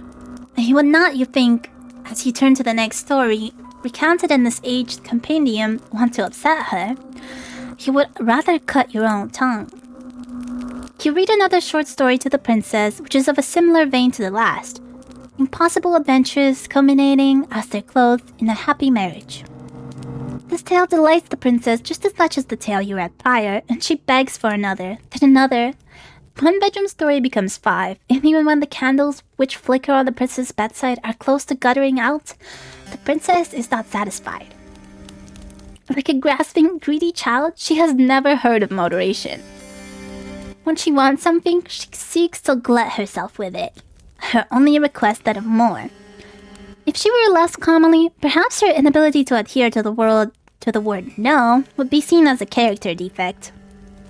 The princess is very comely, however, and so when she makes her next request, you almost agree offhand without considering the ramifications. I think I could go to sleep now, but the storm is still raging. I feel lonely on my own in this big empty bed, so... I know. The princess's eyes light up like the night sky in a thunderstorm. Why don't you sleep with me? You stare at the princess, your eyes wide as a goose egg's. Slowly you blink. Then just as slowly, you bid her to repeat herself. Didn't you hear me? The princess giggles. Maybe you've been so busy cleaning up after me you neglected to clean out your own ears. I said, dear one, would you like to sleep with me? If that is a question she truly meant to ask, then it is easy enough to answer. Of course you would like to sleep with her. It would be an honor. But would it really be alright for you to accept such an invitation? Yes.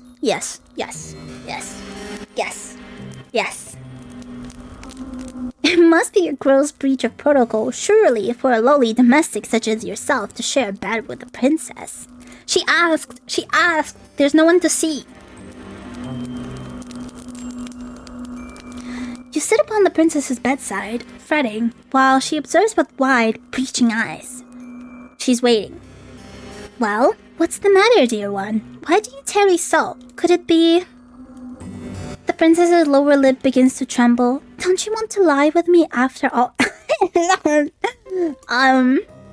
The sorrow presents in the princess's voice, and in her face makes you feel awfully guilty.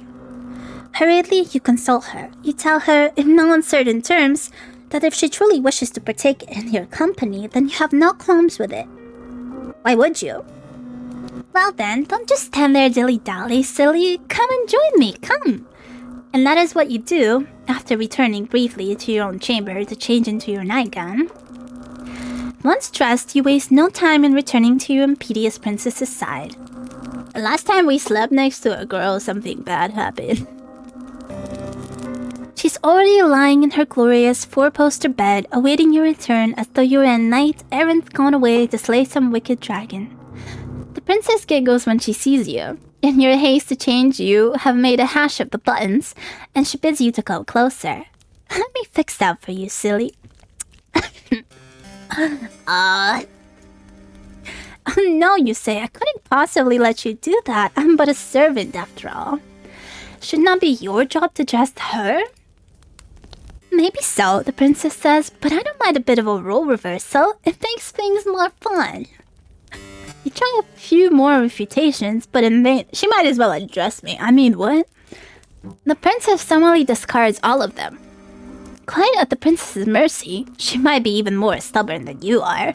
You capitulate to her demands. You let the princess unbutton the front of your nightdress, then rebutton them, so the fabric of your plain gown is drawn shut. Satisfied with her handiwork, she has very elegant hands, the princess draws back and pats the mattress beside her. Come here, doggy. No, come in. It must be horribly cold out there, but these sheets are warm. Clearly, the princess smiles. And so am I. And so is she.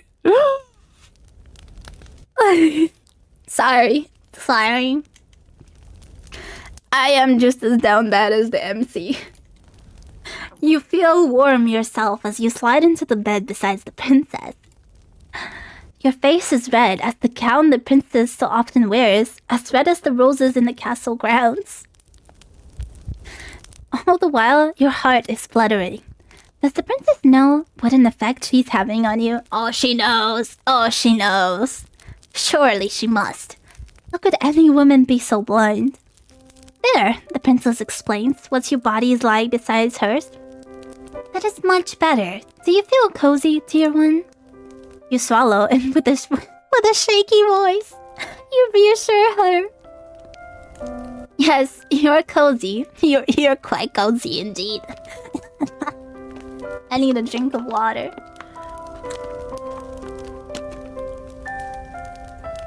Surely nothing bad will happen in the morning, right? Very good. The storm might be raging outdoors, but it can't get us here. I know when I'm with you, I'll be safe. It's strange, but... The princess reaches out, then takes your hand in hers, twining your fingers together like a chain. When I'm with you, I feel so very light. It's as though nothing in the world can hurt me. You make me feel safe, so I want to make you feel safe too. I'll take very, very good care of you. I promise. Aww. You return her smile with one of your own, touched by her thoughtfulness, though something about her promise does make you wonder. Should it not be your job to look after her as a domestic?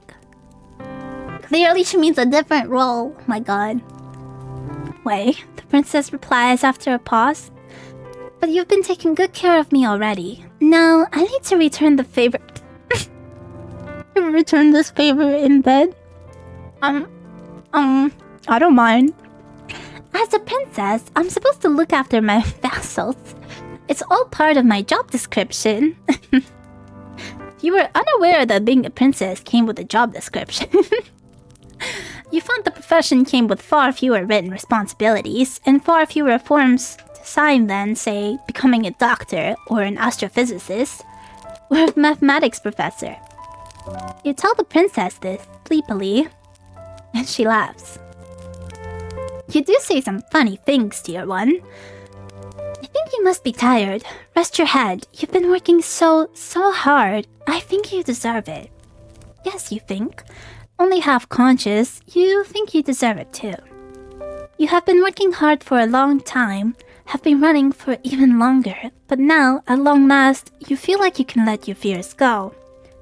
Your eyelids begin to droop, your body beleaguered by a sudden, all-consuming fatigue. And, in a quiet, understanding sort of way, your conscience is conveyed to Morpheus' kingdom. Oh no, we've been to this kingdom before. Your sleep is a deep one, despite the storm which rages outdoors. The wind is howling like a couple of wild cats, both locked in a vicious and bloodthirsty bout to the death, but you do not hear it. Swaddled by the warm blankets about you and soothed by the princess's presence, you're immune from all the ills of the world. When you are with the princess, you feel safe, secure, and, yes, you even feel loved. It is a pity, then, that these feelings do not last for very long. God fucking damn it, I knew it. You know that something is wrong, catastrophically so, the moment you open your eyes.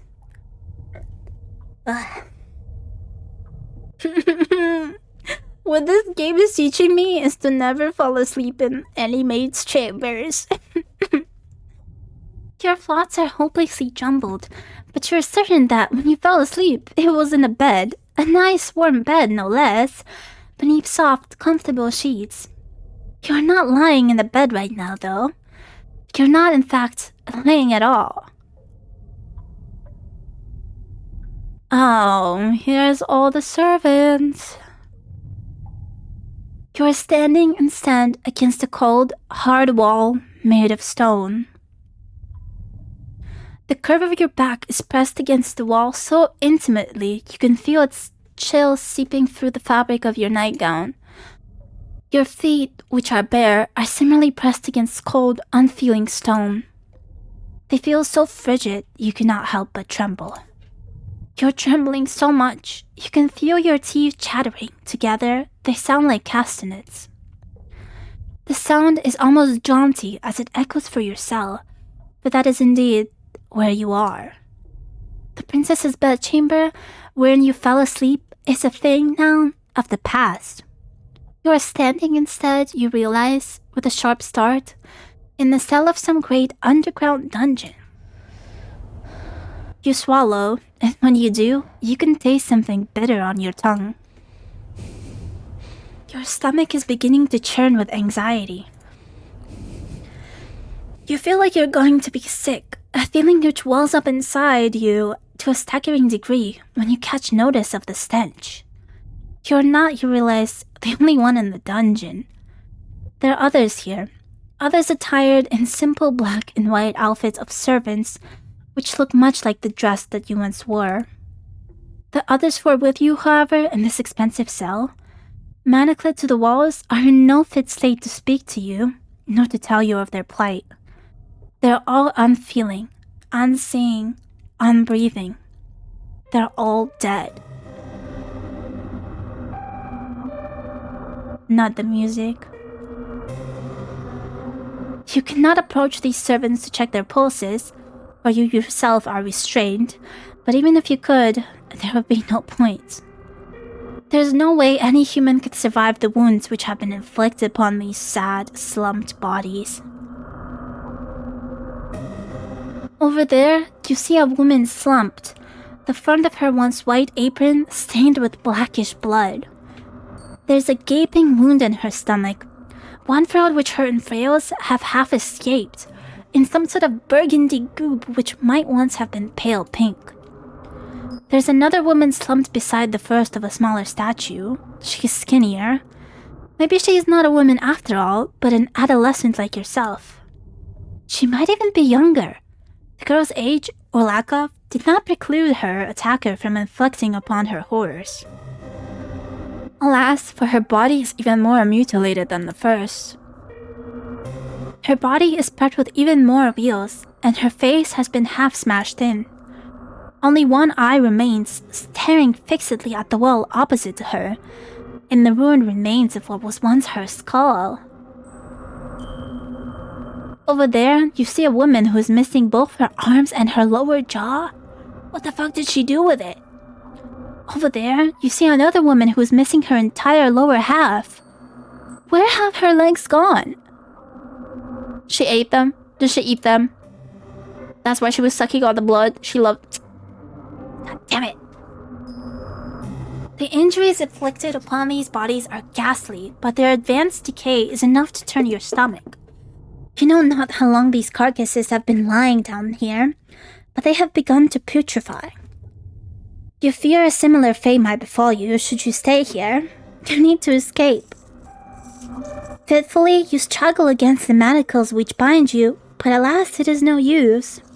You cannot free yourself from the walls. Your restraints are much too strong, and you're much too weak. Panic rises up in your throat, cold and icy, while terror seizes your heart. This too, glacial. It is obvious that escape is impossible, but still you squirm and you writhe like a rat caught in a firestorm. There's little point, however, to your struggles.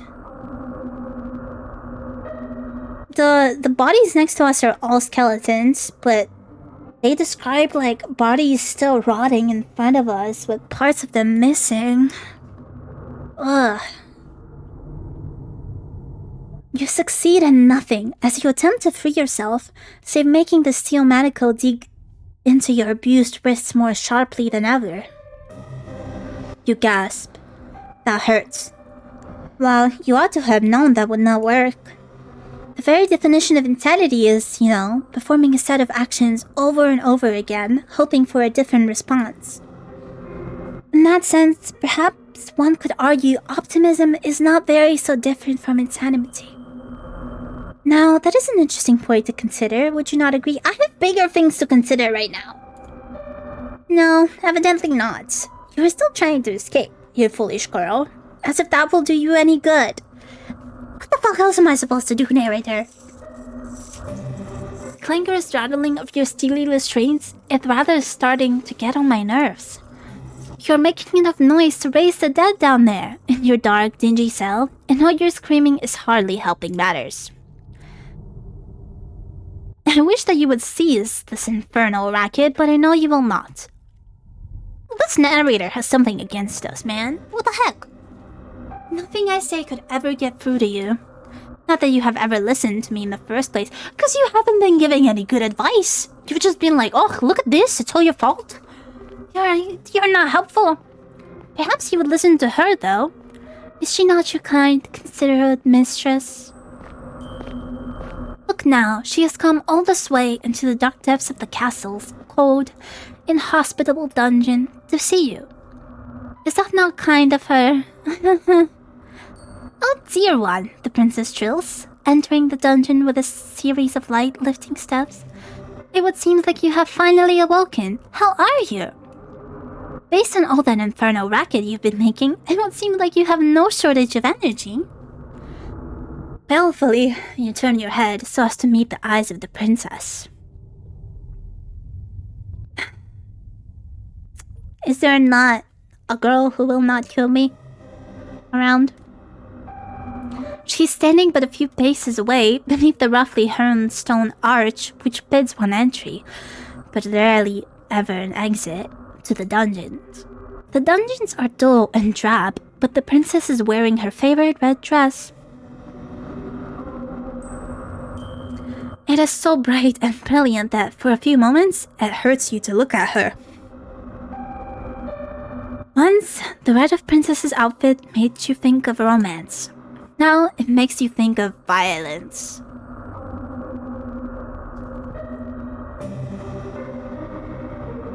You must forgive me for leaving you down here for so long. That was unfair of me. I did think of waiting here with you by your side until you awoke, but... Once again, the princess giggles. An eerie giggle which does not at all suit the situation in which you have found yourself.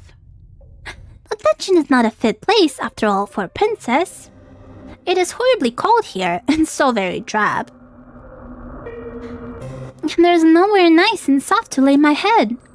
I could have brought my pillows down from my bed, I suppose, and my blankets. But then they would have gotten dirty, and that would be a disaster. I need to be more careful. I won't have anybody left to clean up after my messes soon. Not when I've dispatched of you. Once again, the princess laughs. Her laughter is light and lilting, like the chiming of a silvery bell, but it does little to alleviate your concern. If anything, it makes you feel even more alarmed. The hot and crazy scale proves again. Did she say she meant to dispatch you of you? Yes, that's right. Could you not tell? I thought you might have figured that out already after waking up in a dungeon, silly. Still smiling, the princess takes another step towards you. Would that you could, you would cringe away from her, but you cannot.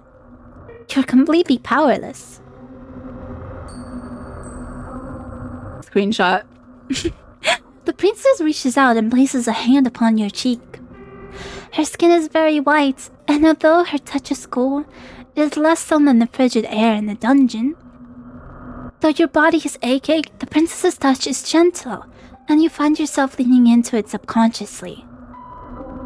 You wish she would keep holding you. You wish she would keep touching you. You luxuriate in her kindness as best as you can, but though the princess' caresses are tender, your circumstances rather undermine them. Yeah. How can you relax like this? I mean, she looks at me very lovingly. You're such a good girl, the princess says, in a cajoling sort of voice, as one might address a cat.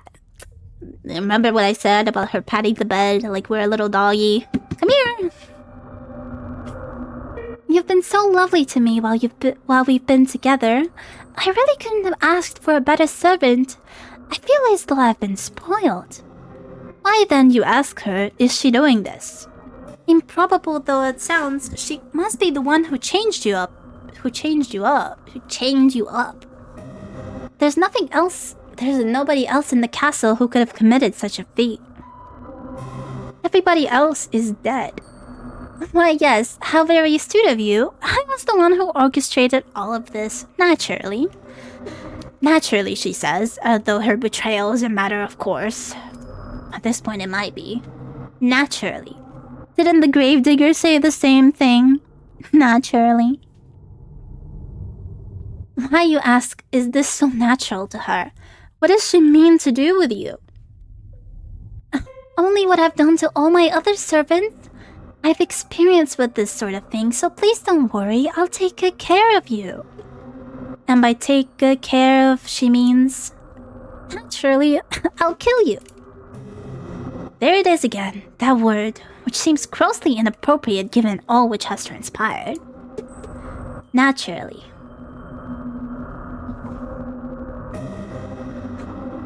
Hold on, I noticed a little something.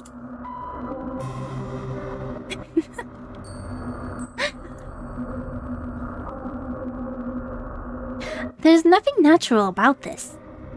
Do you not think so? The princess examines you, her expression ponderous. It's natural to me, even if it isn't natural to other people.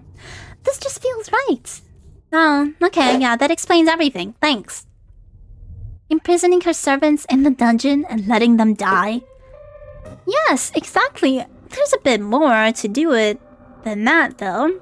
Oh, of course there is.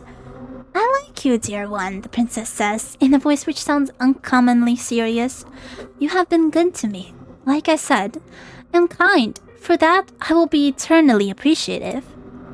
You have been so good to me, in fact, that simply being with you is not enough. Not anymore. Oh. Your company can no longer content me. I'm a greedy, selfish girl, you see. The princess's smile widens into something sinister, her eyes flashing with a fiendish fervor you have never before witnessed. And I don't want to feel you beside me. Oh, I want to feel you inside me. So, there's another way you could feel me inside you that we could explore before you kill me, perhaps. Just a suggestion, but it's like we haven't tried it. Maybe it would satisfy you. I'd try my best. I would try my very best. Well, of all the things your charming captive could have said, you did not expect that. Really? Because I kinda did. The princess, perhaps noticing your confusion, begins to giggle. A giggle even lighter than Meringue. And just as airy. It is just as inoffensive. I can see that you don't understand, dear one, but you aren't the only one. My last lady's maid said that too. Vainly, the princess sighs. A beleaguered woe is me sigh, which makes her look even younger than the scant handful of years she truly possesses. Yeah, I figured that's what happened to them. And the one before that, and the one before that, and the one before that. I thought that you at least might be able to appreciate my point of view, but perhaps not. I don't think it should be too complicated to grasp, really. But maybe my way of looking at the world is a little bit unique.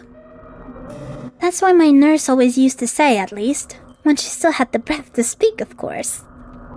You look at the princess. Where else is there for you to look, really? Your eyes affixed to her face. She's still smiling, but there's something sinister about her smile. Or perhaps in your anxious state, you're only imagining that there's something sinister about her smile. It is easy to see things which do not really exist when your surroundings are festooned in shadows. In actuality, however, the princess does not look any different to how she usually does. Neither is she acting any differently to the way she usually acts. She has not changed. It is only your perspective of her that has changed. Tremorously, you ask the princess what she means. A question the princess is only too happy to answer. It is simple, really, like I said. You were wondering, weren't you, why there weren't any guards or any servants in the castle when you first arrived here? The question had crossed your mind, yes, it has indeed. You're sure that the princess said her ministers sent them away, though? Was that a lie? Duh. I wasn't being wholly truthful, no. I thought you would be afraid of me if you knew what had actually happened, and I didn't want that. I wanted you to stay with me.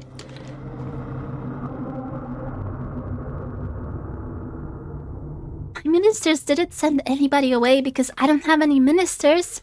I dispatched them too. Did she now? There. Even the ministers weren't safe. You suppose you ought to not be surprised. But you still a shredder regardless. My ministers weren't much fun, I'm afraid. They had a lot of ideas about what I should and shouldn't do after my parents died. The princess stares at you, her eyes wide like black holes. Empty, yawning abysses. So, I killed them. I killed my servants too, though I did a more thorough job with them than I did my ministers. I did not care for my ministers, you see. They were all fussy old men. But I did love my servants. I loved my lady's maids, and my undermaids, and my scullery maids, and my housekeeper, and my cooks, and my large retinue of retainers. They were like my family. They raised me in my parents' absence, and I adored them. They were so dear to me that I had no real choice. No real choice than to kill them? I had to eat them. I had to eat them, she says. Does that follow? No. Not logically, no. Why, you ask your princess? Asked the princess, your voice trembling. Would you eat the people that you love? It seems a poor way to repay them for their kindness. Well, why wouldn't you eat the people that you love? I don't think there could be any greater way of showcasing one's gratitude. Unless you have any better ideas. I have plenty. I have so many. We could go over them. You weren't expecting the princess to turn the tables on you quite like this, and dumbfounded, you stare at her.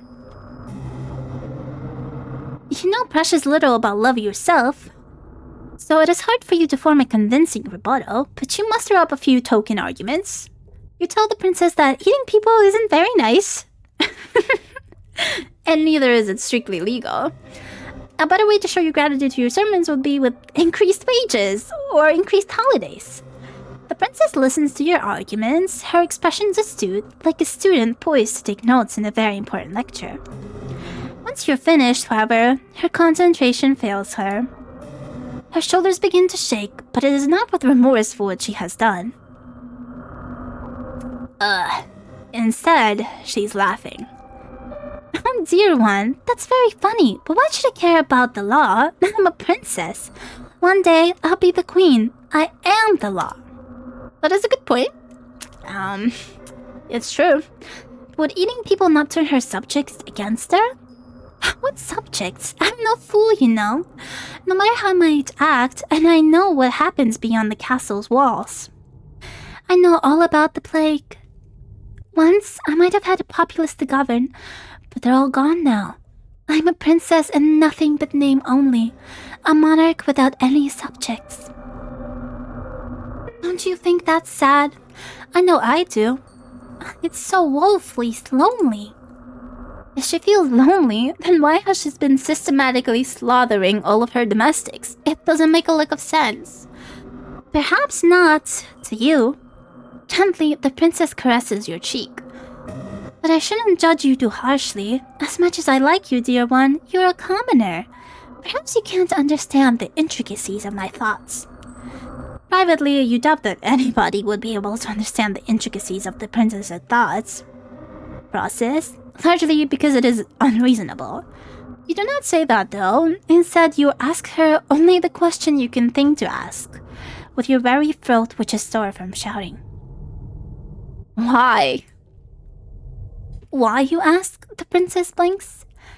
It's because I don't want you to leave me, of course. Of course. Same thing as before. Honestly, the MC should have seen it coming. Everybody leaves sooner or later, whether they have pledged their allegiance to me or not. That is simply the way of the world. People are fickle and inconstant, even to me, a monarch. That is why I decided to eat my servants. I No choice, you see. It was the only way to ensure that they would never leave me. When you think about it, they should be grateful that I would demean myself so to consume their flesh and blood. I'm a magnanimous ruler, you see, and I treat all of my subjects equally. I love every single one of you. And naturally, I love you too. You have been awfully nice to me, and you're very pretty alongside it. If you were a plain, ugly girl, perhaps I would not shower you with affection quite as intense as this. But you've captured my heart, and I think you're lovely. So I'll bestow upon you the highest honor I can conceive of. I want your body to mix with mine, then we can stay together forever and ever. Makes sense. The princess leans in. You can feel her soft, silken hair brushing against your cheeks. You can feel, too, the warmth of her breath as it goes against your skin. It is cold in the dungeon, but the princess's close proximity is, perverse though this might sound, something of a comfort. Her eyes are wide and her lips are so red. Her smile, meanwhile, is so sweet. I've been doing my best to fulfill the role that fate has dictated for me, but really... The princess exhales. Her eyes, which are boring into yours, are like two dark tarns. Finally, you think you can see, in her alarming lack of light, the lack of anything in the princess's gaze, some degree of humanity. It gets so lonely here. But this brief flicker of understanding which passes between the pair of you is soon cut short. The princess dips her head. She parts her lips, which are as red as petals of a carnivorous flower. You feel the princess's breath against your neck. It is warm in the icy chills of the dungeons, and you shudder from it. Is she about to take a juicy bite?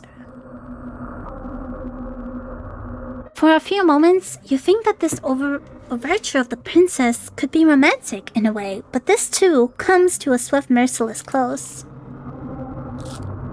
Yeah. The biting noise. Ah.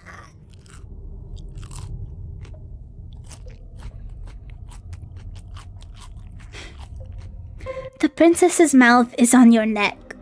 Like a vampire! The princess's teeth, sharp as needles, are in your flesh. The princess is draining your blood like a vampire. She is supping on a great, greedy gobbets like a hungry animal. One who cannot truly comprehend the harm it is causing. Even as the princess sobs from you, her arms twined around your waist, you find you cannot hate her. She's far too unworldly. Aw, we love her enough to let it to be eaten. You are sure, as your conscience begins to fade, that the princess was being sincere when she spoke of her love for her past servants. This is simply the way the princess expresses this great love of hers. A love which is so very abundant, it borders upon the monstrous. It is a love you never thought you would experience. This love of the princess eclipses anything you have ever known before. It eclipses sanity. It eclipses reason. It eclipses all notions you might once have had of right or wrong. The princess, as you know full well, does not care about such concepts. You have always possessed a stubborn core, nestled beneath your weak-willed exterior, but the princess is even stubborner than you are. In the face of her love, you have met your match. Okay, but it's kind of sweet if you think about it. Princess draws back desperately. You gasp for air, but she does not give you any quarter. As before, she dips her head, her red lips redder, still with you, still with your blood, then splits apart her jaw. Her teeth, which are impossibly and humanly sharp, vampire, glint wickedly like knives. Then she tears out your throat, and the throat of your nightgown. The front of your nightgown was once white. Now it is red. There's so much blood, you can smell it when you inhale. Sharper than metal. It is so potent, you can taste it on your tongue. Just like in the memories. You try to inhale, but this task proves to be beyond you. What with the twin perforations that have ruptured your skin. Your attempt breaths, but they escape your lips, sound like sad, sorry wheezes. Your whole body, meanwhile, feels as though it is on fire. You make for quite the sorry sight indeed. But you'll forgive me if my sympathy is limited. You did bring this upon yourself, you know. Not again with this. You reap what you sow, and in your case, you made a series of bad decisions which led you to an untimely demise. Okay, to be honest though, to be frank, like, I made one decision. Now, what do you want to do? Will you accept this fate of yours and rest in peace, or will you try to fight against it? There is still one more path to take. That is a good answer, I must admit. I like it. It is impressive how very defiant you can be. Now, try not to cry. Keep your chin up. This is but a minor setback in our story. Like all fair maidens, you are deserving of your own happy ending. You need only the strength to try and seek it out. How about we give it another go? Just try not to ensnare the hearts of any more monarchs, particularly those with unusual appetites. Hi, you're back. Tried to sleep because your head hurt, but couldn't, so I went to 7-Eleven for Tylenol. Then I had like 3 coffees worth of caffeine in it, so I guess no sleep. Why would you do that? That is not gonna help you sleep indeed. Shaking my head. I hope you feel better though. Meanwhile, I've been eaten by a princess. Welcome back. I died. Again.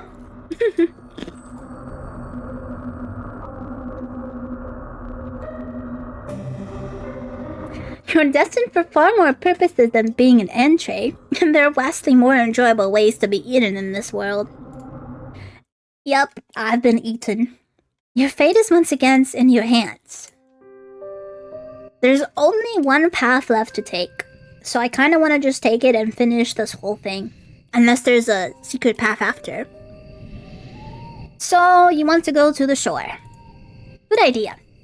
What will you discover there, I wonder? I hope that you prepared yourself in advance, and I do hope for your sake that you have learned how to swim. I can swim, but can the protagonist? I'm eating cheese puffs myself. And drinking water, except I ran out of water. Let me grab a water real quick, okay? I'll run a tiny little ad, okay? It's just, I don't want my throat to die and I really want to finish this. It'll just be 1 minute. I'll run an ad so there's no... Yeah. You know what? I won't do that to you. I'll just be right back.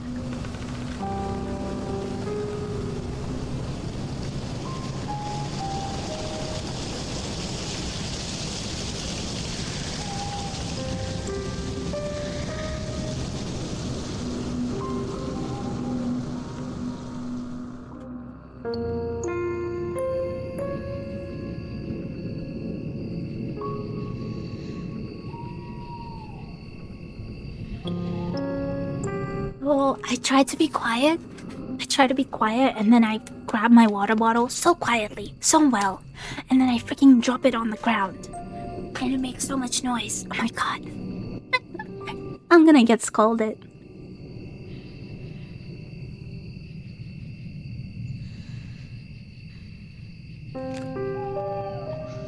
Okay, this is the last path I could take. Surely, the girl here won't kill me too. I have a sneaking suspicion that this skill might come in handy.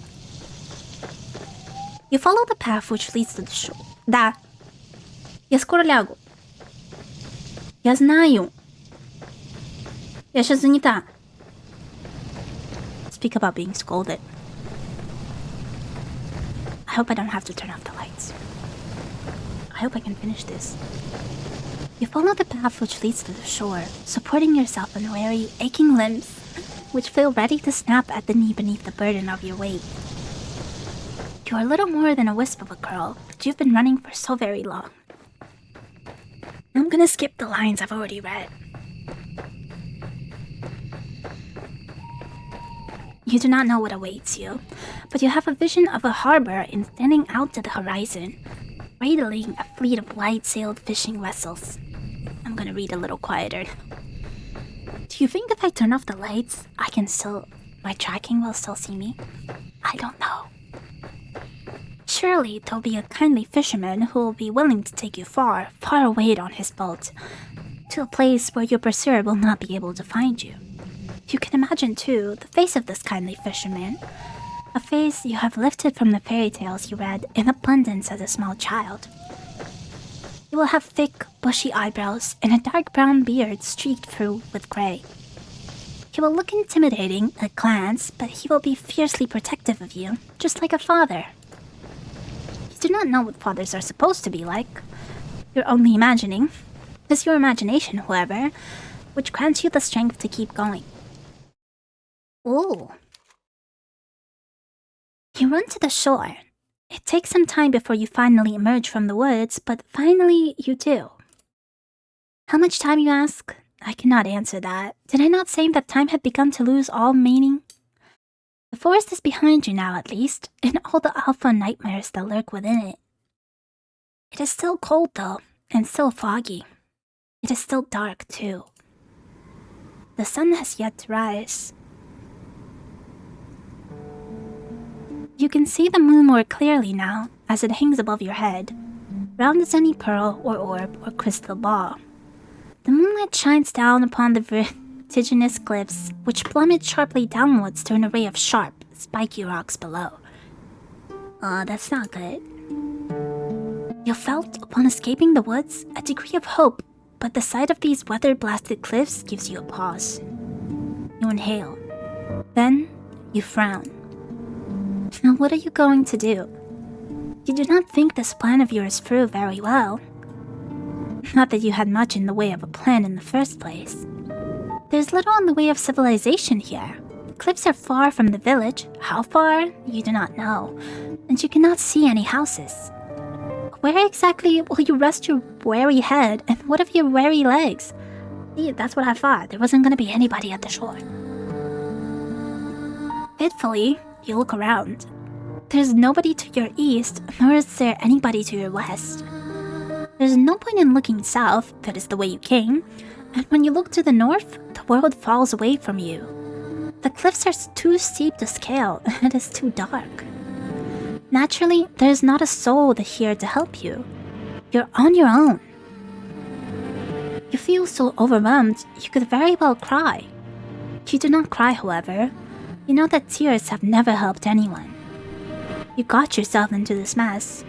Now, you need to get yourself out of it. It is with this thought in mind that you inhale a lungful of salty oceanic air. Then, you begin your exploration in earnest. You keep away from the edge of the cliffs, afraid that you might slip and take a sudden, unfortunate tumble into the abyss below. You're not as attached to your mortal body as some humans are, but you do not want to die. Fair enough. You still care for yourself, if only a little, as is only human. And it is the sense of self-preservation which compels you onwards.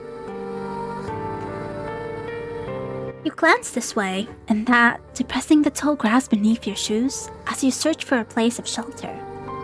Surely there must be somewhere. You could not see any likely-looking settlements, but... What is that, over yonder? Could that be a roof? A little shed? You hurry onwards, hope budding anew in your heart until at long last you reach your destination. There's a house after all, out here in the wilds, though it doesn't at a glance look very welcoming. What young maiden lives here? The solitary house that you have discovered not so far from the cliffs is rather unremarkable. It is so small and squat, you cannot imagine it contains within it more than one floor. You cannot even imagine that it contains much more than one room. Though it is dark, it is not dark enough to mask the cottage. Has something of a slant to it. It is leaning listlessly to one side, like a drunken sailor. The thatched roof, meanwhile, it's harder to pronounce words when I'm trying to speak quiet. Trying to be quiet so my mom doesn't yell.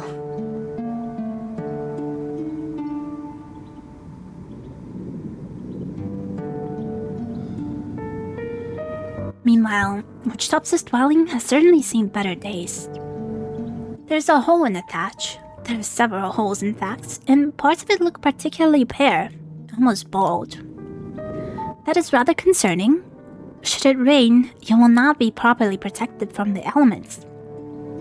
Can we really stay the night in such a place? You have some misgivings, but do your misgivings really matter? Really, when there's nowhere else to go? Yeah, something is better than nothing. It is not as though you have any other options. It is with a sense of defeat, therefore, that you approach the cottage, which sticks out of the earth like a tombstone. Part of you wants to turn back, but you know that would be foolish. The windows of the cottage are dark, but that does not necessarily mean it is empty. It is rather late at night. First, I will bring that up. Whoever lives here, if indeed anybody does, might be asleep. You cannot imagine the owners of this cottage will appreciate being roused so very late at night. You cannot let yourself worry too much about these small details, however. Otherwise, you will never get anywhere. You swallow. The taste of the salty sea breeze is pungent in the back of your nostrils. Then you rap the knuckles of your right fist on the door. You rap quietly at first, but you do not hear any resultant shuffling inside the cottage. Perhaps you did not use enough strength. Emboldened, you rap your knuckles on the door for a second time, more loudly this time. You wait a few moments, but still cannot hear anything. Perhaps the cottage is unoccupied after all. You knock for a third time, then wait. The third time, as they say, the charm, but for all that, your knocking goes unanswered. Well, nobody can say that you did not try. More intrigued now than anxious, your fingers find the handle of the door. You pull it down and, to your surprise, it yields easily. The door swings back for you, as if by magic, so there's nobody there. Interesting. It feels almost as if this was preordained. You step foot inside the cottage, which is very dark, and glance around. It is hard to see given the lateness of the hour, but the cottage's interior is about as inspiring as its exterior. Which is to say, not very. It is every bit as small and as cramped as you fancied when you observed it from the outside. There are a few cupboards which line the walls, a wood fire which has since been extinguished, and a straw pallet on the floor which must function as a bed. Your search is unsuccessful, however, when it comes to trying to locate other humans. You cannot find another soul. Surely that is to your benefit, though. If nobody else lives here, then you might as well make yourself at home. Or as at home as one can be, I suppose, in a small, crumpled cottage such as this, with holes in the roof. You close the door behind you, then approach the straw pallet. My home now? Hey, it's small, but it's a home. And we are in need of one. All of a sudden, you feel incredibly weary. The tiredness that assaults your limbs is absolute, so intense it overcomes the last of your concerns.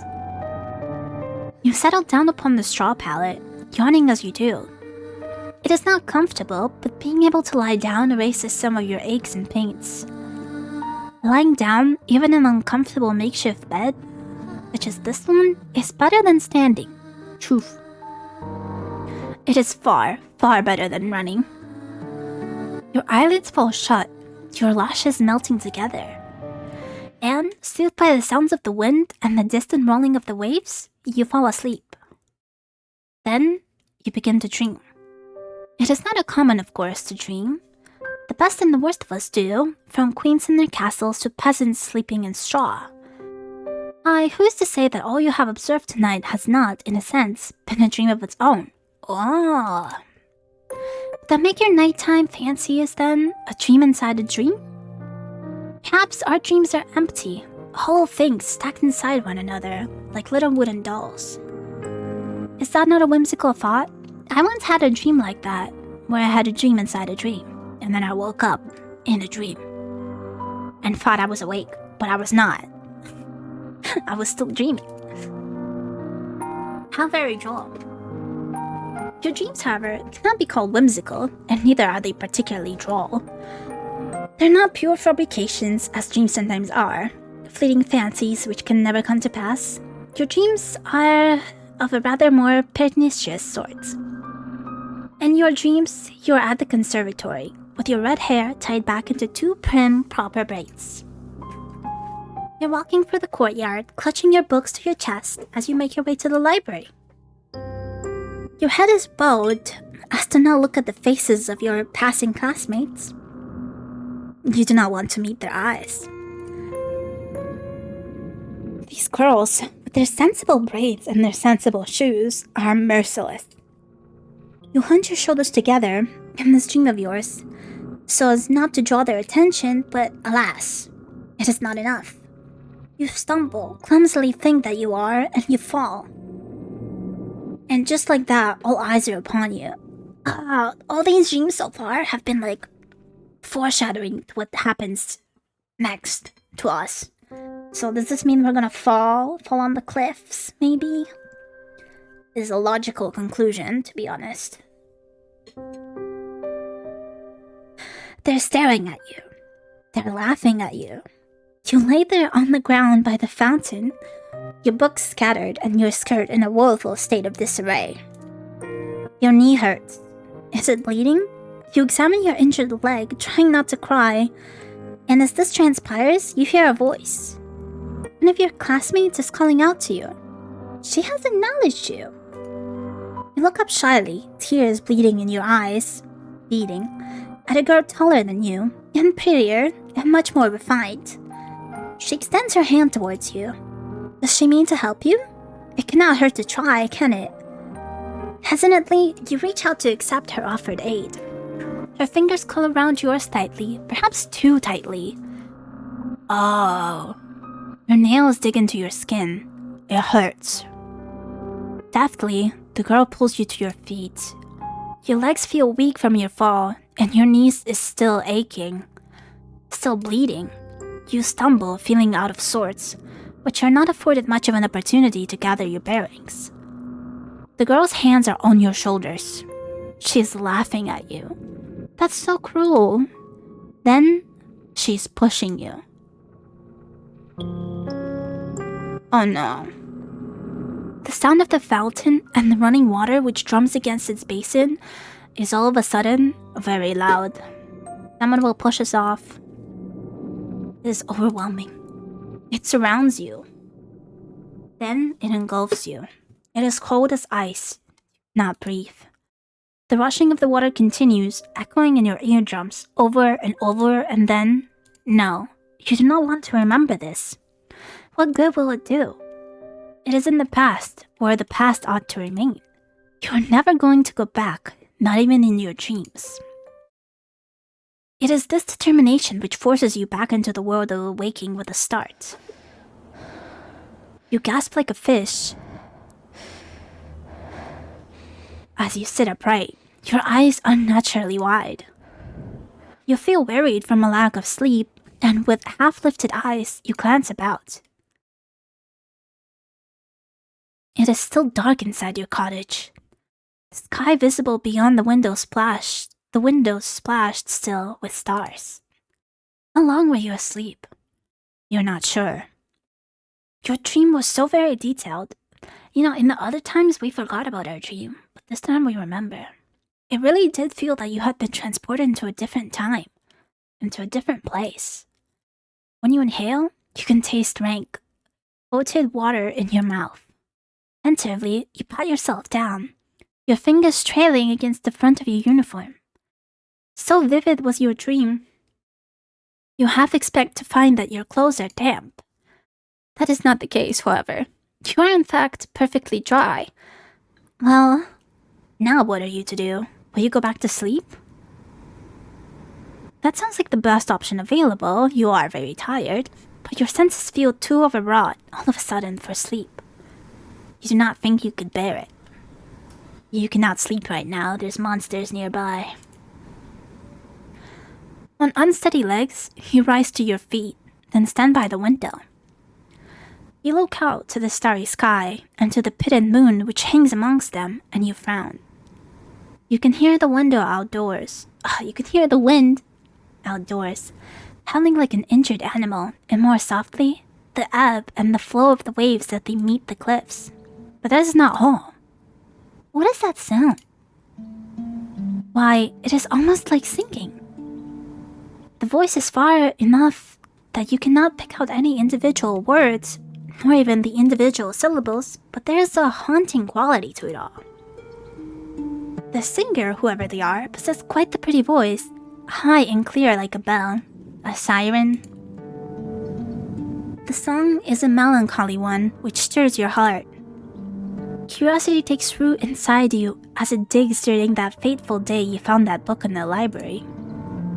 Logically, you know you should not go outdoors to seek the source of the singing, but emotionally, that is another matter altogether.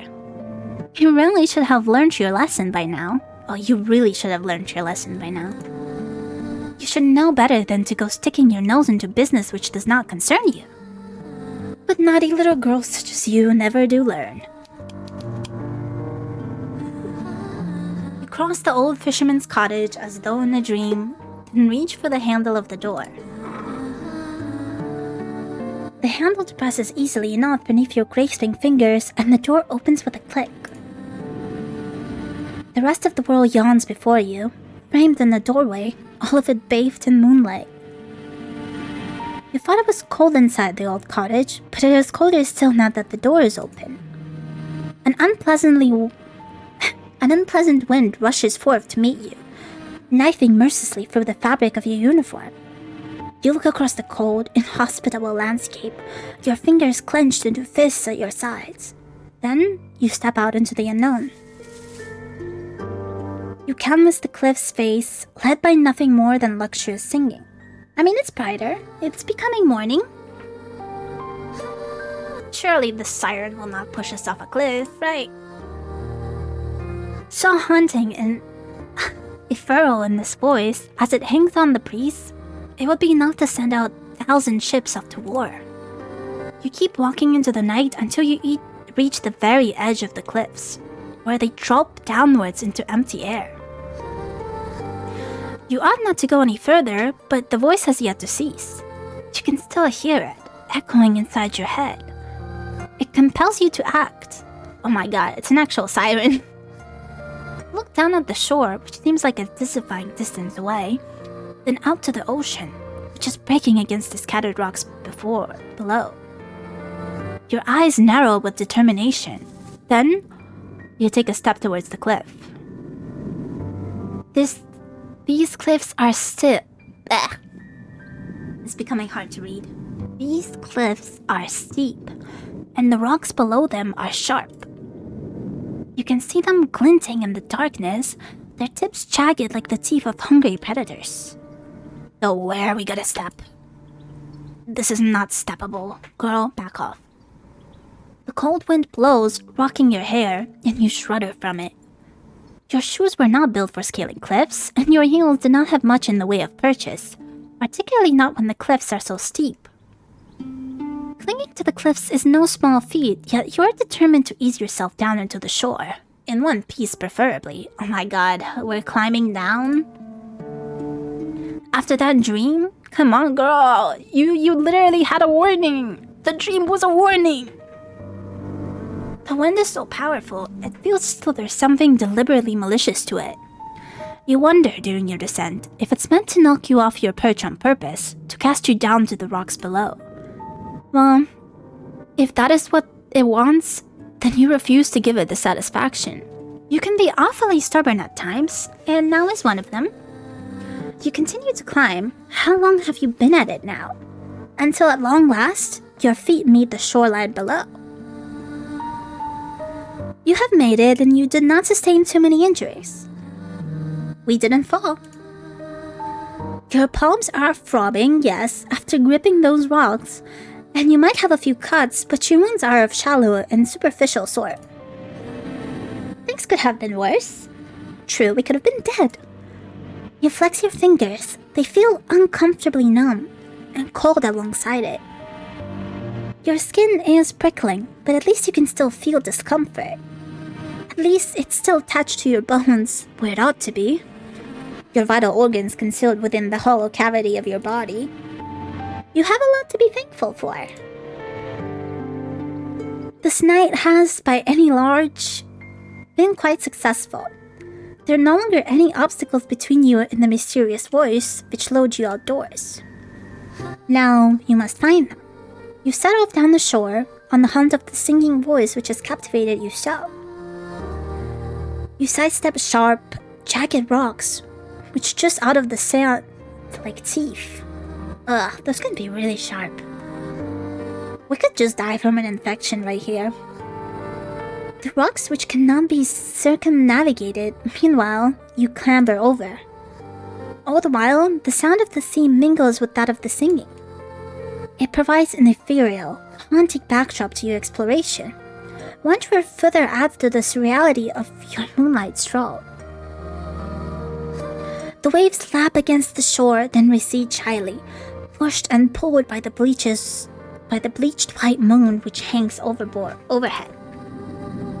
The ocean that you have seen in your library books were all blue as sapphires, but this ocean is different. It is so late at night, it looks black instead.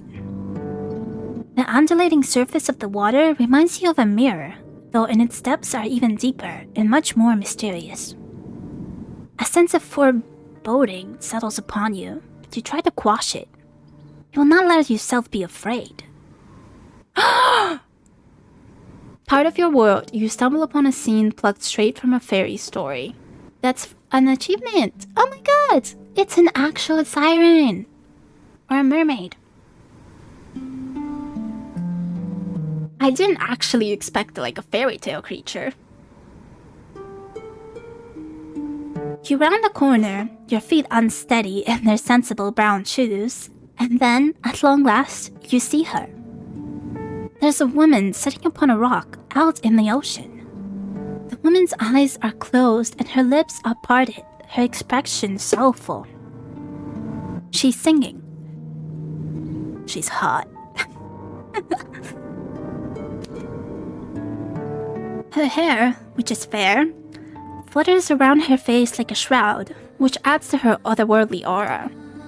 Her eyes might be closed, but her lashes are long and luxuriant like a doll's. Her lips, meanwhile, which are parted in song, are soft like the freshly plucked petals of a flower. Her face is perfect as her proportions. Her neck is tall and slender like the stem of a flower. As for the lower half of her body, meanwhile, well, it is nothing like anything you have ever seen before. It is here, and here alone, that the woman betrays your narrow human definitions of beauty, where her legs are non-existent. Rather than two awkward appendages, this woman has instead the sleek, shimmering tail of a fish. Is she not then a human? She cannot be, not with a tail like that. This unusual sight makes you gasp. How did you not catch that, Lidwick? Damn. And quite audibly at that. You do not mean to be rude, but you cannot help yourself. Humans tend to react poorly to things they do not understand. At least you do not scream. That would be even ruder. How does a mermaid sound? Oh my. You mean to observe the mermaid from a distance, but it would appear that your shocked gasp was loud enough to attract her attention. The fish-tailed vision sitting upon the rock is looking at you. Her gaze is so piercing, it feels almost as if she's looking through you. Your heart seems to stop inside your chest, as if by some manner of magical spell. You thought the mermaid pretty when you first observed her sitting on that outcrop of rock, her face turned in profile. Now she's looking at you, however. You can see that you were mistaken. She's not just pretty. She's beautiful, so much so it is almost unnerving. She looks as though she has stepped out of the pages of a picture book. She's simply too perfect to belong to this world. This time I can agree. Perhaps she's some kind of vision, a waking dream, a hallucination? But no, she's none of those things. Her tail might be an impossible thing, but its scales look slick and wet regardless, like those of any fish one might find at the market. These scales are iridescent, and bathed beneath the light of the moon, they seem almost to glow. The sight of her rather takes your breath away. You look at the mermaid, she looks back at you. You prepare yourself, expecting some sort of altercation, but the surprise soon fades from the mermaid's face. Her lips, which once were pursed in a frown, now shift upwards. She's smiling. Aww, that's a cute smile. Then she says, in her refined sort of voice, My, it really is good to see a human again, particularly a human girl. I was beginning to fear that your kind had all disappeared, and I would no longer have anybody left to tell me of the world above the waters. My, that is quite the effusive greeting. The mermaid's introductory speech is positively brimming with excitement of a sweet, girlish variety. She's rather more amicable than the fine polish of her syllables would make one suggest. You might be a well-bred lady yourself, with an accent to match, but you cannot help but feel overwhelmed. Anxiously, you observe the mermaid, and you ask her what she means. What happened? As to that, I'm afraid I cannot say. I have been sitting on these rocks and thinking for many, many nights, but nobody has come to see me. There have been no lovely humans for me to play with. I was beginning to wonder whether your kind had disappeared altogether. I feared some manner of calamity had occurred while I was slumbering beneath the water's surface, and your kind had been eradicated. You shuddered and reassured the mermaid to the contrary. You do not know about the humans that she used to speak with, but you, at least, have not been eradicated. You're still here. I'm here, that's all you need. Am I right? Let's get married.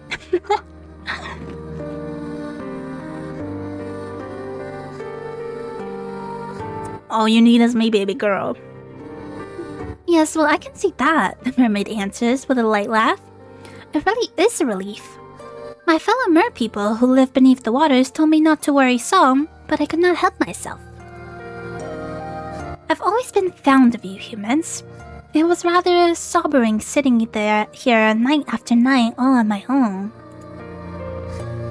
It gets so lonely here. Now, that is an interesting turn of phrase. It catches inside your head like a burr. Have you heard it before? Oh, I have heard it before. So, dear human, dear. Did you say that you're unfamiliar with these parts? Hesitantly, you examine the mermaid. Thoughtless though you might be, at times, you're not so very self-centered that you cannot detect the note of longing in the mermaid's voice. It is evident as she looks at you that she's hoping for a particular answer to her query.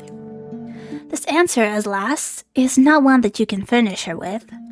You do not want to lie to her. It is after some hesitation, therefore, that you affirm your earlier words, though this time you embellish them.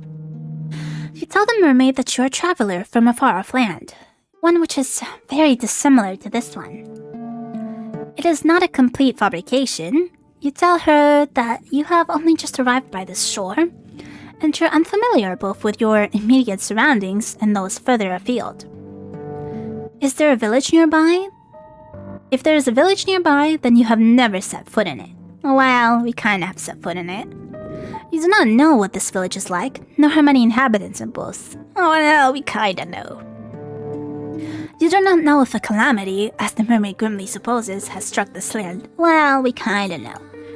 But if she fears all the humans within the immediate vicinity have been laid low by some mysterious malady, then she needn't worry overly on that score. You're still alive. Are you not, you wonder, enough to satiate Your curiosity with the human realm? Yes, that is true. You're here, and I'm grateful, naturally, for your company, although... Wistfully, the mermaid sighs. I was rather hoping you might be able to bring me some news of the nearby village, and of its inhabitants. This makes you wonder, was there a particular person from this village she was close to? So you were able to work that much out, the mermaid answers. You're an intelligent one, aren't you? Your past professors would beg to differ on that score. You were always awful when it came to academics, mathematics in particular. Me too, girl. Me too.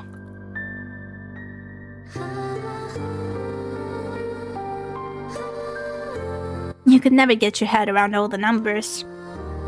Your certain stony-faced maths professor used to despair in you. But she's not here. None of them are here. It's just you now, and the mermaid, and she does not need to know about your dismal academic record. You allow yourself a small smile, touched by her compliment, and tell her that it was nothing more than a lucky guess. For a guess, it was remarkably accurate. You're quite right. I did have a close friend from the nearby village. She was very dear to me. Internally, you congratulate yourself on this piece of detective work. How very clever you are. There are many humans in this world. Of that, I know. The human who spoke with me, however, was special. She was my human. You do not fail to catch the possessive note in the mermaid's voice. Oh? And I cherished her dearly.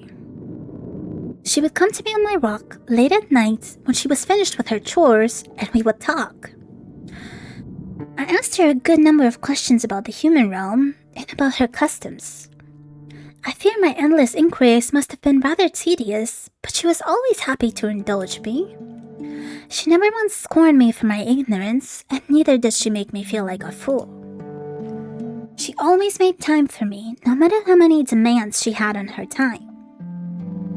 She was a farmer's daughter, and she was awfully busy from dawn until dusk. Threshing hay and taking the animals out to pasture. She's probably dead. Sorry to say that. She's dead as hell.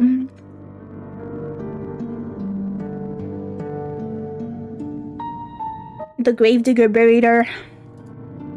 She told me of her work, and I marveled at her. Slender though she was, she possessed a truly tremendous amount of strength. I, who have lived in the ocean all my life, cannot countenance working as hard as she did, but she bore her burdens without complaining. She was not the prettiest human who has walked the earth, but that mattered not to me. Her conversation was engaging, and I knew, through our continued encounters, that she meant no ill will. She did not have a single drop of malice in her heart. The wistful manner in which the mermaid speaks of her friend makes you feel, for a few brief moments, a flicker of some ugly, primordial emotion. Could it be jealousy? Oh. It is painful, isn't it, to hear others wax poetic about those they hold dear, particularly when you yourself have never been regarded in so intimate a manner. Oh, you have, for many, many years, been woefully alone. That's okay, girl. Me and you. Me and you. But you're not alone now. You're with the mermaid, and she's with you. And though she might prefer to be in the company of an industrious farmhand, the farmhand is not here. Where did she go?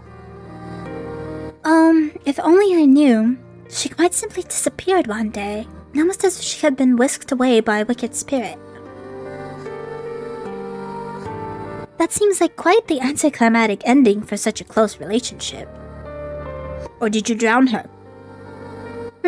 Did you drown her? Are you the spirit that took her away? Did the farmland not tell her companion beforehand that she might one day disappear? No, she did not. Nothing of the sort happened. It was all very sudden. So you ask, feeling affronted upon the mermaid's behalf, did she not give you any warning? Not a single one. And when you ask, did she disappear? I do not know in truth. Time is a strange concept to beings such as myself, particularly as it seems to ebb and flow differently both above and below the surface. You humans have a strange compulsion to pin down and to place labels upon everything. You have names for your seasons and for your months and even for your days of the week. It is all very precise. We merfolk, however, do not bother with such affairs, perhaps because we live for so much longer than you humans do. We have no need to obsessively document our days, not when we have so many of them at our disposal. This curious remark catches your attention. How long exactly do mermaids live for? The mermaid does not look much older than you do, but you cannot help but wonder.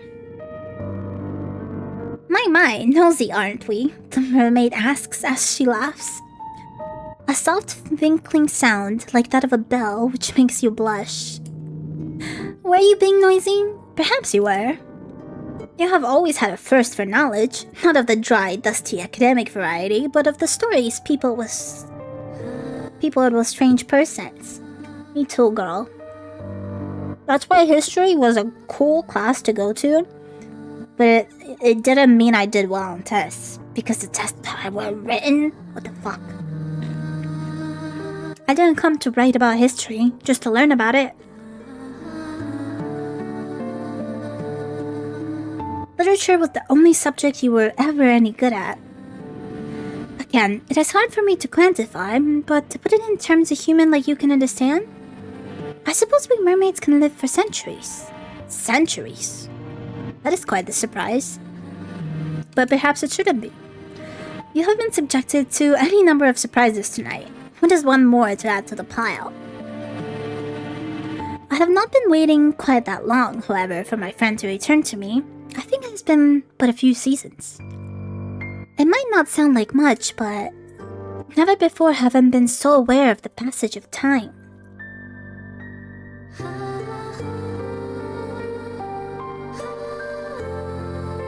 I have experienced any number of wants during my life, but I have never wanted anything quite as badly as I want to see her. Man, how am I supposed to get this baddie if her heart is taken? I wish she would sit with me and she would talk to me just one more time. But perhaps I'm asking for an impossibility. I've been waiting for long enough now to presume that she will not be returning to me. I fear that something must have happened to her or to her family, or perhaps to her whole village. You can hear the worry throbbing in the mermaid's voice, so potent that for a few moments you swear you can feel the depth of her sorrow. My voice is giving out. The depth of her sorrow within your own breast. Her sadness over this human girl is deep, dark thing, almost fathomless. You cannot let yourself indulge it for too long. Otherwise, you fear you might drown in it. Drown. Ruefully, you tell the mermaid once more that you cannot help her. You're only a traveler after all. What do you know of a single, insignificant farmhand in a nearby village?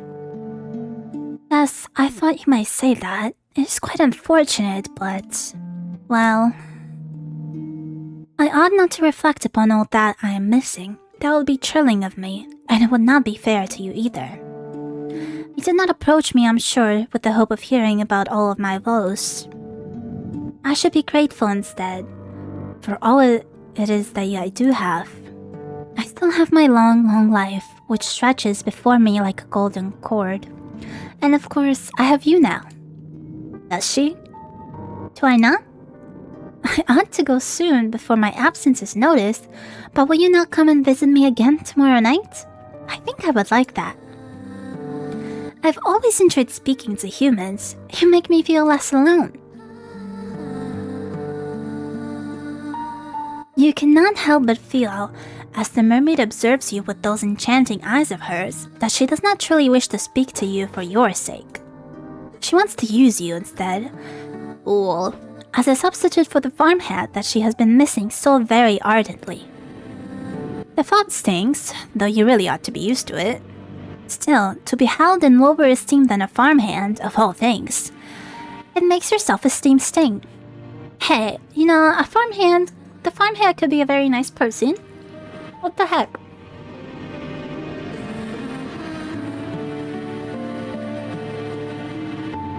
You try to let the mermaid notice this, though. You try not to let the mermaid notice this, though.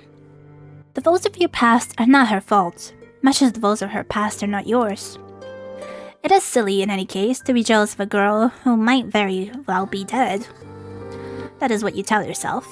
It is the only way to prop up your bruised sense of self-worth. You would, you tell the mermaid after a pause, like to see her again. You would like that very much. Oh, thank you. I've been feeling very gloomy for quite some time, but seeing you has invigorated me. What am I gonna eat? Girl, I haven't eaten. I haven't slept. I'm kind of cooked. I'm gonna die.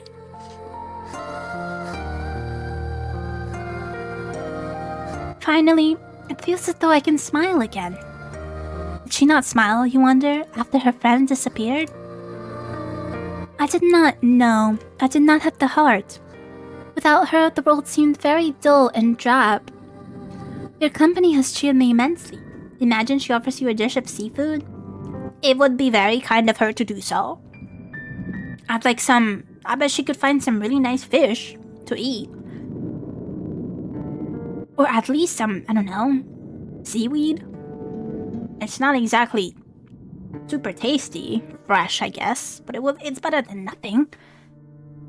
She has to eat something, after all. She must eat other fish or plants of some kind. Your company has cheered me immensely. This is why I like humans so much. You're not callous and unfeeling, like the merfolk who live beneath the water's surface. You're much kinder than they are. Oh, if only she knew. Not the fish. If the mermaid was aware, I wonder, of how petty you are, and how jealous, would she still care for you? Well, that is neither here nor there. You agree to meet with the mermaid come sundown the following night, then make your slow, stumbling way back up the cliffs, then to the cottage you have purloined as your own. Once indoor, you settle down upon your pallet, and then you close your eyes. The sighing of the wind outside and the distant roiling of the waves against the rocks do not disturb you. You feel, after your midnight encounter of a marish kind, quite at ease, perhaps prematurely so. What happened to the icy fear which prompted your frantic flight through the forest? Surely, I'm not gonna wake up to something bad, right? She can't get me out here, I'm on land. Where has all that gone? Do you not think you're being a bit complacent? I do so. I very much do so. No? Yes. Oh well. Oh my god. The MC. Please. You will. Okay. Damn. Threatening much?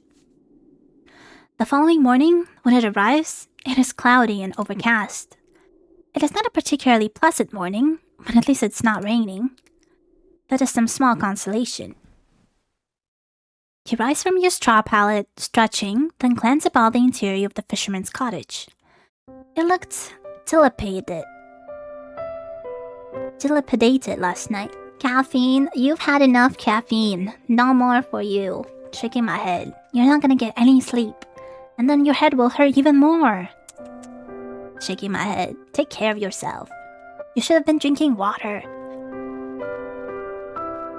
When much of it was obscured by the shadows, but it looks even more so when subjected to the morning light.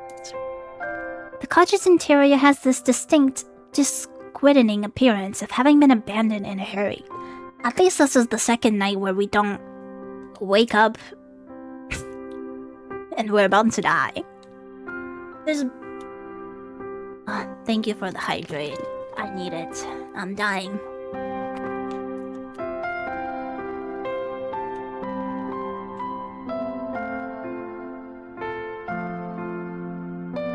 I have refreshingly chill water.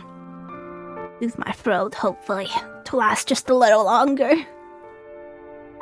There's broken pottery strewn upon the ground, and the singular wooden chair, which once must have stood by the singular wooden table, is lying on the floor. The doors of the cupboard, meanwhile, are ajar, the shelves within depressingly bare. A quick search reveals a handful of edibles, but there's precious little to be getting on with. Oh, we got food. If you wish to live here comfortably, you will have to look into foraging. You ate very little last night, and your stomach is empty. It was the malcontent ramblings of your stomach, in actual fact, which roused you from your slumber. But your body seems to be very far away indeed, much like the grey clouds which choke the sky. You're not thinking of your own physical discomfort. You're dwelling, instead, upon the events of the night prior. You cannot help but think of the mermaid. Did you truly meet an aquatic maiden last night? During your nightly stroll when you could not sleep? It sounds unreal, especially now that the sun has risen and the shadows from the night prior have dispersed. You cannot quite believe it. It must have been a dream. But why then can you recall it so clearly? Was it a dream?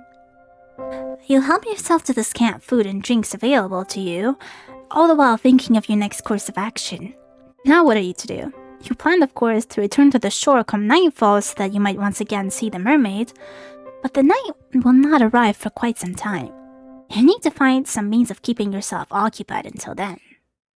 The uninspiring interior of the cottage does not furnish you with any particular ideas, so you decide to go for a walk. Hey, we could fix up the shed. Your soul still ache after your exertion last night, but if you go slowly, you ought to be alright. That is what you hope, at least. You do not want to spend much longer than you have in the fisherman's cottage, no matter how cold it might be outdoors. It's almost as cold inside as it is out, and in any case, the cottage is far too small. You leave the cottage behind you and set off. You do not know where exactly you're going, but you suppose it does not matter overly much. You do not have any particular destination in mind. Or forage for some food? Try to catch some fish? I don't know, with our hands? That's gonna be awfully hard. Your meanderings lead you to the cliffs, which are steep and sharp. Maybe there's some oysters. Oysters will be easier to catch. And maybe you could dig in the sand and find some crabs. The drop to the shore is a perilous one. So much so that you have to wonder at how you were able to descend the cliffs the night prior to meet the mermaid. You're rather more determined than you ever realized, though I of course could have told you that much. You're surprisingly capricious for such a small, slender human. I know, you've been telling me so, narrator. You walk along the side of the cliffs, keeping a sensible distance away from the drop to the shore. You might have survived last night's excitement unscathed, but you do not fancy trying your luck. It would be so like you, really, to were to drop to your death in the darkness, only to stumble during the morning light and take an irreversible tumble. Your fortunes have never been the fairest. Oh, your meetings along the cliff reveal you all manners of curious flora. Berries, maybe? You thought the night prior that the cliffs were weather blasted, but you can see now that your assumptions were incorrect. There are flowers here, very warm and bright, like the sun's light during summertime. Or you think, with a flush of pleasure, the fair hair of the mermaid whom you are certain you spoke to last night. These flowers are so very like her hair, it is uncanny. You step towards the flowers, drawn towards them, and sink down to your knees. The tall grass brushes your ankles like a caress. The morning's dew wetting your skirt. Like a caress? Your clothes are getting damp, as are your legs, but you care not for this minor discomfort. You have just had an idea. Why not make a gift for your new friend? A flower crown? You're sure that she would appreciate it. Why would she not? She told you in a voice which was steeped with dollar that she had been feeling lonely. You want to see her again. And when you see her, you would like to make her smile. It is with this thought in mind that you begin to pick the flowers which are growing upon the cliffside. These flowers do not have any thorns, and their delicate stems snap easily enough between your fingers. You take care when plucking these flowers to leave a substantial amount of stem intact. You will need stems so that you might twine the flowers together. Yeah, we're making a flower crown. You mean to make for your mermaid a diadem, something she'll be able to wear in her hair. This tiara is certain to suit her. She's so pretty, anything would suit her. Okay, down bad, huh? You continue to work, slow and steadfast, as the weak sun shines. It takes time, but you're eventually able to fashion something you're satisfied with. You only hope the mermaid will feel similarly, if indeed she really does exist. Carefully, you pocket your makeshift diadem, then decide to forage for some food. You discover during your search some fruit trees whose sweet burdens are enough to fortify your spirit. Whole fruit trees, damn, we're set. We're fine. We're living. For the present, at least. It is fortunate, really, that you're so excited about your moonlight rendezvous with the mermaid. If you were less focused upon the future and felt more in the immediate present, you might have more of an appetite. The emptiness in your stomach assuaded. You return to the cottage where you mean to wait for the setting of the sun. There's very little to do, you soon discover, in the cottage other than checking the cupboards and sweeping the floor, occupations which both felt depressingly pointless. There are no books to read either, with which you might pass your idle hours. You do, however, busy yourself with trying to light a fire so that you might ward off the cold. The time is horribly slow in passing, in part because you have precious little to do, but also because you cannot stop thinking of the mermaid. Will she really return to the shore as she said she would? Can you truly trust her? Good question. Oh, you hope that you can. What? I don't doubt that part. If she were not present at your designated meeting place, you think you would die from disappointment. The seconds continue to trickle by, unchecked by any hourglass, and as they do, the sun sinks beneath the horizon. Part of you worries, however, that it might still be too early to search for the mermaid. Will she be there yet?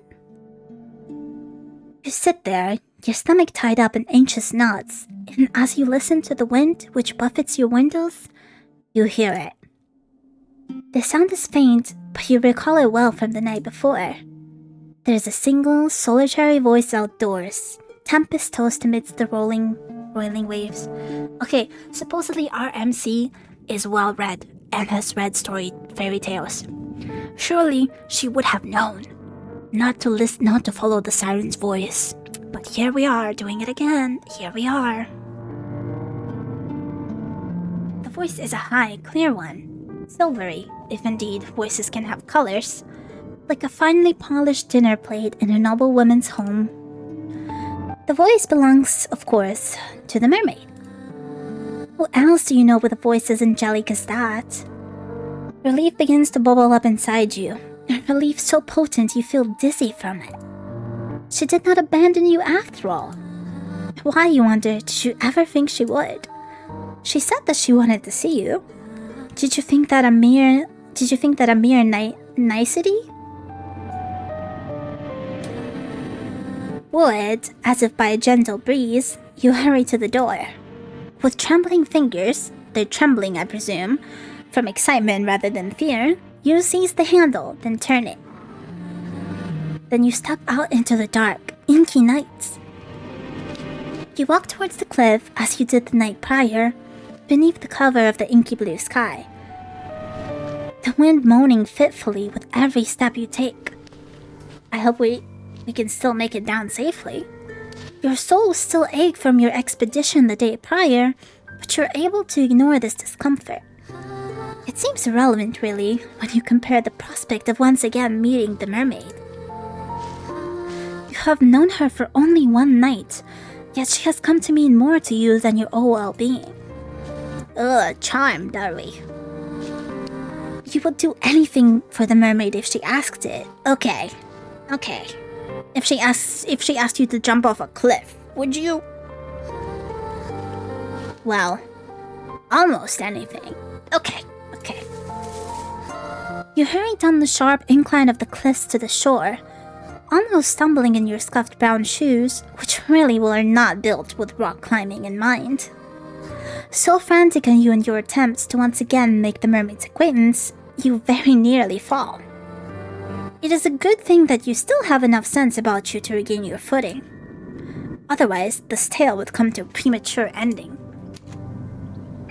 Eventually, you make your way onto the shore, then approach the jagged outcrop of rock where you last saw the mermaid. Like the night prior, the mermaid is perched upon these rocks, her fair hair curled about her shoulders. When she sees you from across the shore, she ceases her singing, and her eyes light up. Or at least, they seem to. So you have returned to me, my hero, the mermaid says, and then lightly she goes. Or perhaps I should say, heroine? Hey, hero's fine, honestly. Because I don't like saying heroine. Her praise makes you blush. You do not feel worthy of it. Nobody has ever called you a heroine before. You do not even think of yourself as a heroine. If a story were made about you, you'd rather think that you would be a supporting character, one without her own voice. You're not interesting enough. Mermaid seems to think that you are, though. She's staring at you delightedly. As though you're the one person in the world she most wishes to speak to. The thought makes you tremble, but not as much as the mermaid's gaze. Gazing straight into my heart. You tell the mermaid that you do not think you are so very brave, but she dismisses your awkward remark with a laugh. I think you are. I saw the way you scaled those cliffs. I thought that was very heroic. Oh? So she saw that, did she? Then did you see how you slipped down the cliffs, grazing your palms in the process, and how you very nearly fell? Probably. You have never been the most graceful of girls. But to have your failings exposed before being as poised and as perfect as the mermaid, it stings a little bit. More in fact than the resulting grazes on your palms. Those sting bad. I just remember grazing my palms after falling from a bike or rollerblades. You tell the mermaid that there was nothing so very heroic about all of that. You were simply excited, that is all, to see her again. You weren't thinking. Well, that makes the two of us. I was excited to see you again. She was? Naturally. That word again. I had a very good time speaking to you last night. I had hoped that we might resume our correspondence. It's been 3 hours. It's been almost 6. That is why I came to the rocks a bit earlier than usual. I was waiting for you. Did you hear my song? Yes, you reply with a nod of your head. You heard it all the way in the abandoned cottage. It called out to you. That was the general idea. I was singing for you. She was? You do not think that you're worthy of the mermaid's song, but if she does not mind dedicating her voice to you, then... Well, who else would I dedicate my voice to? There's nobody else to hear me. That is a good point, you suppose. Shyly, you look back at the mermaid. You thank her for her song, and it was very beautiful. Then tell her before you can lose your nerve that you have prepared a present for her too. Oh? Have you really? You have. It's a small thing, nothing more than a silly trinket, but if it would not be too much of an imposition, then... With clumsy fingers, you reach into your pocket. For a few moments, you fret that your near fall down the cliff might have damaged the delicate chain nestled within it, but your worries are in vain. The chain is surprisingly sturdy, given it was made with only a few flowers, and it has held firm against the odds. You handle the chain with great care all the same, however, as you hold it out, presenting for the mermaid's approbation. It was for the mermaid that you fashioned this chain. You thought it would look nice nestled in her hair. Okay. My voice is really struggling. Hurry it up. I get it. I'm giving her the crown. You were pleased with the chain when first you made it, but after looking at the mermaid, you have begun to reconsider. The mermaid's beauty is otherworldly. Oh, come on. Comparison is a thief of joy. So much so, it almost hurts to look at her. Your flower crown, by comparison, seems a very meager offering indeed. The longer you hold your gift out, the more unworthy it feels. You have half a mind, as the seconds elapse, to snatch your silly, wholly unworthy gift back from the mermaid before she can judge you too harshly. But the mermaid's lips curve upward into a smile, in a voice so full of gratitude it makes your heart throb. She says, "Oh my, did you make this for me?" "Well, yes," you reply, still feeling a little flustered. "You saw these flowers earlier when you went for a walk, and they made you think of her." Not, you hasten to add, that you think her beauty is comparable to these flowers. They are far inferior when contrasted with her good looks. You simply thought, you are unable to get the rest of the sentence out. Oh my god. However, because the mermaid interrupts you, not rudely, but with something resembling compassion. Is this Riz, chat? Perhaps she pities you. She must be able to hear how your voice is trembling. Can she also see the way your hands tremor? Oh dear.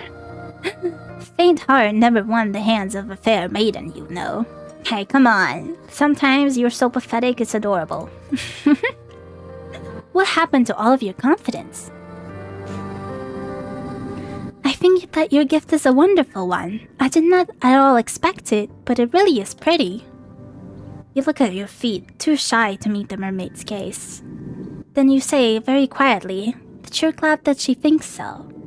But she does not need to spare your ego. You have precious little of it left as it is. The mermaid seems touched by your shyness. Perhaps she likes her prey to be self-conscious. Her prey? Her prey? Because she smiles. I'm not simply saying things to spare your ego. I'm not like that. Humans might spout platitudes as easily as they breathe air, but I do not compliment others unless I truly mean it. Is that not the point of speech? To have an honest dialogue with one another? Or is it to deceive? Or is it to deceive? I'm still not so convinced. I met two beautiful ladies before, and they said all the same things you do. If one party in the conversation is withholding their true intentions, then conversation is impossible. Playing games is a waste of my time, particularly given my time above the surface is so very limited. Oh. You blush at this, more deeply still, and survey the mermaid beneath the full fringe of your eyelashes. Then, she really does like it? Did I not just say that? You humans are so very funny. What with all of your second guessing? She was like that too, in the beginning. She? My friend. The mermaid's answer is a simple one, but it makes your stomach clench regardless. Come on! Let her go. Forget about your ex. You have me now. Ah yes, her friend. How could you have forgotten about her? She used to make me gifts too, you know. Gifts like this one. She would pick flowers on the cliffs over there, where I could not tread. The mermaid gestures with one hand to the cliffs, which tower above the shore, tall and imposing, although to stop at the sky above. Yet she would fashion them into crowns like this one, and bracelets. I was appreciative of her tokens, though she was similarly shy when she first presented them to me. She did not seem to think very much of her handiwork. You and her are remarkably similar, really. I do not want to be compared to your ex, man. There's no ill in the mermaid's voice, but her words have rather taken the wind out of your sails. Of course, the cowherd gave the mermaid gifts. Why would she not? The mermaid is beautiful. She's so very beautiful, like a tutelary goddess. She seems to invite tribute simply by existing. Okay, quit worshipping her. Were you more religious? Or more irreligious, maybe? You might even consider worshipping her. Just as I say, quit worshipping her. Though, in an essence, is that not what you were doing with your flower crown? How silly of you to think that your idea was an original one. I might be accustomed to gifts, but it has been a long time since any human has bequeathed me with anything. This is a pleasant surprise. I'm truly thankful for your kindness, dear one. Dear one. I don't think anyone can ever call me dear one after this game. The mermaid leans forward on her rock so as to pluck the circlet from your fingers. Her benevolent smile all the while is unwavering. And now that I look at your gift more closely, I rather think it is of a superior quality to the gift my old friends once gave me. Now, this is enough to make you start, if the touch of the mermaid's fingers upon your own was not. Could your silly gift really be better than those she once accepted? I don't know, seems like she's stroking our ego. I think so. My friend's chickens were all rather clumsy in execution, though I cherish them nonetheless. They were precious to me. They did not last for very long, though. Now, when I took them with me to my home beneath the ocean, the waters soon ran the fragile links between the flowers' stems asunder. Your diadem, however, seems more sturdy, but it is, by the same token, very delicate. You must be very good with your hands. Oh, I'm very good with my hands. You think back briefly on your disastrous sewing lesson in the past, of your numerous failed attempts to thread your needle. While the other girls giggled at you and you blush. You think the mermaid's praise might be a touch too effusive. You tell the mermaid as much, but she only laughs. I do not think so, no. The mermaid places your floral trinkets upon her head, over her long fair hair, then surveys you in a manner which seems almost coquettish. Cute. What do you think?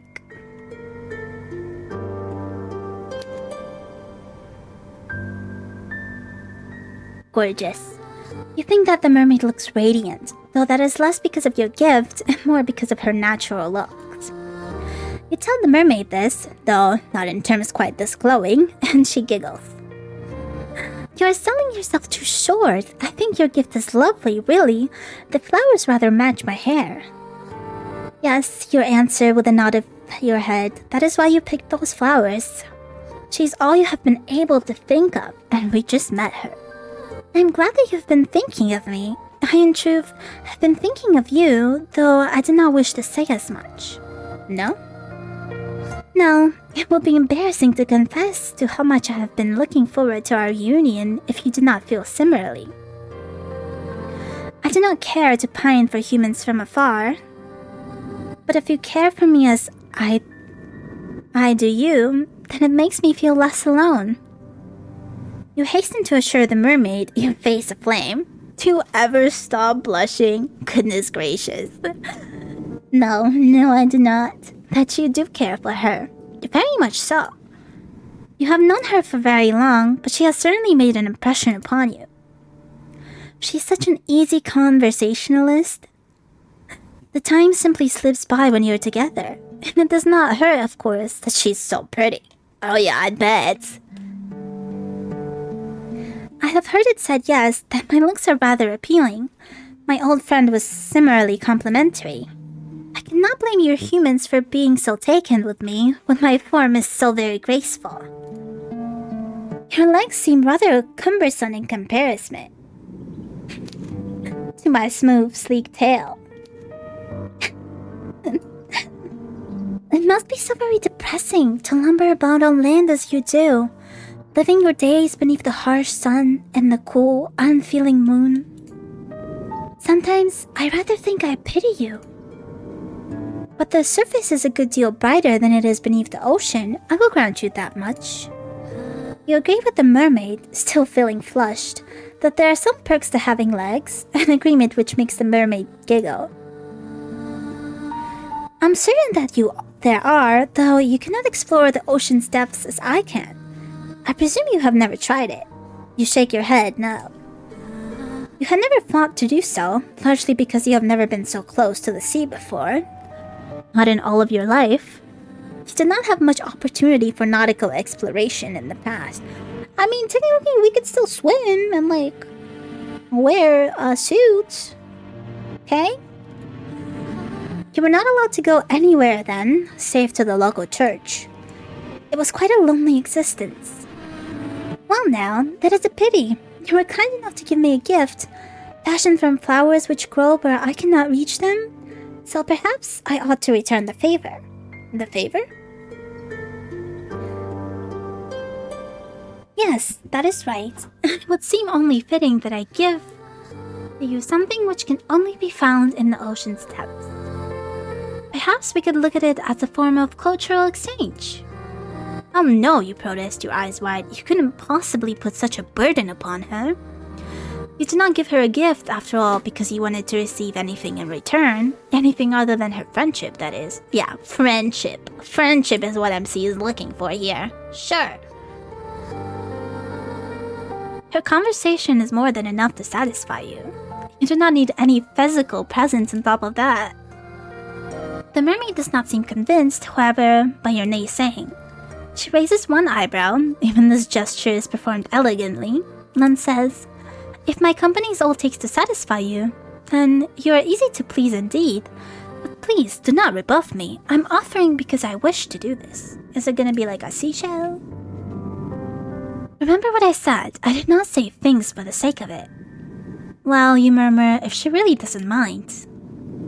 Of course I do not mind. Now wait there. I will not be very long. It would be rude to abandon my new friend in the midst of a conversation. The mermaid turns her attention towards the clear, mirror-like water, which shimmers beneath the moonlight. Then she dives. Her body arches elegantly through the air, her long, slender limbs gleaming through the surface of the water with nary a ripple. The mermaid's face is first submerged, then her torso, and at long last, her tail. The water rushes forth to envelop her as though it has been waiting for her. It subsumes her. It swallows her. Then she disappears from view. The mermaid is gone, but you're still there. Well, now what are you to do? There's nothing that can be done, you suppose, save waiting. You stand there for several moments, watching the black water lap against the shore. The breeze howls mournfully. It must be so quiet without her. You know? Just alone at the sea. Only with the waves crashing. Like a wounded animal as it buffers your hair about your face and your torn skirt around your legs. Time elapses, but how much of it? While you stand there, fretfully, feeling as ostentatious as a maypole. When will the mermaid return? Will she ever return? You're starting to worry. Is that all you do? Yes, that is pretty much all I do too. Just worry. Look, over there, by the rocks upon which the mermaids once sat, the water is rippling. It looks as though your new friend has returned. The mermaid pulls herself onto the rock, using a surprising amount of upper body strength, then smiles at you. I apologize for the wait. I hope I did not make you worry. You were worrying, but you're not half so honest as the mermaid. Mermaids might be spoken of as devious tricksters who lure sailors to their deaths, but they are, in actuality, very sincere. So she does know about the tricksters who lure sailors to the death. She does know of the danger. Okay, she's just too down bad to do anything about it. They're much more sincere than most humans. Perhaps that is why your kind fears them so. There are few creatures who inhabit this world whose capacity for lying is greater than your own. You tell the mermaid that you are not worrying, and she answers with a wry smile. I'm not so sure about that. The mermaid is willer than you are giving her credit for. She has seen straight through you. But no matter, it took me some time, but I was finally able to retrieve for you gifts. I do not have the means to turn this into a pretty piece of jewelry, as you did with the flowers, but I wish to give it to you nonetheless. I do hope that you like it. The mermaid leans forward and holds her gift out towards you, her slender fingers unfurl about like the petals of a flower being folded back in a shell. Of course. Oh, what a pretty gift it is. The ocean may be dark and deep, cold and unfeeling, but the same cannot be said for the object which glitters upon the mermaid's palm. She has fished from the depths of the water a beautiful shell, one which shimmered prismatic colors beneath the moon's light, much like the scales on her tail. The shell is so very pretty, it quite takes your breath away. You look at the shell worriedly, your teeth biting your lower lip. That is a bad habit, you know. You will make yourself bleed. Then ask the mermaid if this is really alright. Would a gift like this not be wasted on you? Of course not. I want you to have this shell because it makes me think of you. It does? How so? I thought it should be obvious. The shell is a lovely find. As are you. Oh. Did she just call you lovely? Surely you must have misheard her. You can scarcely believe it. It is an awful lot for you to take in. It is an awful load for my little heart to take in, but... Now, why are you gawping at me like that? The wind will change, you know, and then your face will be stuck like that, which would be quite a shame.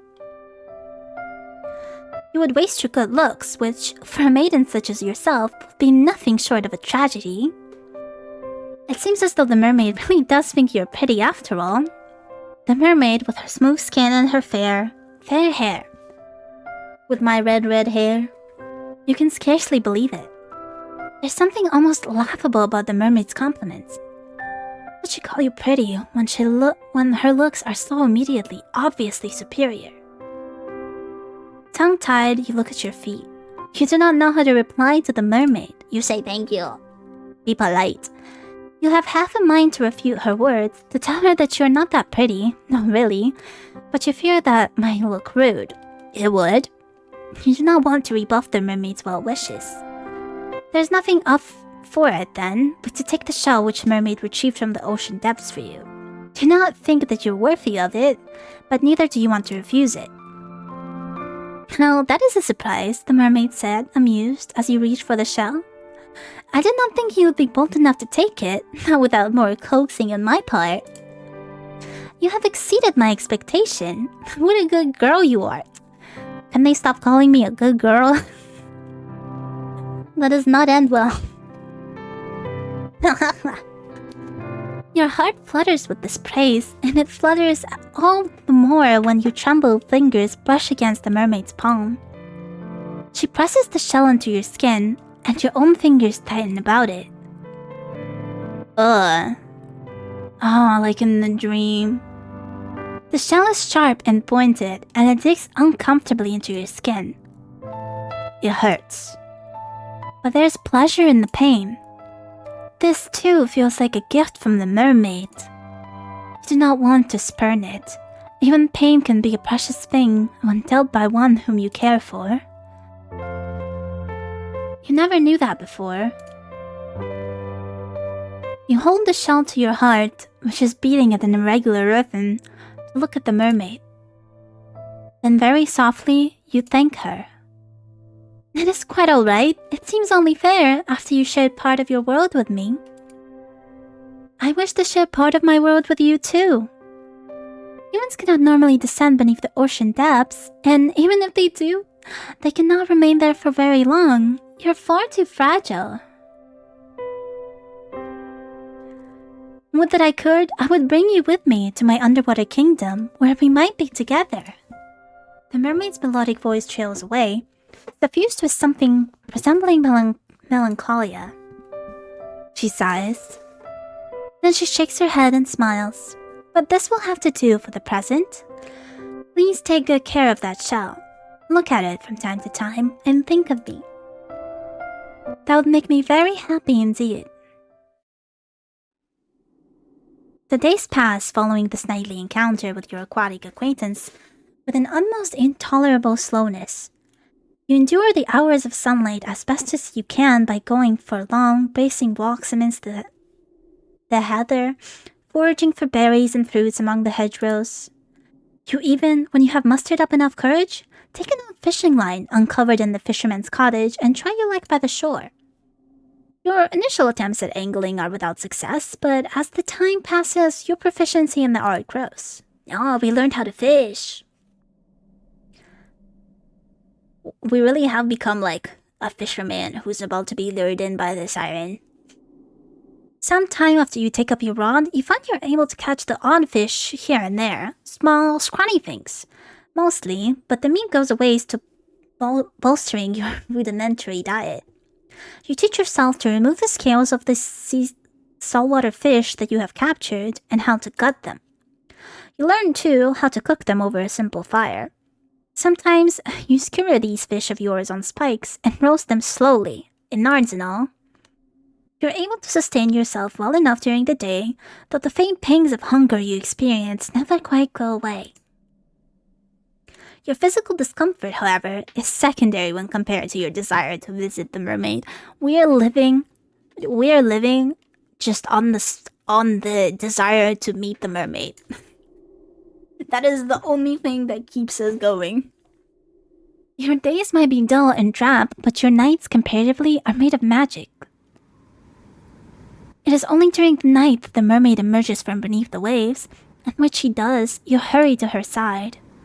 You have never before had anybody who took so great an interest in you. Not until you met the mermaid.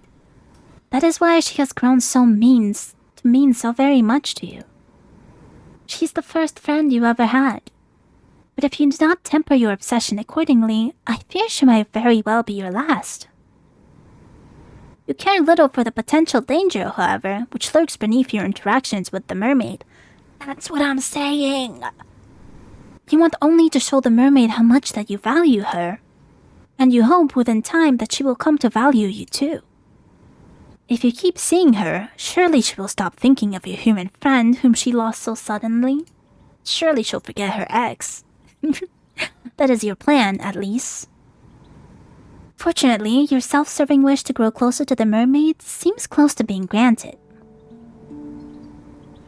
Your nightly conversations when you greet her come easily enough, the words tumbling from your mouth like Fred. You have grown rather comfortable in the mermaid's company, and she yours. She must have, for it is not long after you bequeathed your diadem of flowers to the mermaid that she looks at you, then posits a curious question. I was wondering, dear one, whether you would mind indulging me. I know this might not seem like an appealing proposition, but I would thought it would be reminiscent of me not to ask. I have seen some of your world, for I have sat on this shore for many, many nights hence, but you have seen nothing of mine. It seems unfair that I should know some of the world that you inhabit while you know so little of my own. So, would you care to come with me beneath the ocean's waves? There's much that I wish to show you. Sights that cannot, I fear, be accurately represented in language alone. But you know I cannot. Acquire gills. If I could, I would. Words can be awfully stifling when it comes to the communication of experiences such as this. It is quite the florid speech, but at the heart of it beats a simple enough request. The mermaid wishes to bring you beneath the ocean's surface so that she might show you her home. Sounds nice, but how? You're flattered initially that the mermaid wishes to show you something so personal, but after this flutter of flattery there comes an uncomfortable sense of unease. The mermaid might feel at home beneath the water's surface, but what of you? You're a human girl with two awkward, ungainly legs, and you are not made to live under the sea. You frown and mistrustfully you look at the ocean. It is late at night. It is also incredibly cold, you know? It's not that you can't even breathe there. It's also like freezing. I assume, especially at night. you literally freeze to death. As it always is when you speak to the mermaid, and the water does not look blue. It appears instead to be obsidian. The waves moan as they break against the rocks, which jut out of the shore like a mighty dragon's bones.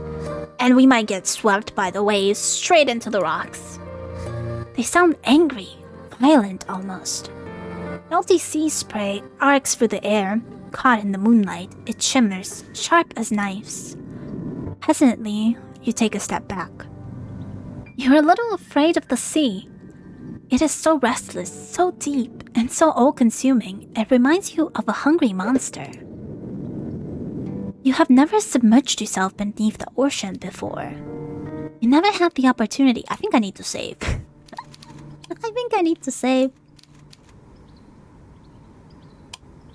You do not even know how to swim. You're fearful for your own safety should you consent to dive beneath the...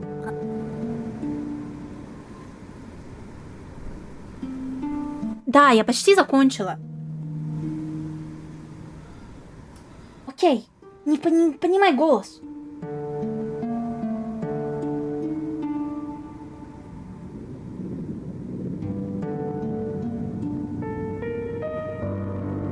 Okay, so like, I got scolded.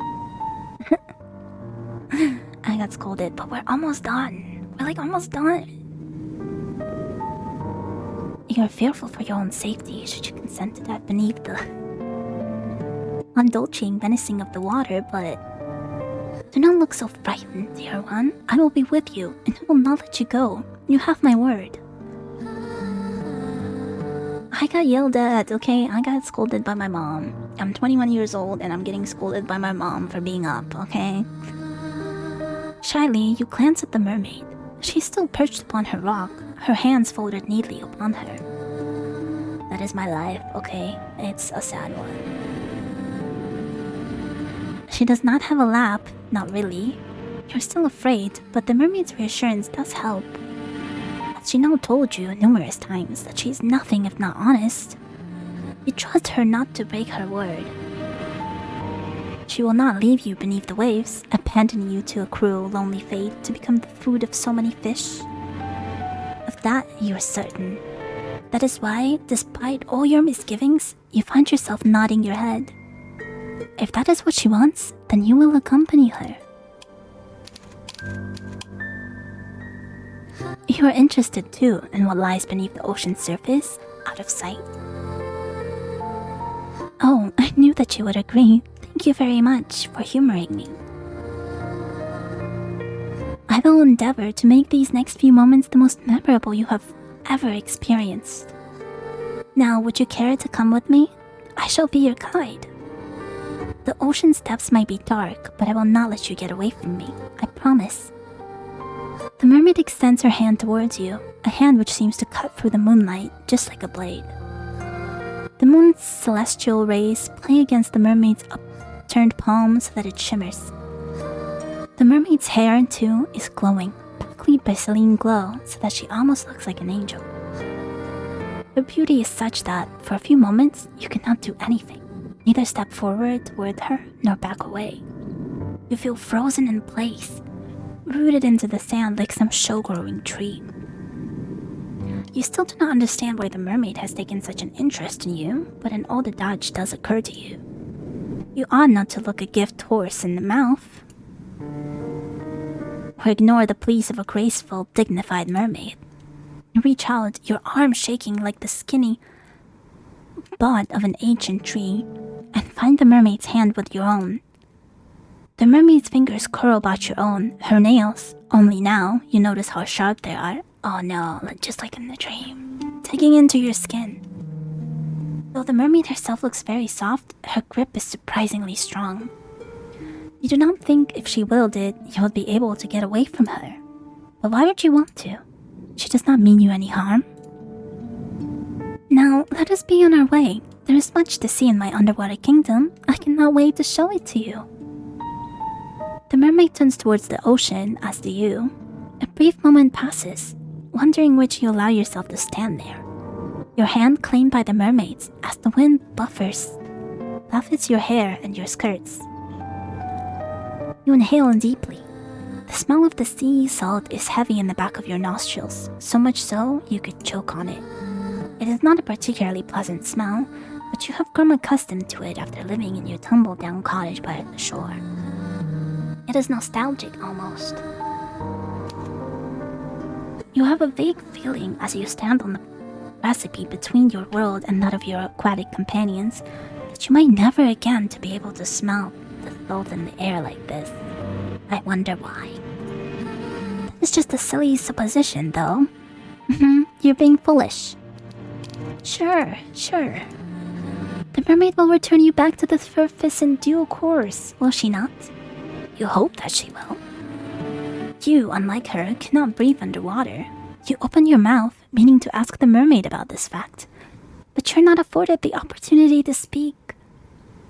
The mermaid has already shifted, her fingers still twined about yours. She dives forward, her body slicing through the surface of the water like a knife, and you, inexorably, are dragged along with her.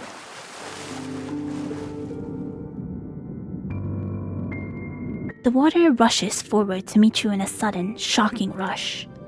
The mermaid's descent might be graceful, but yours is anything but. You do not know how to position your legs, and your limbs feel awfully ungainly. The shock of the water as it touches your skin, meanwhile, is intense. You did not think that the water would be this cold, and as I was saying, it's incredibly cold. It's not just cold, it is freezing. It feels as though all the warmth has been sapped out of your skin. If your head was not already beneath the ocean's waves, you would gasp from it. You do not gasp, however. You cannot.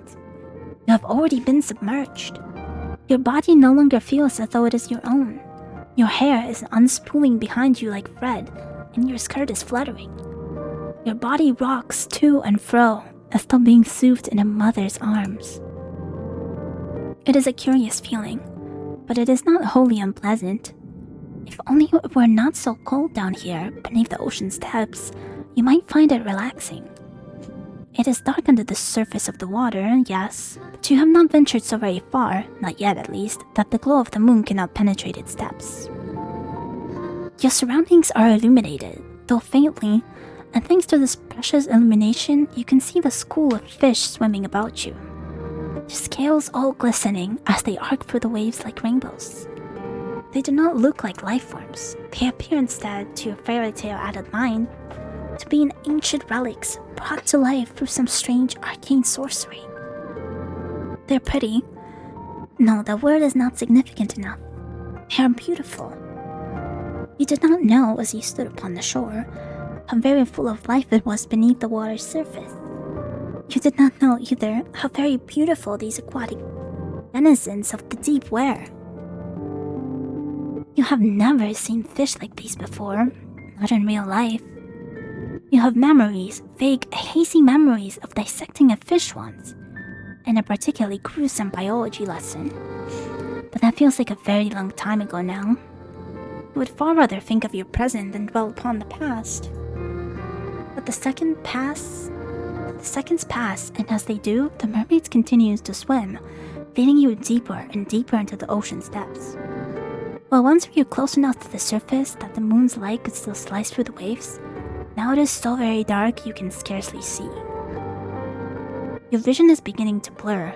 You can feel an uncomfortable pressure weighing down on your inert body. You have descended, realized, with a ripple of anxiety, too deep. Humans were not meant to descend into these depths. The water, once cold, now feels freezing. It caresses every inch of your exposed flesh, as if to sap what little warmth you might still possess. You shiver, and when you do, you swear that you can hear your teeth chattering, despite the water which stops your ears. The water is stopping up your nostrils. There's so much water down here, at the bottom of the ocean. It is endless. The mermaid might be able to breathe underwater, but you're not so fortunate. Your body is far less sophisticated than hers, and it requires oxygen with which to furnish your body with continued strength, not salt water. The thought of trying to inhale the endless water which surrounds you makes you shudder. You would rather not attempt it. You do not have the gills. When will the mermaid take you back to the surface? Surely she must know that you have fast begun to near your limit. You have been under the water for too long, and it is too cold, and it is so dark now. In any event, you cannot see much of anything. The joy you once felt during your underwater adventures has begun to dissipate, just like the last of the oxygen you still possess. It is time to return to the surface now, but how are you to communicate this to the mermaid? You cannot speak, and she's not looking at you. She is staring instead, fixedly, at something beyond your comprehension, something far away perhaps in the underwater gloom that you cannot see. Not knowing what else to do, you try to pull your arm free from the mermaid's grasp. You hope that this will signal to her that she has grown too carried away in her endeavors, that she ought to cut short your expedition and return you to the shore. The mermaid does not react, however, to your attempt to escape her. Her grip does not slacken, as you had hoped, from about your wrist. In fact, it is quite the opposite. It feels as though she's gripping you more tightly than she was, as if it were to prevent your escape. But why would she do that? You tap on the mermaid's shoulder to get her attention, a gesture which prompts her at long last to turn.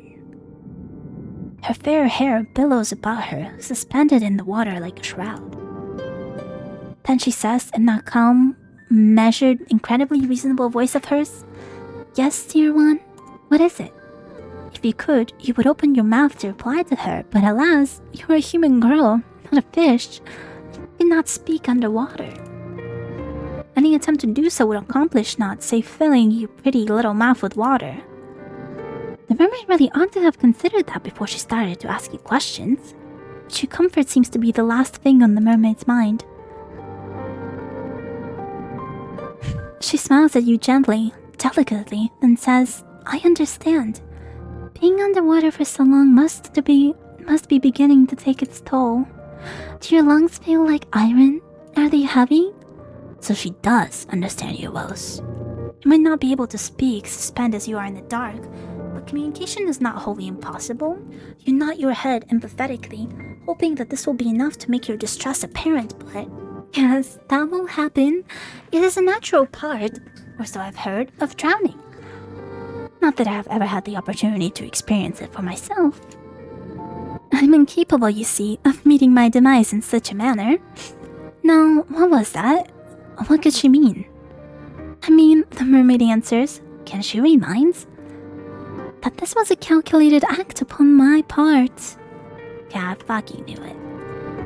Forgive me, dear one, but the moment you consented to sinking beneath the water with me, your fate was sealed. Your lungs will be flooded with water soon enough, then you will die. It is not a pretty way to go. You needn't worry about your corpse bloating, disfigured, or being eaten by fish, though. I will take very good care of it, I promise.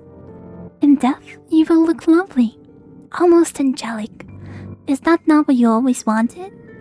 You do not know what the mermaid thinks it is exactly that you want it, but you think she's laboring under some severe misunderstanding. You would like to try and correct her, you do not want to die, but of course you cannot open your mouth. What a pity. Well, at least it saves me the effort of transcribing your tongue, please. Okay, narrator, we get it, you knew it was coming. I doubt they would be particularly interesting. If you want to know why I'm doing this, then I would not mind obliging. I have no secrets to keep from you.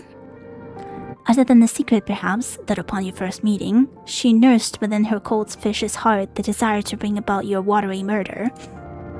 You might have liked to know that before you agreed to sink beneath the ocean's surface with her. I'm only doing this because I have no choice. The other girl I liked, after all, the one whom I adored, disappeared. She went away, and I was never again afforded the opportunity to see her. You remind me of that girl, though you do not look much alike. You do not act very alike either. But you're both humans who, despite your delicacies, have no shortage of determination. How your kind is able to live when your lifespans are so very short and you are susceptible to so many diseases is a mystery to me. Though my lifespan far eclipses your own and I'm far sturdier, I cannot help but marvel at the tendency of you humans. I know that if I were as fragile as you, I would not be able to exist in this world. I would be far too afraid. I would see my own death lurking behind every corner. Just as you can see your own death looming before you. It is not so very far away now. You can feel it coming closer, enclosing its cold, icy fingers around your throat. You humans are incredible. I cannot help but respect you, weak and pitiful though you are. She respects your tenacity so very much she wishes to extinguish it. That does not make very much sense. Perhaps my words are confusing you, but it makes perfect sense, to me at least. My beloved cowherd left me. I do not know where she went, or what happened to her. Perhaps she was murdered by bandits. Perhaps she contracted a horrible disease. Perhaps she simply fell and cracked her skull. I do not know. I will never know. For many, many days and many, many nights, her disappearance tormented me. I could not help but wonder how it came about, but there were so many possibilities I could not imagine all of them. This thought terrified me. It still does. That is why I'm going to take you to my underwater kingdom with me. There, we can be together forever, and nothing will be able to tear us apart then. I will brush your hair, and I will dress you in the finest pearls found from the bottom of the seabed. It will be lovely, much, much lovelier than any sort of miserable existence you might be able to eke out above the water. In my citadel, you will never be attacked by bandits, nor ravaged by diseases. You will be quite safe, I promise. Quite safe, yes, and quite dead too, surely. Well, yes, that is the unfortunate aspect of my plan. She considers your death nothing more than a mere misfortune. The mermaid might be surprisingly cold after all. But perhaps you ought to have predicted this. She is part fish. Are fish not cold-blooded, like lizards? You probably learned this at some point during biology class, but your lessons are beginning to feel very faint and far away now. Your body is beginning to fail you. You cannot take much more of this. It is a necessary sacrifice, though. If we are able to be happy, I'm doing this, you know, for both our sakes. I do apologize for tricking you, but please try to understand. I really have been lonely. I would be more inclined to sympathize with her, perhaps, if her loneliness was not ushering in your inevitable demise. But you're too preoccupied with your dwindling reserves of oxygen to feel much in the way of anything for your captor. You can feel the pressure of the water against your eyes. They're beginning to ache. Perhaps you're crying. You do not know.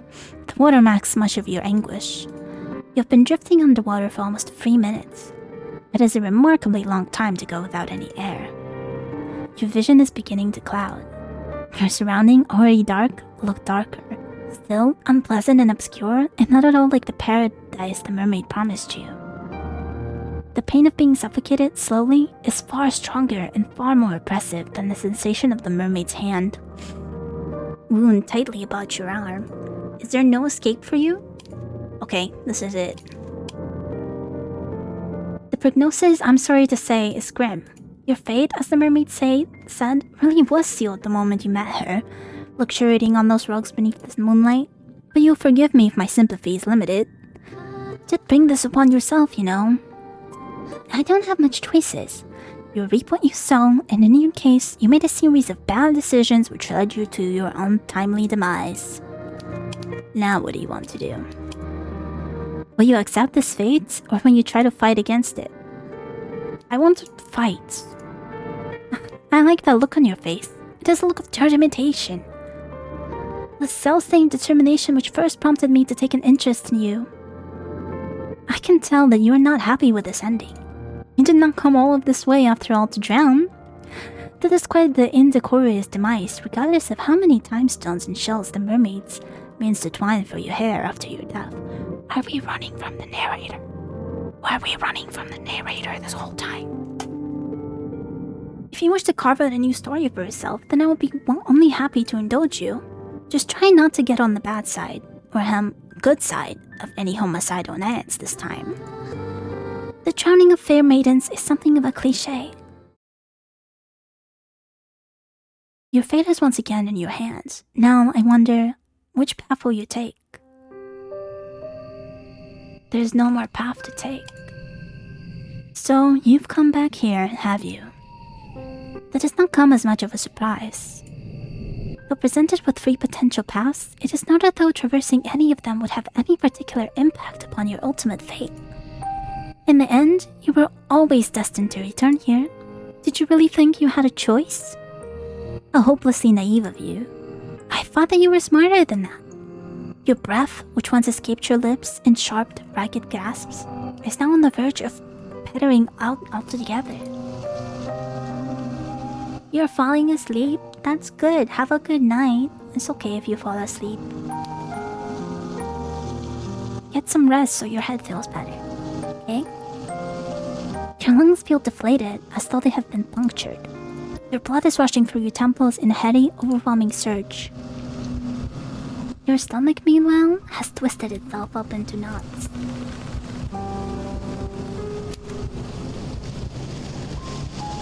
Your body feels heavy, your legs in particular. They no longer wish to obey you. You take a stumbling step forward and your foot gets caught in the tree root. You're certain that you passed this route once already, and that you sidestepped it. But perhaps your memory is beginning to fail you, just like the rest of your body. The witching hour, is it almost time for me to make my grand entrance? Was an achievement. You gasp, surprised, and pitch forwards, dull and senseless like a sack full of potatoes. Your arms hit the ground with a crack, which makes you cry out in pain. Tears begin to bead over on your eyes, wet and salty, tears which you cannot stime.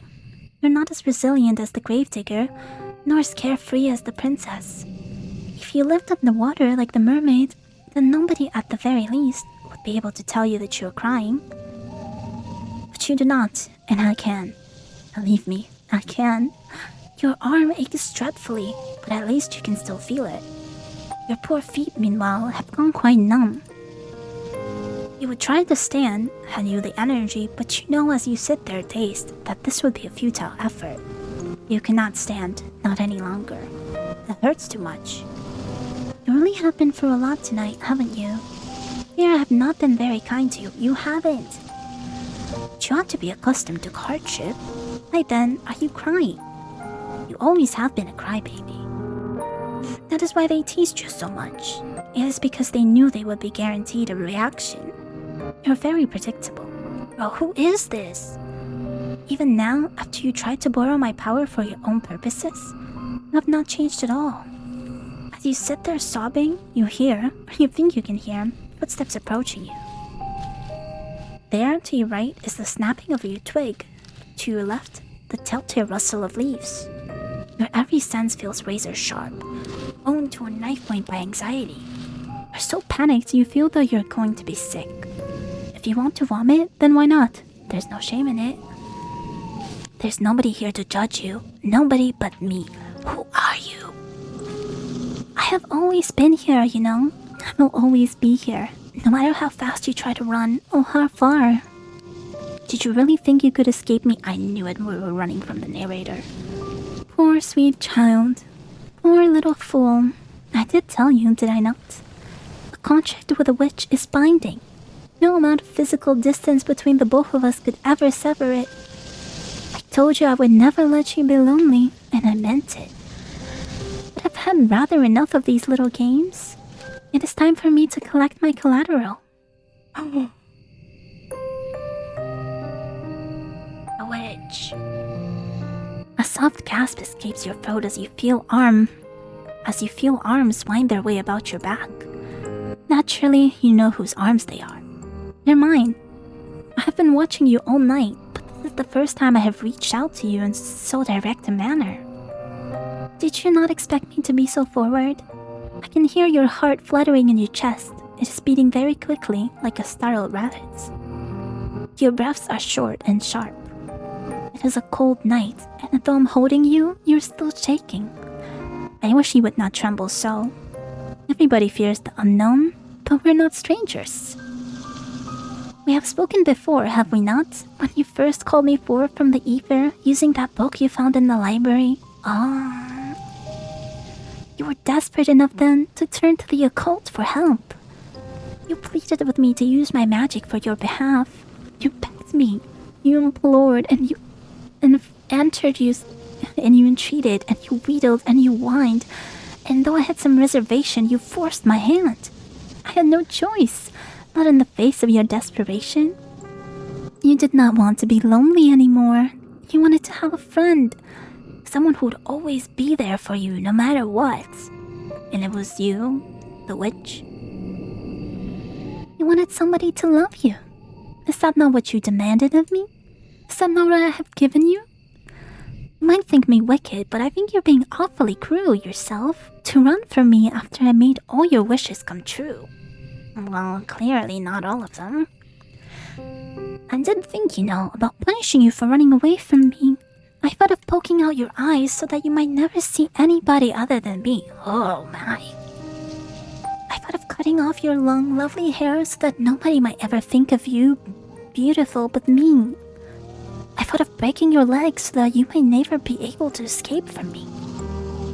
I turned all of these intriguing ideas over in my mind, but I'm a merciful witch. Though you hurt me, I did not wish to hurt you. You asked, after all, that I love you. And that is what I did. I have drowned you in my love. I have buried you beneath my love. Oh, I have swallowed you with my love. You have always been a sad, lonely girl, one who has been starved of affection. So is it technically all her? Nobody has ever cared for you. Your life has been a barren, empty wasteland, one devoid of any fonder feelings. That is why I had to drown you, you see. That is why I had to bury you. That is why I had to swallow you. So it was like all her. In the end, I was doing you a favor. I was doing it all for you. In that sense, you're very lucky. Do you know that? There are few people in the world who had the privilege of being loved to the brink of insanity quite this many times in one night. There are few people in the world who can claim to have been loved by a witch. You've experienced so much love, it ought to have shaken even your unquenchable thirst. You know now what it feels like to be adored. Or to be somebody's obsession. I have more than upheld my end of the bargain. Now, I think it is time that you do the same. From this night forth, you and I will always be together. Then I shall be able to love you endlessly.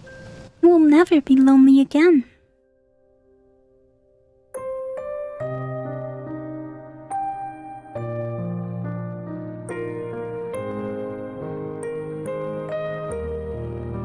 I did it. I finished it. Wow. I actually loved it very much, and I'm glad that I stuck through with it, even though I got yelled at. It was super fun, and I mean, I didn't expect all the twists at first. They did become more apparent as time went on. But it was really nice. I liked the writing, and the characters were appealing. And I kind of vibe with the obsessive love. I do have to go really